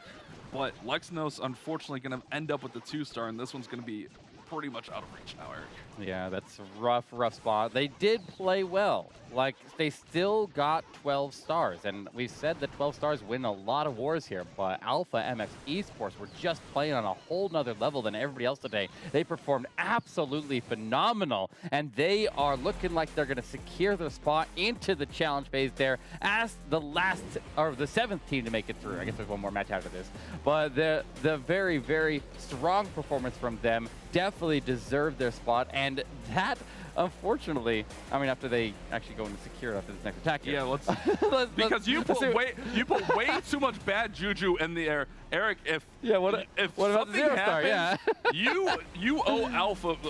They got this, though. They just got to get in there and get a solid 1-star. You know, they'll be fine. I mean, they're playing out of their minds. They are. They're going to be fine. I mean, I don't want to be that guy, but I kind of want to see the perfect. Yeah, I mean, that would be too many of those at 15. That would be impressive. Yeah, and I mean, going into challenge, putting up a perfect war up against a team against Nice Monkey, like, you got to be feeling good going into challenge after that, right? I mean, I kind of feel bad for the guys who are trying to push for that 5th championship if they never have an opportunity to catch up with, like, if Lexnos never can catch up with Nick again, if this doesn't end up 0-starring basically, then that's kind of a mean blow that they will now be, since they're combining for the World Championship circuits, they would never have a chance to play separate. I mean, maybe sometime in the future. Yeah. Maybe like years down the road, they'll be all old and crusty, and they'll try to figure out how to. Lexnos will be up to like 23 years old or something like that, and you'll be like, old and crusty, Yeah, he is very young. Meanwhile, Nick, back in my day, I beat Lex 5-4 in the Snapdragon Pro Series. All right, but we got Lost 3 coming in from Alpha MX Esports. Gonna come in and try to secure this war. He's got the Flame Flinger working, got E-Dragons for the army composition, and again, we just need over 50% 1-star essentially. It's really just gotta be 44% 1-star, but gonna go right at the Town Hall and just yeet everything in here. I'm not even mad a little bit at this approach. Go in there, get the war, and celebrate with your squad. Absolutely, and with the Rage Tower pre-triggered there, so he's not taking additional damage on the approach there, zapping out the sweeper, so he's not taking any knockback. Got a really, really solid funnel on both sides with the Queen working on the right side, and honestly, not only could this end up getting the safe 2-star here, but this core of the base here is so compact after he breaks past the Town Hall. He could get some really, really clean chains all the way through here, but I'm worried about how much slowdown we're going to see from the Poison Tower. He missed a little bit on his rage. He could have got through that Town Hall, so the Warden ability was basically wasted there. It's fine. He's got. I'm not worried about the triple here. It's not a perfect war. It's not a perfect war, but it is more than enough for the win as Alpha MX Esports claims spot number 7 here to move on to challenge. I think if he gets that rage over the E-Drags there, gets chains through the Town Hall, he had Warden ability. Honestly, I think this has a chance to get through if he gets that rage on point. I mean, hard to say. You never know. But they're playing really well right now. I love watching this team. because it's not just like, the same attack every single time. They're bringing out a variety. We're seeing dragons, Hydra. Didn't you say dragons don't triple at 15? Was that you? I've said that before. Yeah. They're hard to get to triple. Yeah, I think I saw that just a couple of attacks ago, but Weird. Oh, okay. I don't have can't remember that far back. I don't know. Oh, you don't remember? Oh, I had to give it to you that way because I did say you were right earlier. So. Yeah. I mean, this one's still quality. Again, I think if he gets that rage over the town hall, gets those E-Drags caught in the rage, this triples. Yeah, I mean, he's still really, really close here. The Queens ended up attacking a wall and go into a single building empty compartment there, and that is the end of this attack. The end of Nice Monkey's chances and the ticket for Alpha MX Esports. Wow, what a heartbreaker. If you're Nice Monkey, that's rough, man. That is very rough. I feel bad for them, but at the same time, I'm very happy for a squad like Alpha MX Esports. They came out and earned it today. They didn't roll over. They put up the best performance of the day thus far in both of their wars, really. 13 and 14 stars respectively. This one was like, it was a little bit slow. Like, look at that rage right there. If he gets that rage over the E-Dragons, this is crushed. Yeah. But I mean, this wasn't even their lowest attack of the day, and it's a victory lap. Yeah, exactly. Yeah, that was really, really solid performance there. And getting 14 stars at Town Hall 15 is extraordinarily difficult. Even teams like Navi Esports, who just won the World Championship, they struggle to put up scores like that. Like, that's the level that Alpha MX Esports is playing on with this war and the war before it. So they have definitely shown themselves as one of the top contenders in the competition here with this performance. And they removed one of the favorites to win it all. This was an insane upset, an incredible performance out of Alpha MX. I mean, Twitter clearly knew what they were talking about, Eric. We talked about it at the beginning of the show. You mentioned that everybody was saying that that's who they wanted to go all the way, and now they've done it. They're going to challenge. They're going to challenge. Nice. I mean, that's got to feel great, right? Yeah. I mean, the way they did it, too, like, those wars were incredible. Almost perfect. Yeah. Honestly, like, almost perfect. That is one tile off of being a perfect war, in my opinion. That rage was just a little bit off. I'm sticking to the rage, chat. It's not even about the perfect. Like, they had it locked in, or they needed to just finish locking it in. So it's just like, just play it safe on There's no reason to take any risk at that point there. Why would you risk anything when you're that close from grasping it? Yeah, but I mean, the safe attack was. It is cool to get a It perfect would have been cool. It would have been cool. The safe attack was a good attack still, I mean. Yeah, you're right. All right, well, after an incredible battle, it is Alpha MX who claim the next spot in the challenge, which means we have one more war to go, one more spot available. And after this short break, we'll be able to see who is able to claim that last ticket. Don't forget to return highlights and analysis from our amazing casters after this.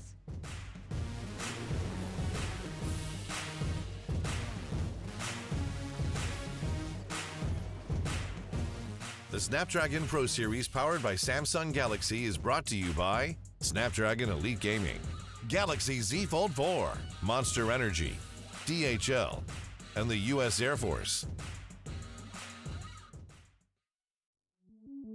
Welcome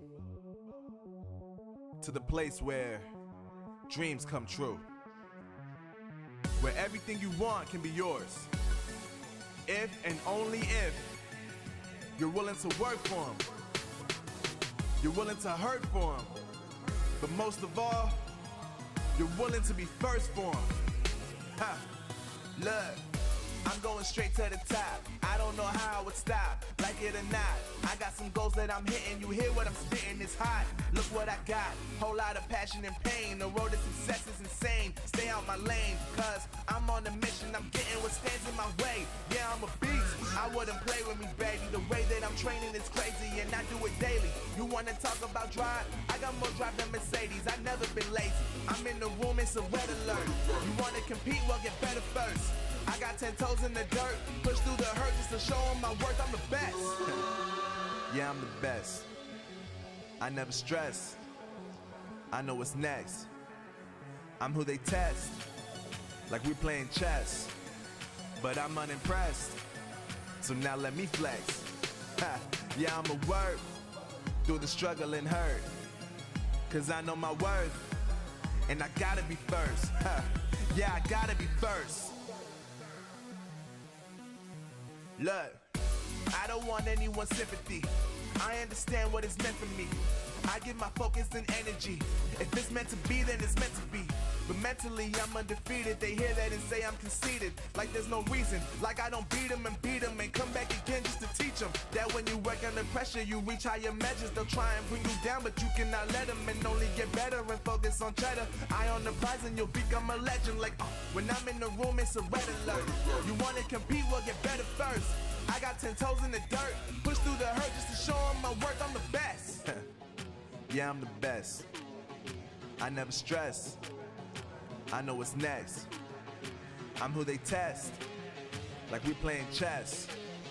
But I'm unimpressed, so now let me flex. Yeah, I'ma work through the struggle and hurt, cause I know my worth, and I gotta be first. Yeah, I gotta be first. They don't know what's gotten into me, how'd I turn pain into energy. Through all the struggle and hurt, remember my worth, and that's why I gotta be first.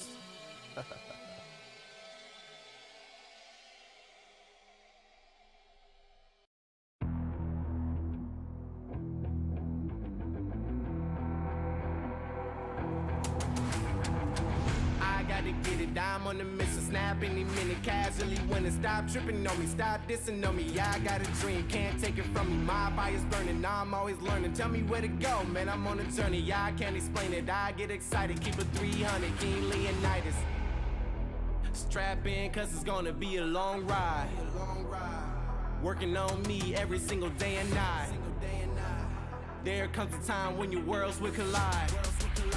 If it's holding you back, push it right to the side. Ain't got no time for no fear.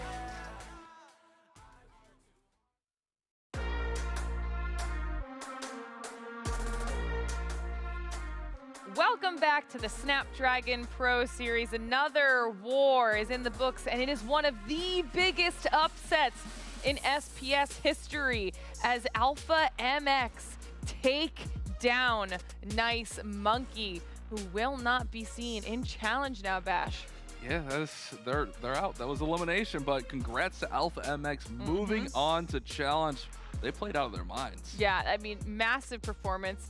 They have been on top of it all day, all right? But if you're just tuning in and you missed what happened earlier in the day, we also had Taco Esports just barely out. One building. Nice Monkey, a 0.2% difference to punch their ticket to Challenge, as well as Golden X making their way through as well, which means we only have one more spot available, one more war left to go. And before we dive into all that action, we're going to take a look back at an attack in the previous war. Honestly, I could have picked any of the attacks from that war. They were all very well executed. We're going to take a look at the Queen Charge Hybrid. I thought it was just a really well thought out plan, but also just the execution was really on point. So we talked about this a little bit earlier. We're going to send that Queen right in here to kind of deal with this whole area here. And so she's going to come in here and she's going to take this whole compartment down. And then with this little alleyway, like you see these alleyways, when the Queen takes this out, this just leaves this through here, which is going to allow those hogs and miners to stay nice and tight and compact. And then that allows for those heal spells to come in here, the Warden ability to encompass everyone, another heal spell back here. So it's able to keep all those hogs and miners nice and tight. But first, you got to make sure the Queen gets through. And a little bit lucky here that the Queen doesn't step too close so that the healers get burned up by that Town Hall. That's really important. Keeping those healers up is the key here. Also, nice little loons in here to catch any seeking air mines so the balloons are going to stay up. And then keeping the Queen up through the monolith. Great use of the spells here because the Queen had to fight for her life through here as the Clan Castle troops are going to kind of meet her at the monolith. But here we go. King is going to come in and work with the P.E.K.K.A down that alley. And look at this. This is just a nice straight path. First heal spell goes in and all the hogs and miners are going to be in it. There are going to be a few straying over here. But it's that nice bowling alley we like to talk about with the Queen Charge Hybrid. Queen eventually gets through the Clan Castle troops, gets through that monolith. But at this point, everything is nice and tight. Warden ability goes off, which is going to allow everything to work through this area with no problems. Queen's going to go eventually just work through. Here comes that last heal I spoke of earlier. And this is just one of my favorite attacks in the game because when it's done well, it just looks so nice. It's a very, very fun attack to watch. We still have a herd of troops through this side to be able to sweep through and finish off. But the biggest thing, and I mentioned this on the broadcast, if you can keep your Queen up to the end of a Queen Charge Hybrid, most of the time you're 3-starring. That's usually a good signal, especially if you're this far into the attack with Queen with ability. You're usually going to 3-star if that's the case. And I think all their attacks were really nice. This is just a personal favorite of mine. If you want to learn a little bit more about variety of attacks and how to execute these different attacks, I would definitely recommend rewatching this war, of course, after we're done with this next war, because we got one more to decide our final team moving on to Challenge, and it's going to be a good one, guys. But congrats to Alpha MX Esports moving on to Challenge in a decisive victory there. Yeah, that was a massive performance from Alpha MX. And now we have to decide or find out who that last spot is going to be going to in the challenge. Like you said, we're one war away from finishing the entire day and knowing what we have to look forward to for the next 4 weeks. And the last match, of course, is going to be between Omnipotence and Happy Endings. So we haven't seen Omnipotence yet today, but we've seen them in previous broadcasts. DD of Death, Genghis Khan, Jack, Legion, PK, and Maverick. This squad, they can put up some good numbers. They're part of the same family as Taco Esports. So they all kind of work out of that Omni clan family. And we've seen them make some really strong pushes in previous ladders and opens.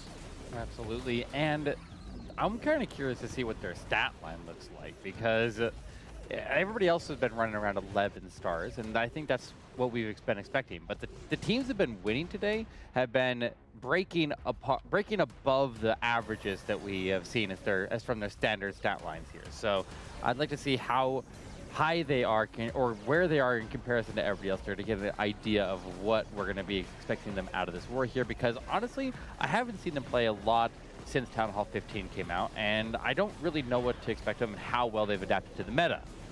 Yeah, that is a big thing. It's a whole different game in my opinion. I mean, it's still Clash of Clans and the meta's still, it's still similar, but there's a lot of different attacks and a lot of different defenses, but they're going to be going against this Happy Ending 7.0 team who's playing out of the upper bracket earlier. Ace, Beck, DZ, Mayhem, and Nemesis, and they went up against Golden X, and I mean, they were holding their own. There was just a few little missteps there that kind of cost them. I mean, we saw, I think it was more like the prep from Golden X was the biggest thing in that war. Yeah, I mean, there was definitely some mistakes on both sides of that war there, and they just need to get out here. They need to shake that one off there. They did end up going in with the last attack in that war, and they were able to get the triple and at least give them a little bit of, like you're saying, the momentum, Yeah. We got to get the momentum as we go to the next one here. So we saw that final attack that they went in with on the upper bracket on that loss there, and they were able to at least get the triple there, and we'll see what they can do down here, but they're definitely going to have to put up a solid performance here if they want to get that last opportunity for the ticket into Challenge. It's our final war of the night, and the winner moves on to Challenge, loser eliminated. And looking at the stat line, Oh my God, they're pretty good there. That's Omni looking like they got a little bit of an advantage. Yeah. Almost a full star average advantage, which is huge. Is that the highest we've seen out of every team? I want to say, except for Happy Monkey, I think they were at 12 flat.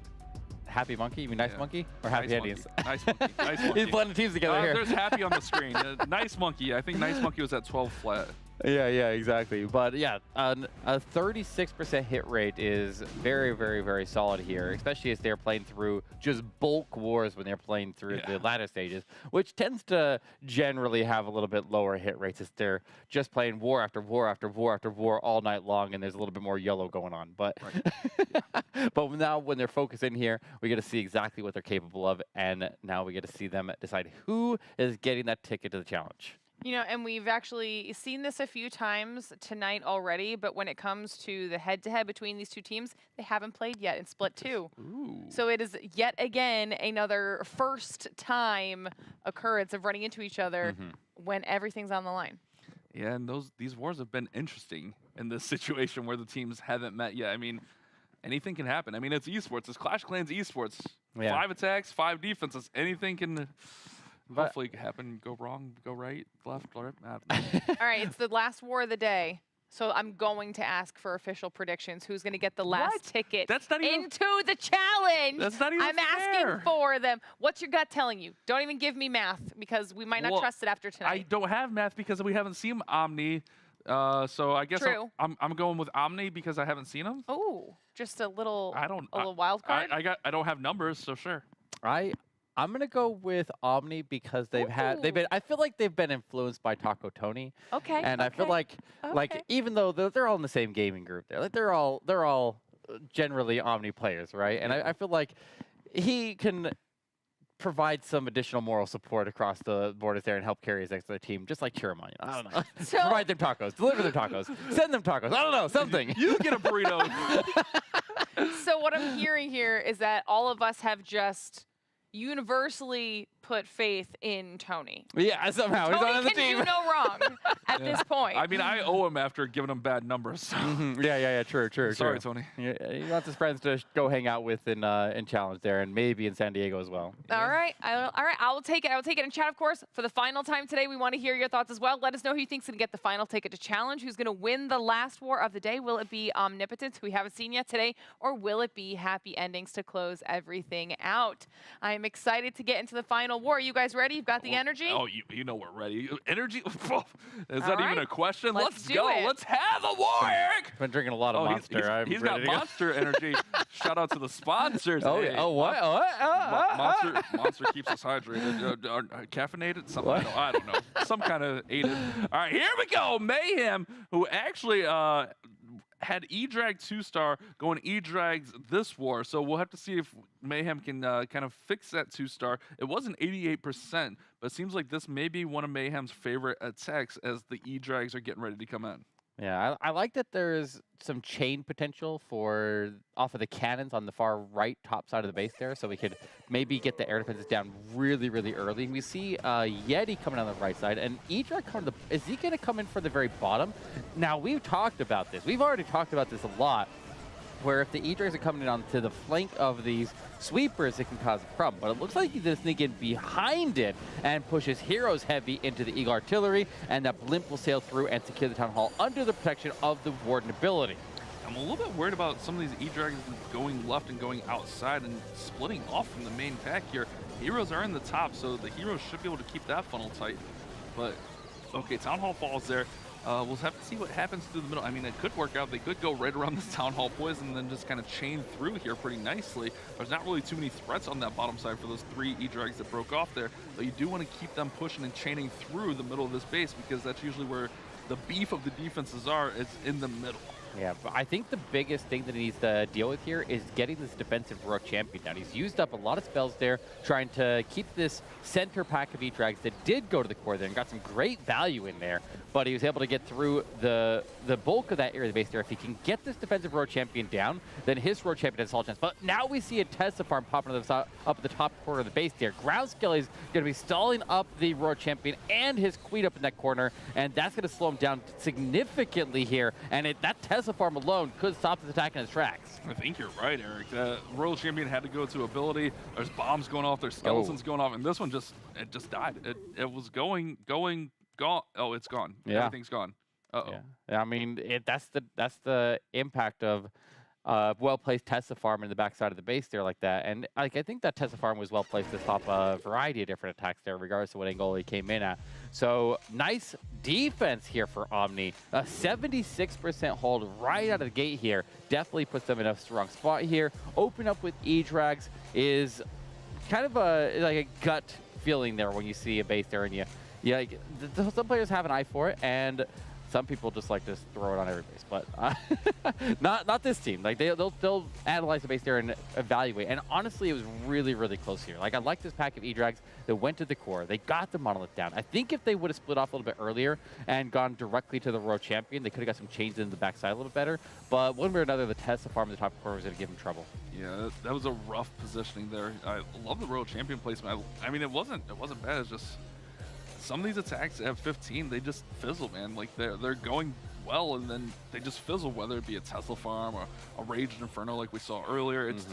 There's a lot of different variables that can really affect an attack. So that's going to leave the door open for Omni now. They can really push, well, I guess they don't have a lead yet, but they could push a lead if they can get a 3-star with that 76% defense. I mean, when you're building bases, that's what you're hoping for, let's be honest. Oh, yeah. If you can hold anything under 80% there, you're in a very, very good spot on the defensive hold. So That's a strong defense right there, and that's gonna really set them up nicely if they can respond and not have the same thing happen to them when they go in. So, I mean, Omni's got. I mean, I hope they got a variety. Like I said, I haven't seen them attack Yeah, much it's been a since little we bit. had them play at Town Hall 14. So, I mean, we saw them a little bit in the Split 1, right? Did they play in Split 1? I don't even remember. I want to say they. It's been too long now. I'm sure they played. Whether or not we saw them is the question. Yeah. Mavericks in though, we got Queen Charge Hybrid. We've seen this Queen Charge Hybrid pretty effective today so far. I think it's I want to say it's 2 for 3 on the hit rates for the Queen Charge Hybrid. If my memory serves me right, but who knows? It's bash math. It could be wrong. Queen's gonna walk in towards that Town Hall, and if we can get this Queen to take down as much of this compartment as possible, there's really nice alleyways on either side of the Town Hall set up for the King and that Siege Barracks to come in and set the path for the Hogs and Miners. Yeah, is it too good to be possible here, though? I mean, okay, so the area in this base here that scares me is that area very, very opposite of the Town Hall with the Rage Tower and all the scatter shots and heroes and multi. And that area is extremely dangerous. So he's just going to avoid that with his Queen Charge. She does get hit by the Tornado Trap, and that pulls her healers into danger. He took a lot of damage to his healers right there, but they're still alive and kicking, and he'll keep on pushing through these expos and make his way forward towards the Monolith, but he'll have the CC pull in just a moment, and he'll have to fight the CC while potentially under Monolith fire, so we'll see how that handles. He needs to throw that loon in just to try to catch any seeking Ermines, I think, there, but it's all right. Everything's working through. King's going to go ahead and set the path with the Peck and the Wizards out of the Siege Barracks. Meanwhile, the Hogs and Miners going to start in. Great heal there, but the Rocket Loon's going to come over and be a little bit of a nuisance, so Royal Champion's going to have to deal with that. That means there's a little bit less pressure on the Queen. Warden ability is going to protect some Headhunters as they're going to go all the way over to the enemy Queen. Now he's working through here, Eric. It's looking strong, but he's coming up on that danger area you were talking about earlier. Yeah, there comes the rate of Scattershot Fire, but the King and the Peck on the outside. Now the King is in a very, very strong position to be going to Phoenix right now, because as he goes invincible, he's soaking up a lot of the damage, but there's one raged up scatter shot to take a shot at the Miners there. Luckily they healed through it, but I think the biggest kicker here was he got those Headhunters in with the ward ability to protect him. They got the Queen through, but that left-hand corner still proving to be extremely difficult to push through, and it does end up holding over there. The Queen will wrap around the base here. She's got a minute to rack up as much percentage as he can, but unfortunately, by the time he makes it back to the Rage Tower, it is going to be reset and ready to lay waste to this Queen once she gets there, if she even makes it that far. Yeah, it's still a long way for her to get there with a bow and a scatter shot, but going to cross that 76, which was the threshold for Mayhem. So Omni will be in the lead, but this still could be anyone's war. Neither attack was very commanding. It's going to leave the door open for both of these squads. Really nowhere for that Archer to go for the Wizards. 3 Wizards in here for potential cleanup. Could maybe stack them up, okay, on the workshop up top and get a free building there. Excuse me. As the Queen's just trying to get as much as she can. Oh, man. Yeah, I mean, he's got a decent amount of percentage here, and he's going to give his team the lead there. But like I said, that Rage Tower being surrounded by all those already extremely hard-hitting defenses, doubling all their damage output, just shut down everything on their approach in that area. And that's a tough area to Queen Charge through. It's a tough area, especially to push a Hybrid through, because the raged up scatter shots just mow down Miners even stronger than, that's like 4 scatter shots hitting you. And there's not a lot there's very few things that can survive through that. Maybe you have to have the ward ability almost to be able to survive through that. That is a very challenging base to tackle here, and he did decent against it, but ultimately it is going to be a defense and a tie war here to start off with. Percentage advantage for Omnipotence's favor. 13% advantage for them with that 89% strike. Yeah, it's a miss, but 89% is livable for misses. Let's be honest here. I mean, at Town Hall 15, rarely, very rarely, very, very rarely are we going to see a perfect war, let alone anything higher than 13, really. So they're still in a good spot. Both teams are still in a good spot to, come back and win this war. Remember, this is an elimination match, and the winner of this match goes on to our challenge stage to play at the chance for some beautiful, beautiful prize money. So a lot on the line for these teams, and it's going to be Tingy, who came in last time with that Blizz Lalo, and I believe that was the one where that Electro Titan just ate up all of the Super Wizards, and it looks like it's another Blizz Lalo. All right, well, let's see if he can handle it here. What's the approach? He's got... Oh, where do you even attack this base here? Do you land on top of a Wizard Tower by the Town Hall? I feel like that would be the play here. Land right on top of one of those wizard towers, right next to the town hall, and then go from there. And that seems to be exactly what he's going after. Puts the blimp at an angle that he can. Yeah, took up a lot of those, but he does arrive onto target. And Get too, no there's a Titan. There's a Titan. There's a Titan. Oh, yeah, get the Titan out of there. Get the Titan out of there.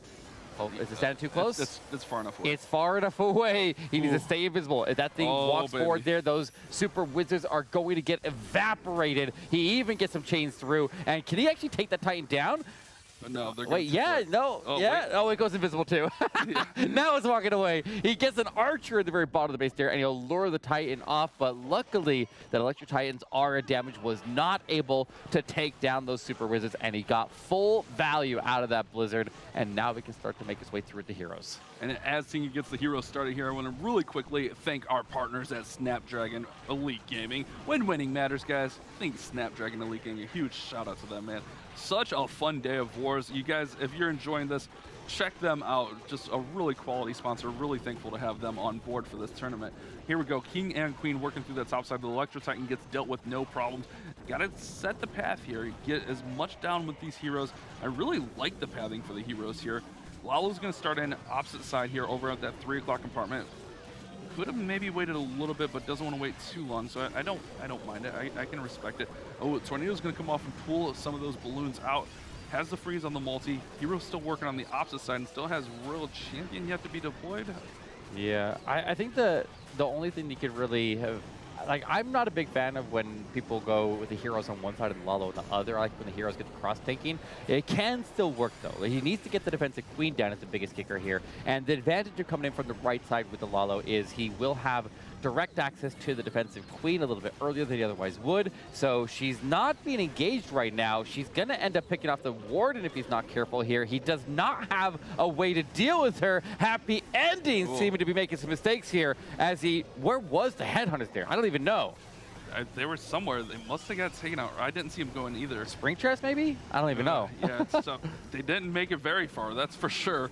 Maybe missed with the warden ability, but it's still going to be decent. It's not going to be horrible. It's going to run up to the 80s, and you know, we saw defense earlier, so happy endings are still going to be okay. Obviously, they wanted to try to get closer to a 3-star, but I mean, compared to what happened to Tingy last war, this right. Much better result here with the 83% 2-star, and the advantage still going to be with Omni, but with a good defense. Happy endings could be right back in this. Yeah, potentially. I mean, he had 2 headhunters right here. I'm going to see where those headhunters were with that warden ability, because normally we'd like to send them in. I mean, he had the poison lizard.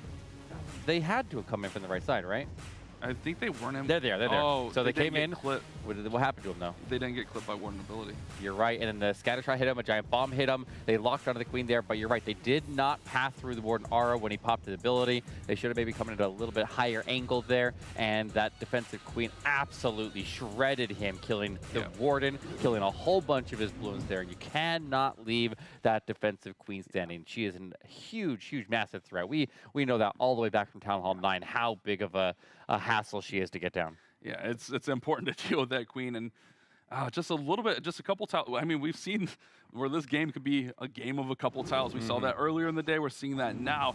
Now, if TJ2 can get a nice attack here, it can really set the tone, and it looks like this is going to be a super archer bomb into Electro Titan smash. This is an attack that I'm using right now, trying to practice, so I'm going to take notes on this, TJ. Show me how to do it.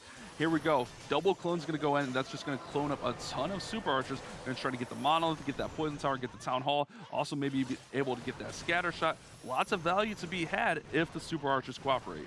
And very importantly there, he had some spacer troops out and wall breakers that he wanted to make sure were out of the way there before he decided to clone it. So you saw a little bit of delay there before the clone actually was set out, but he does not get that monolith down. And luckily there's no battle builders in the area, so we can quickly go in there and get the whatever he wants, I guess, to go tag that out there and finish off the last little bit of damage on it. But in the meantime, it'll do a little bit of damage on the approach there. Splitting. Okay, King. Where's it? Oh, the King's walking on him. Wait, the King isn't going to the monolith though. I don't know if I like that. The King and the P.E.K.K.A. Maybe the P.E.K.K.A. can provide a little bit of cover there. Is tanking. And there's tanking. All right. Nice King ability, so can get to that monolith quickly, running everything through. We do have ice golems in. So monolith goes down. Ice golems are going to slow down out of the clan castle here, so slow down those titans through the middle. All the spells are in. Remember, that's the only downside to this attack is pretty much all your spells are in initially using that Super Archer Bomb with the double clone. So no jumps to be had here, and that's the rough spot with these Titans. They can get stuck on walls, and they will sit on the walls. They don't deal enough damage to beat through the walls quickly enough, so they can just sit there and just soak up some damage, unfortunately. Yeah, they do a lot of damage to just tons of things around them with their aura damage, but they are very, very poor at getting through the walls there. And you can see a whole bunch of them stuck on the wall there trying to get out of that top compartments, or those top compartments of the base here, and holding the healers hostage with them. So it's going to take them a while to get through that max level wall. And in the meantime, the King over to the far left side of the base here going to end up using up his Phoenix, as he did do a really good job over there. Like, honestly, he did. But these Electro Titans played way too long. I think that's why a lot of people They're going to be on another wall. Are you kidding me? I think a lot of people like to throw in, like, one P.E.K.K.A. into, like, we saw that he had the P.E.K.K.A. He had the P.E.K.K.A. Like, and that's why the P.E.K.K.A.'s in there, because the P.E.K.K.A. deals that more direct DPS to slice through the walls. But the P.E.K.K.A. went over with the King. Yeah. They got distracted by skeletons or clan castle troops or something like that. Pulled them out. It's still going to be okay. Tingy hit with 83. This one has a chance to get close to 83. So they're still fine. Omni will still be in the lead after this attack. Just, it's tough when you don't have enough to get through these walls with these Electro Titans. I've learned that the hard way. If they get stuck on walls, especially holding the, like you said, holding the healers hostage, it's tough to get that attack to go through. Yeah, the P.E.K.K.A. that people like to throw in is really, really important if you're not going to have, if you have clean access and you have like a path of like open walls, or you're going against like a ring base is a lot more open, then the Electro Titans can do great against them. But you really have to have something to get them access into the defenses they need to take down and not get stuck on the walls there. And the P.E.K.K.A. was his answer. But you see that one archer that came out of the defensive CC that was hanging out at the top of the base there, and it lured off his P.E.K.K.A., lured off his King. In fact, the King and the P.E.K.K.A. also, the King also hits just harder than a P.E.K.K.A., so like he could break the wall as well. So his options to get those walls open ended up taking off on him, and it ultimately did him dirty in the end. Yeah, not to mention like, you press that King's ability and you got all those raged up barbarians. Exactly. You'll slice through those walls, but that does you no good when they're they're over there. they're off going for a walk. With that being said, Omni's still up 15% right now.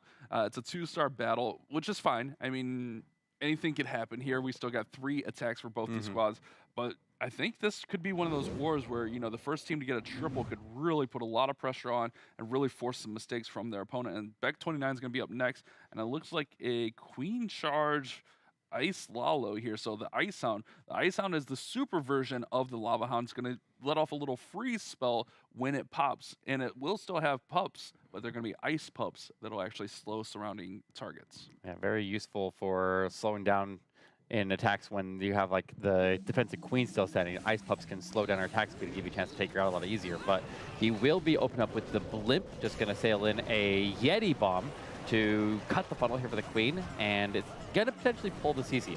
Ideally, it gets the CC. You want it to get the CC down here, but they're stuck, and they do not go inside the minimum range or get inside the range of the CC, and Yeti Mice cannot pull the CC. Now, he did get all of his primary targets, but the Blimp fell short, and the CC pull here would have been very, very valuable, as now he's going to be going to the CC range right at the same time he's going to be taking potential Monolith Fire, or he may never even pull it off. Like, that could be a problem depending on what's in there. Yeah, you're right. It's tough. Going to throw the Headhunter in to help deal with the Queen. Don't think really needed the Headhunter. Poison Spell is going to come out.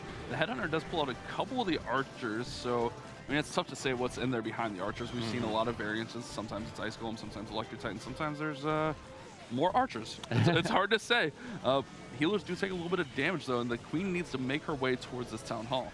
Yeah, at least he's got a path for her to get over to the Town Hall. And this Sweeper is actually doing a little bit of favor. It's putting his healers at a more optimal angle of approach, but he's still going to have to round into this compartment down here and circle past into the Tesla farm. The King at least going to deal with all the ground skellies over there as he works on the outside, forming the funnel to get the Queen to help take the turn.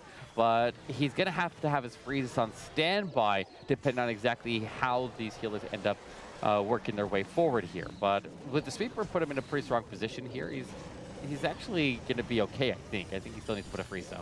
Queen's on the Town No, Hall. he doesn't. You're right, they're safe. And the Lalo is working in through that side to side. The Ice Hound is still up. Warden ability is going to protect that and allow that to come through. Clan Castle pulls out, and it's Rocket Loons and the Lava Hound, so it's not really going to affect the Lalo portion of this attack. However, those balloons are going to the outside and fading quickly.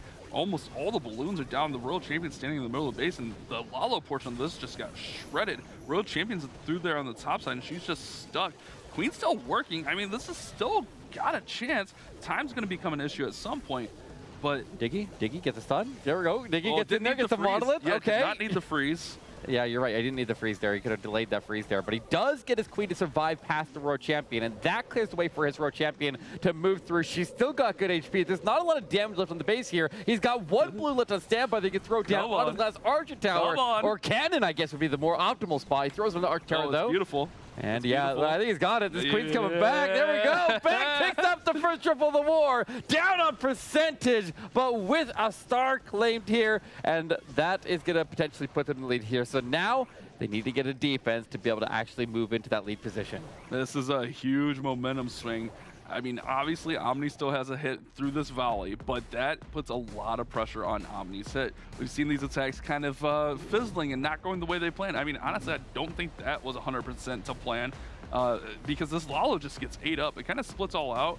Well, maybe that is the plan. There's Rages in there to get to the Eagle Artillery, but if you notice that Sweeper just pushes those loons outside, but they still do eventually get to the multi-target Inferno, which I think was a big key to getting this victory.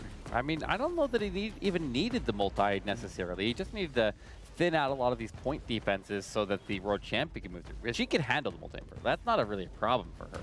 And with the Diggy provided stuns, even if we got it to low HP, it would have been a really good spot there. But yeah, that Royal Champion on defense going down was the key factor to get his Royal Champion slipping past there and into those final defenses. But now we get to see another attempt at Electro Titan Smash. Definitely, this is one of my favorite Town Hall 15 attacks here. I think a lot of players really like this attack, but because it's so popular, the base building has been catching up with it. Like a lot of the very top attacks there. As soon as it becomes really popular, a lot of people start using it, then the base builders start to take note and they start to try to build bases to stop it, and we'll see if this one can, as he does get the Town Hall activated, and the Flame Flinger will make its way towards there while the Warden connects to the Lightning and splits off to the left side. Hog Rider coming in to try to pull any trapped Teslas.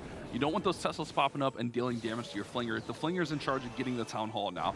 With everything zapped out of that compartment, the Expo, the multi-target Inferno, all of that stuff that was zapped out, now the Flame Flinger has to get the Town Hall. And honestly, it should have no issues doing that. But the Electro Titans are going to kind of pair up with the Queen and the Warden now, and he's just going to send them through the middle of the base. Does have a jump, still has a couple of wall breakers as well. Got to be careful walking through this compartment.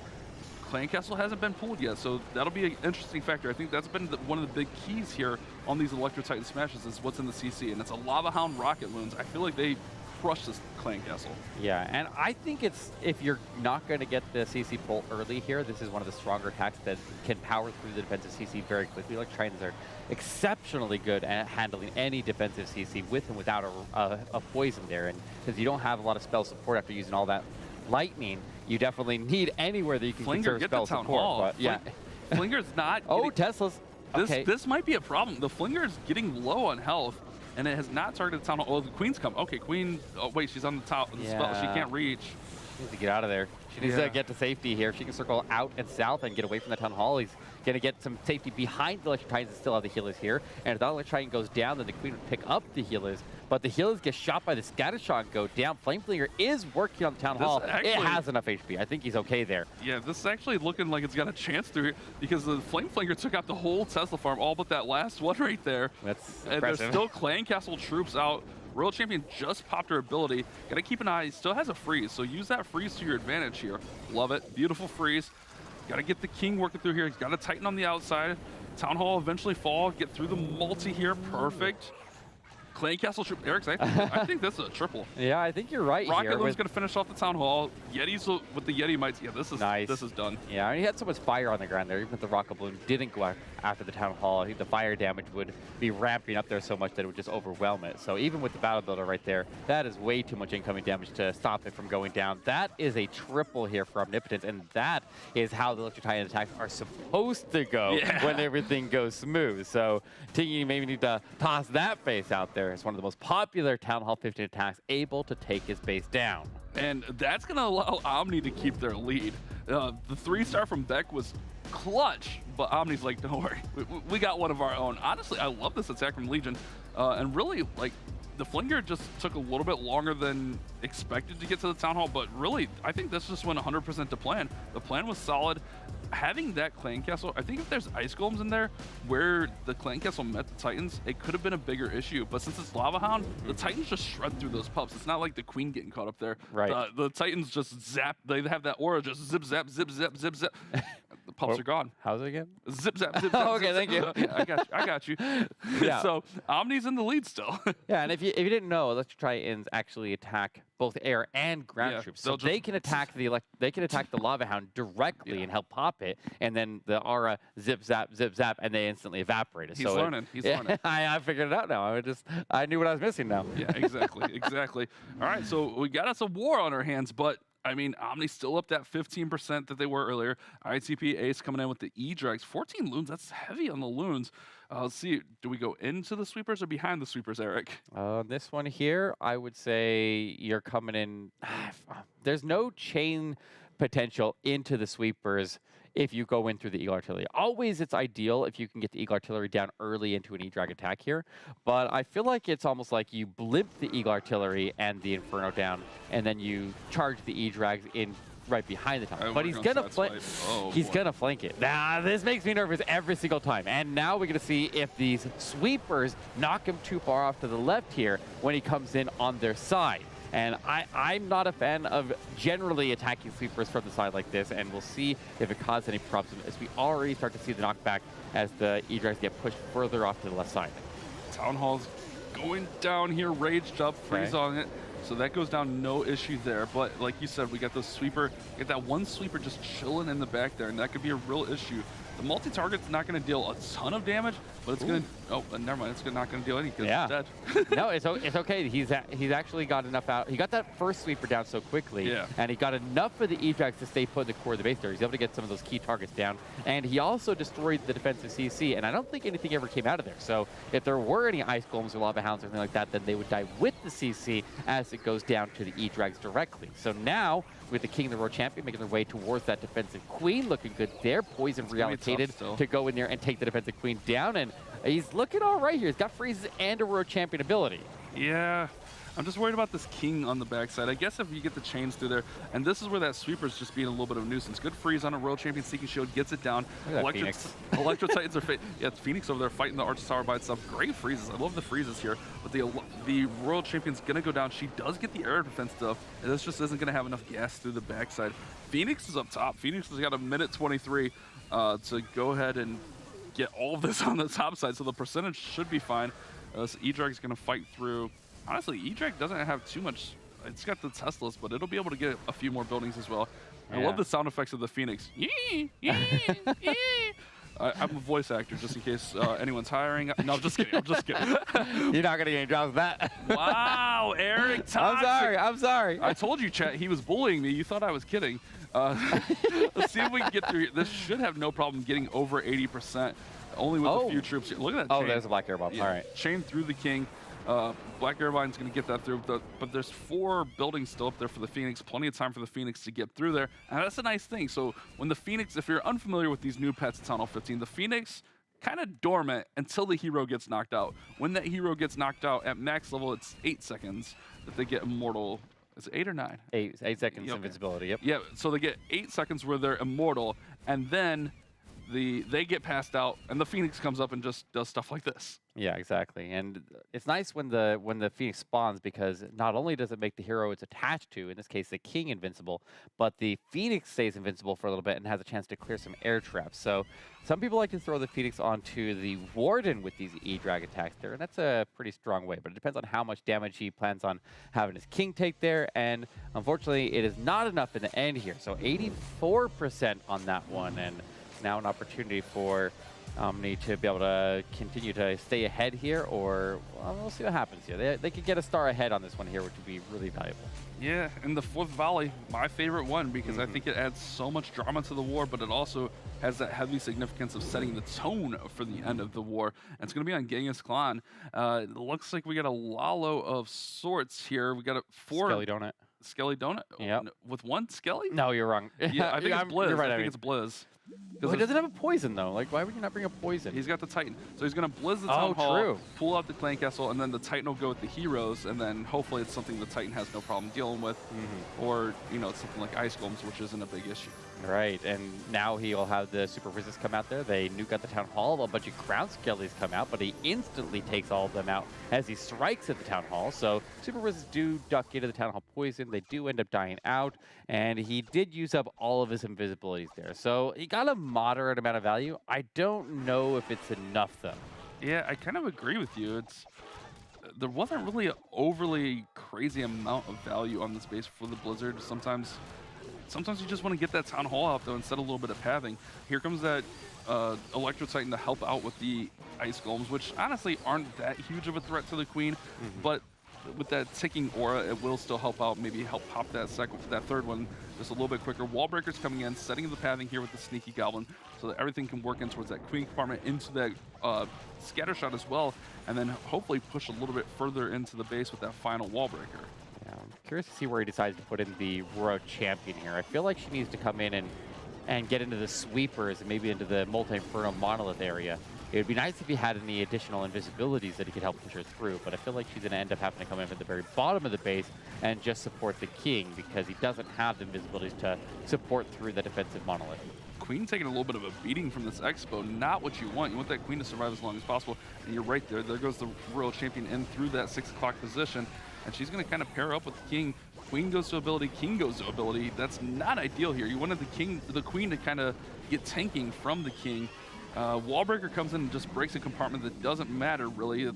Break those heroes out and down and around, but with the heroes' abilities force, it's going to be tough. Now the Lalo's starting in from that top side. We do have that cross tanking for the Lalo with the heroes, but everything's kind of spreading out with these sweepers. Raged up.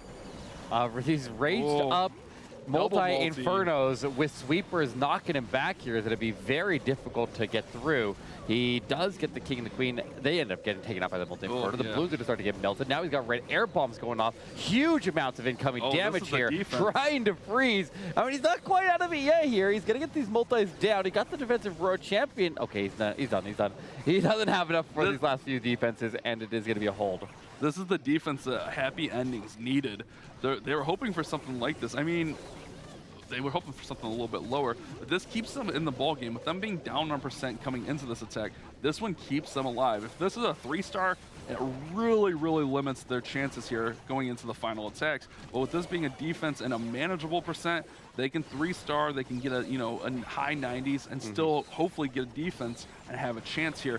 This war is going to come down to the final attacks. Yeah, like if they can get a triple right now, if either side can get a triple, that would very likely put them into a winning position here. So if you're gonna get a triple, now's the time to make it happen, as this war ties up 9-9. And I've been saying it all through this open finals. If you can get 12 stars at the board, your chances for victory are very, very likely, unless you're Nice Monkey. Yeah, in which case you have to put up 14, but rude. I know, right? Rude. That was rough. But this is what I mean. Like in most wars, 12 stars will very likely win it. In this case, 11 stars might win it. Depends on what happens here. But you're right. I mean, in this case, 12 stars would win it for Omni no matter what, as they're 15% up.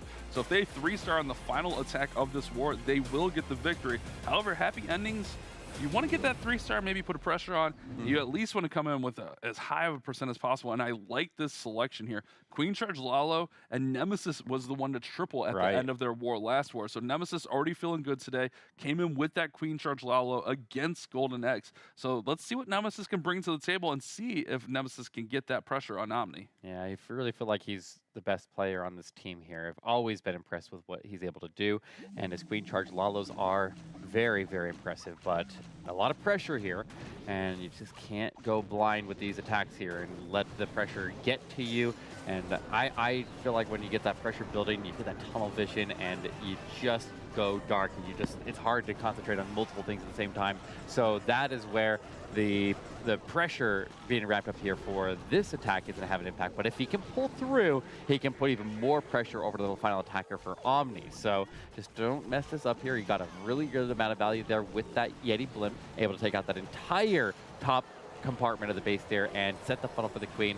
And unfortunately, his queen's walking on him a little bit. That's okay, though. That's okay. If he just moves to the channel, that's exactly where he wants to be. Yeah, it's okay. Could have got the king in just a little bit earlier, but I really like Nemesis fundamentals here on the queen charge Lalo. He uses that blimp to pull out, to take out that whole top section, but also pull out the clan castle on both of these attacks. He's used that to set the tone for his queen charge. That way she can deal with that clan castle. Now she's going to go ahead and engage with the enemy queen. She's got a clear path to the town hall. King will help tank the monolith a little bit for her, and really she doesn't have too much adversity ahead of her, as she should be able to just power through this compartment and set up, honestly, the Lalo really nicely through here.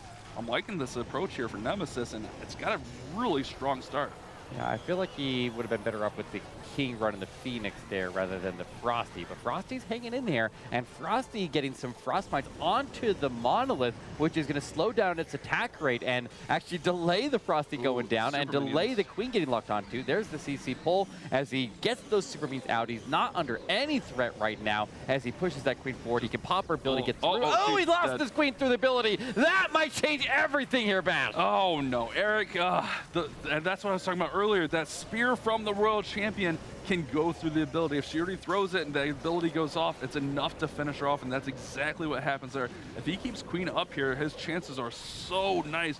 But unfortunately, the super minions didn't get pulled out from that Yeti bomb. Oh, this is oh no, Eric, this is fading really quickly here. Oh man, if he had that Queen alive, he would have got the World Champion down, cleared her out of the way. He could have had the Queen clear out the majority of this last section of the base. There you go. There we go, popped that RC ability, but he needs to get the percentage up here. Every percentage point that he climbs here is one more building that Omni's going to have to overcome. So any percentage that you can find here is critically important for the outcome of the war.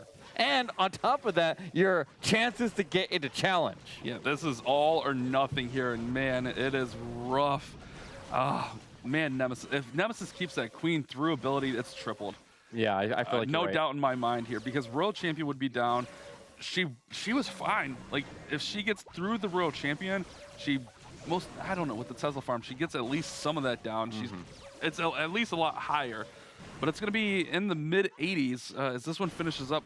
But remember, they were already down 15%, Eric. So this is 83. So it definitely leaves the door open for Omni to breeze to a victory. Yeah, I mean, we'll see what happens here. But there's that Queen takedown right through her ability as the defensive row champion engaged onto her. And I feel like if the Queen was able to stay standing, then like defenses like that Ground Expo would have never been able to lock onto the Royal Champion. But I mean, he had some good value out of the Lalo pushing through the top of the base there. It would have been nice if we got those Ground Expos down a little bit faster. But now Jack has the war on his shoulders. He doesn't need anything insane here. He just needs to hold through for one last attack here, get some decent percentage on the board, at least lock in the 2-star. If he gets a triple, that's just icing on the cake here. But he's going to start his Queen in at the very bottom of the base, and he's got 2 super wall breakers. No, 3 of them. He used the first one to wall break open by the defensive Queen, and they can start to make his way through, but he will be taking Ground Expo fire sustained for quite a long time here as he rounds through. I like this selection here. I mean, obviously he had to go with this no matter what. This was his attack, but also like a Queen charge is going to get a little bit more. I was probably hoping to get that blimp a little bit further. It's fine. Yeah, it's okay, but if it gets a little bit further, it gets a little bit of a clearer shot on that multi-target Inferno. Could have been better. Yeah, he definitely wanted to get the multi as he uses an invis there on the Dragon Rider. Bash math, of course, here. But I think that it's a 69% 2-star. Giggity. Nice.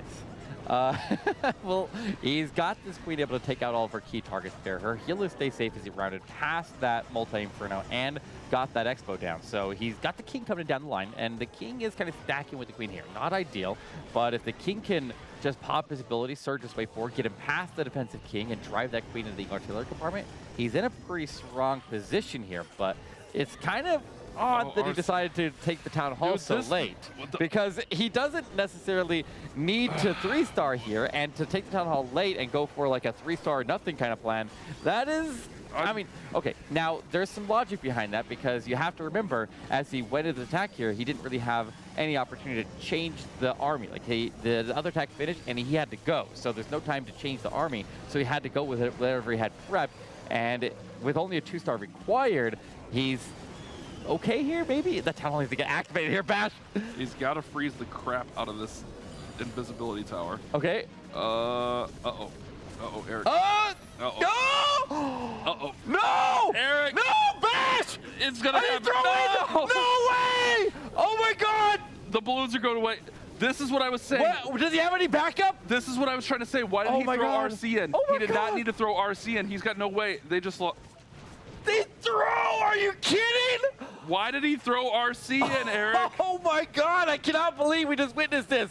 He is not going to get the Town Hall down. It will be a one-star. Why did he throw Happy RC ending in? gets the win! Are you kidding me, Jack, Bash? no. How much health is on that Town Hall? If he saves RC, he gets... This is what I was saying. I did not like the finish on the Town Hall throwing RC up top. It was just way too risky in this situation. Why put the risk on in this situation? Yeah. I do think he wanted the blimp to get further, but honestly, save the blimp for the Warden ability to get to the Town Hall. Bash, anything I can't can do this. happen I can't handle at this. any moment, and anything just happened. Oh my gosh, 92%. They have the percentage advantage, but they give up the stars and end their challenge opportunity at 11-10. They are out of the competition, and Happy Endings will claim the 8th and final position into the challenge season. I don't understand the RC play. I'm sorry, Jack. I'm not trying to be rude. I don't understand the RC play there when you need a safe 2-star to win the war. Yeah, you should have just held her just as a backup, just in case. Right, exactly. Especially with the invisibility tower there. Oh, he's kicking himself. He's kicking himself now. You know he is. I understand, like, you don't have time to change the plan too much. You don't know what your opponent did, but you gotta have the backup to the backup to the backup there with so much on the line. Oh, it's so tough for Jack. I feel so bad. I know that Jack feels so bad for his team right now. Oh, what a heartbreak. They had the war won. They were up 15%. They just needed a 69% glitter, and they end up with a 1-star, and they're out. I told you it was going to be a crazy day. I didn't know it was going to end like this, I'm not going to lie. Nuts. But somehow, Happy Endings holds on. They punch the final ticket to the challenge. You are upset, Bash. I can see it. I can feel it. I'm frustrated. I feel like I was watching my clan. No offense, Mad Ram. I'm in shock, but I like it. I like something crazy like that happening. It makes it exciting. Oh my God. Honestly, I just feel bad because, like, you know that player is kicking themselves and they feel so bad for the team. It's a tough spot to be in that situation, but I feel like it could have been avoided. Don't put the RC in. I know. It's a heartbreaker right there. An absolutely tragic play right there for them when they had it in the bag. They had it in the grass Just and save it the slips blimp. away. Save the blimp for the war. My heart is hurting for you, Jack. Oh boy. Maybe they will learn for next time. I mean, you have to learn. Because there's no other option. All right. Wow. They're making sure you relive it yet again, Bash. Oh, boy. One more time. I feel like everyone's just against me here. so he does the right thing here. He wastes a freeze on that left side. He freezes the invis, and if he just saves and doesn't freeze that multi, and he freezes the invis one more time. Why? He has a freeze! Freeze the invis! You have the invis! What are you? The freeze! Oh, I'm even more mad now. Jack, I love you, but what are you doing? Yeah, you had it! You had the freeze. It's still on his bar right now. You can see it down there. Are you serious? Oh my God. Oh no. Okay, well, maybe the replay was even worse than the show, Bash. Spotters, get in his ear! Happy Endings is your last team to make their way through to the challenge. You can see Alpha MX making their way right before that. And if you missed what happened in the upper bracket, the other two squads that you will be seeing in challenge are Taco Esports and Golden X. Phenomenal performances across the board from all of our teams who made their way through today. It was a good day. Yeah, it was a really fun day of wars. I'm not trying to be rude to Jack and the Omni team. It's just tough, man. It's a heartbreak to see that. Like, I feel so bad because I've been or on the line. I've been there, and I've cost myself the same thing. So I know the heartbreak that Jack is feeling right now. It's just the freeze was right there. Okay. If you're frustrated now, wait till we get back to Oh, God, we got to get some I was just going to say, I don't want to keep the heartbreak train rolling, but it's time to check back in with Guess the Why Percent. do you do this to me? Chat, we get to see how close you were with your guess, and we also get to see how close these two were with their guesses as you finally get to see the result of this attack. Now, please kindly remind everybody what your guesses were. Yeah, don't lie. I know what they were. I don't even You said know. What, 84%. Okay, what did 84? you? I think I said like 70 something. No, you were in the 70. 70s. 73. Okay, there we go. 73. There we go. All right, Zeus. I had to log that in the memory, you know. I had to reach back, all the way back. Zeus coming in. It's a Hydra attack. I feel like it's super minion bomb. Or yeah, super minion bomb to the town hall. But that invis is it. If this invis causes problems, I can't handle it. I'm walking off the set, Eric. Well, I think everybody in the chat right now needs to start guessing what you think the final percentage is going to be here, because I'm the only person who's ever guessed it correctly, and I gotta. I mean, Bash is never going to get it right. Yeah, Eric, I know things. Invis. Oh, he ran out of invises quick. Yeah, I mean, you got the town hall down. Yeah, So like, but the town hall is irrelevant for this year. You got to get the percentage up. Yeah, it does. And he's moving strong here. I feel like I'm going to miss my percentage way off here. So Yes. if you're guessing high, you're probably in a better spot than I was, because unless this raged up area here ends up completely stopping this attack in its tracks in the next 5 buildings, then I have even the RC building is very fast. So I'm out. I went too low. Yeah, you're already too low. So Uncle Bash has got a chance here. Wait, there's no way they feed us a 3-star. Like, there's no way, right? And he's got a lot of time. Look at the time overall, though. Yeah, and there's got Queen ability. There's an air defense in the back. King's taking a beating here. King's beating on a wall, though. All right, hold on. Wait, there's 84. Oh, crap. I'm out.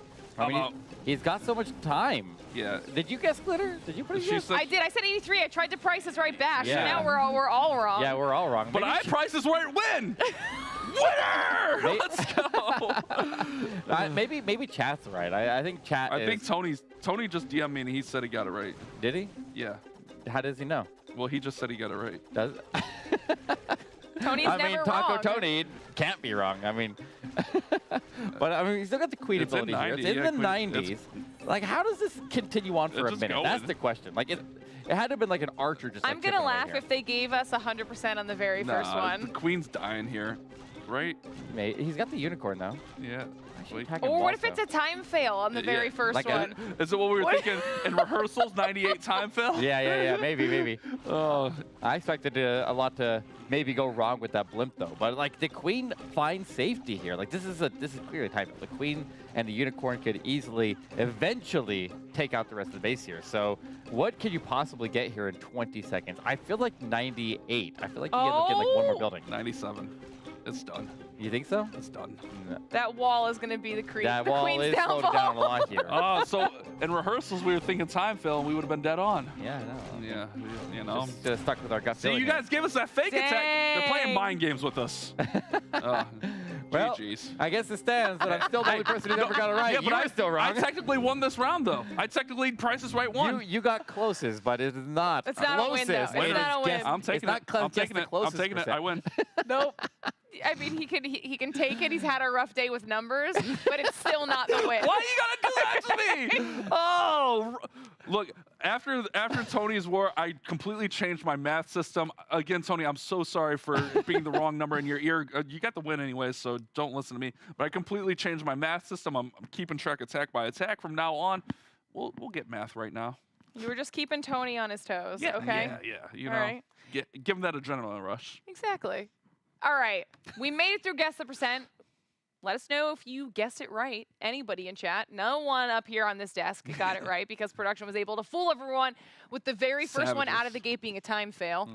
You should have trusted your gut. You guys thought it was going to be a time fail and you didn't trust your gut. Yep. Okay. But we'll have to see what happens through the challenge to see if anybody can get another correct guess this season. But now it's time for us to talk with the winners of that last match. We've got Mayhem standing by to chat with us here. Can you hear me? How are you feeling? Yeah, I can hear you. I'm feeling pretty good. All right, I need to ask you because we heard how insane the casters were going in that last attack. When you realize that it's going to be the 1-star, what's going through your mind? I think it just goes back to our clan name, Happy Endings. Love it. Oh, I love that. So, I mean, your clan name, Happy Endings 7.0. Why is it? Did someone lose the team password each time, or is it 7th team? Why is it 7.0? Yeah, I think it's just the 7th team. I think we've just Fair enough. made a lot of teams. Fair enough. I was just curious. Now the real question, am I cool enough to hang out with when you ultimately make it to San Diego? I mean, we'll see. We'll see if you make it there. It's not set in stone yet. I think all the casters are welcome to hang out. Yes! Oh, the official You're one step invite. closer. Nice. Okay, now tell us a little bit about what challenge prep is going to look like for you guys. Yeah, I think it just goes to testing bases and then obviously working on our offense a bit. All right. Yeah, it makes sense. I mean, it seems like you guys came out, I mean, a little bit of luck on your side there at the end. I mean, I know the other team has to be feeling bad, but you guys have to be feeling great, right? I mean, the ball rolled your way on this one. I mean, what's the team chat like in that final moments when everything goes past the town hall because it's invisible? Yeah, I think it was a lot of LOLs in the chat. Yeah, that was a little bit rough there. But so now that you're going to challenge, who are you most dreading to face once you get there? I don't think we're dreading to face anybody. I think we're just happy That's to confidence. be there.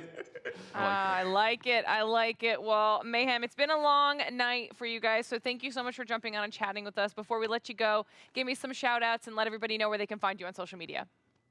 Yeah, I'll give a shout out to our team, Ace, Tingy, Nem, Beck, and Big Deezy. All right, social media? Happy Endings Twitter. All right, we love it. Thank you so much for jumping on and chatting, and congratulations. Okay, thanks, bye. Bye. All right, the final interview of the day. Everything's wrapped up in a nice, neat little bow. What are your final thoughts after all of the wars that we saw? Honestly, that was just an exciting day. Like, all the wars were insane. So much drama on some of these wars. Like, I still can't believe the Taco Happy or Nice Monkey War. There's a Happy all. Yeah. Like that final war, the final, like, just so much drama today. Like, just a really good day of wars. Shout out to all the teams. Thank you so much for the entertainment today. It was an absolute honor to be able to cast your guys' wars today. Yeah, I would definitely say the highlight war of the day there between Nice Monkey and Taco Esports there. The massive upset, the mix-up with the percentage. That was chaos, and I love it. Stupid casters. Who listens to casters anyways? Yeah, I know, right? It was the best kind of chaos, and it was honestly a fantastic day of Clash of Clans, and it also means that all of our teams are set for the challenge, and after everything we saw today, you know that it is going to be a very exciting challenge season. As always, thank you so much to Snapdragon Elite Gaming, Samsung Galaxy, Monster Energy, DHL, and the U.S. Air Force for making this whole thing possible. On behalf of myself, my co-casters, and everyone here at ESL Studios, thank you so much for watching. We'll see you in the challenge.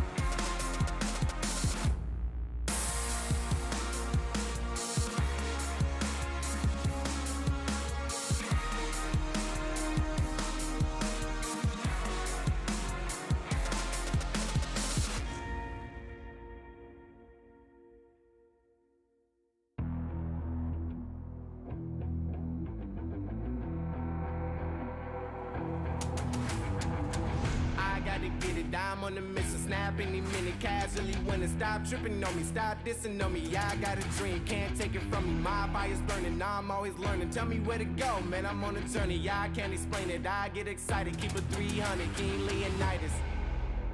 Strap in, cause it's gonna be a long ride. Working on me every single day and night. There comes a time when your worlds will collide. If it's holding you back, push it right to the side. Ain't got no time for no fear. I work too hard to get here. Ain't got no time for no fear.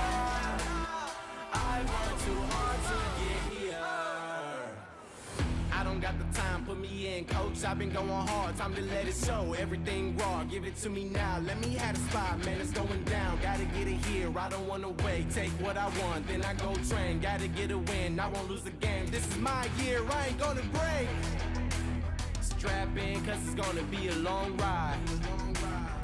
Working on me every single day and night. There comes a time when your worlds will collide. If it's holding you back, push it right to the side. On another level, I will never settle. Mind over matter, get the gold medal. On another level, I will never settle. Mind over matter, get the gold medal. Ain't got no time for no fear.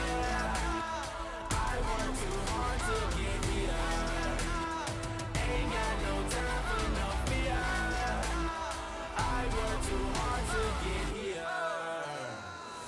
On another level, I will never settle. Mind over matter, get the gold medal. On another level, I will never settle. Mind over matter, get the gold medal. On another level, I will never settle. Mind over matter, get the gold medal. On another level, I will never settle. Mind over matter, get the gold medal.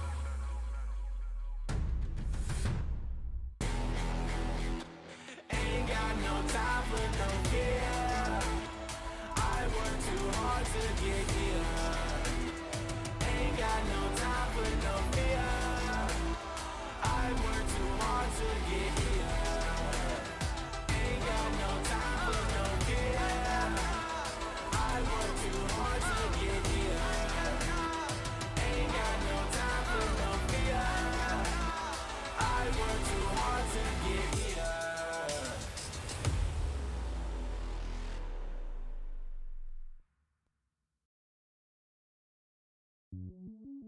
Welcome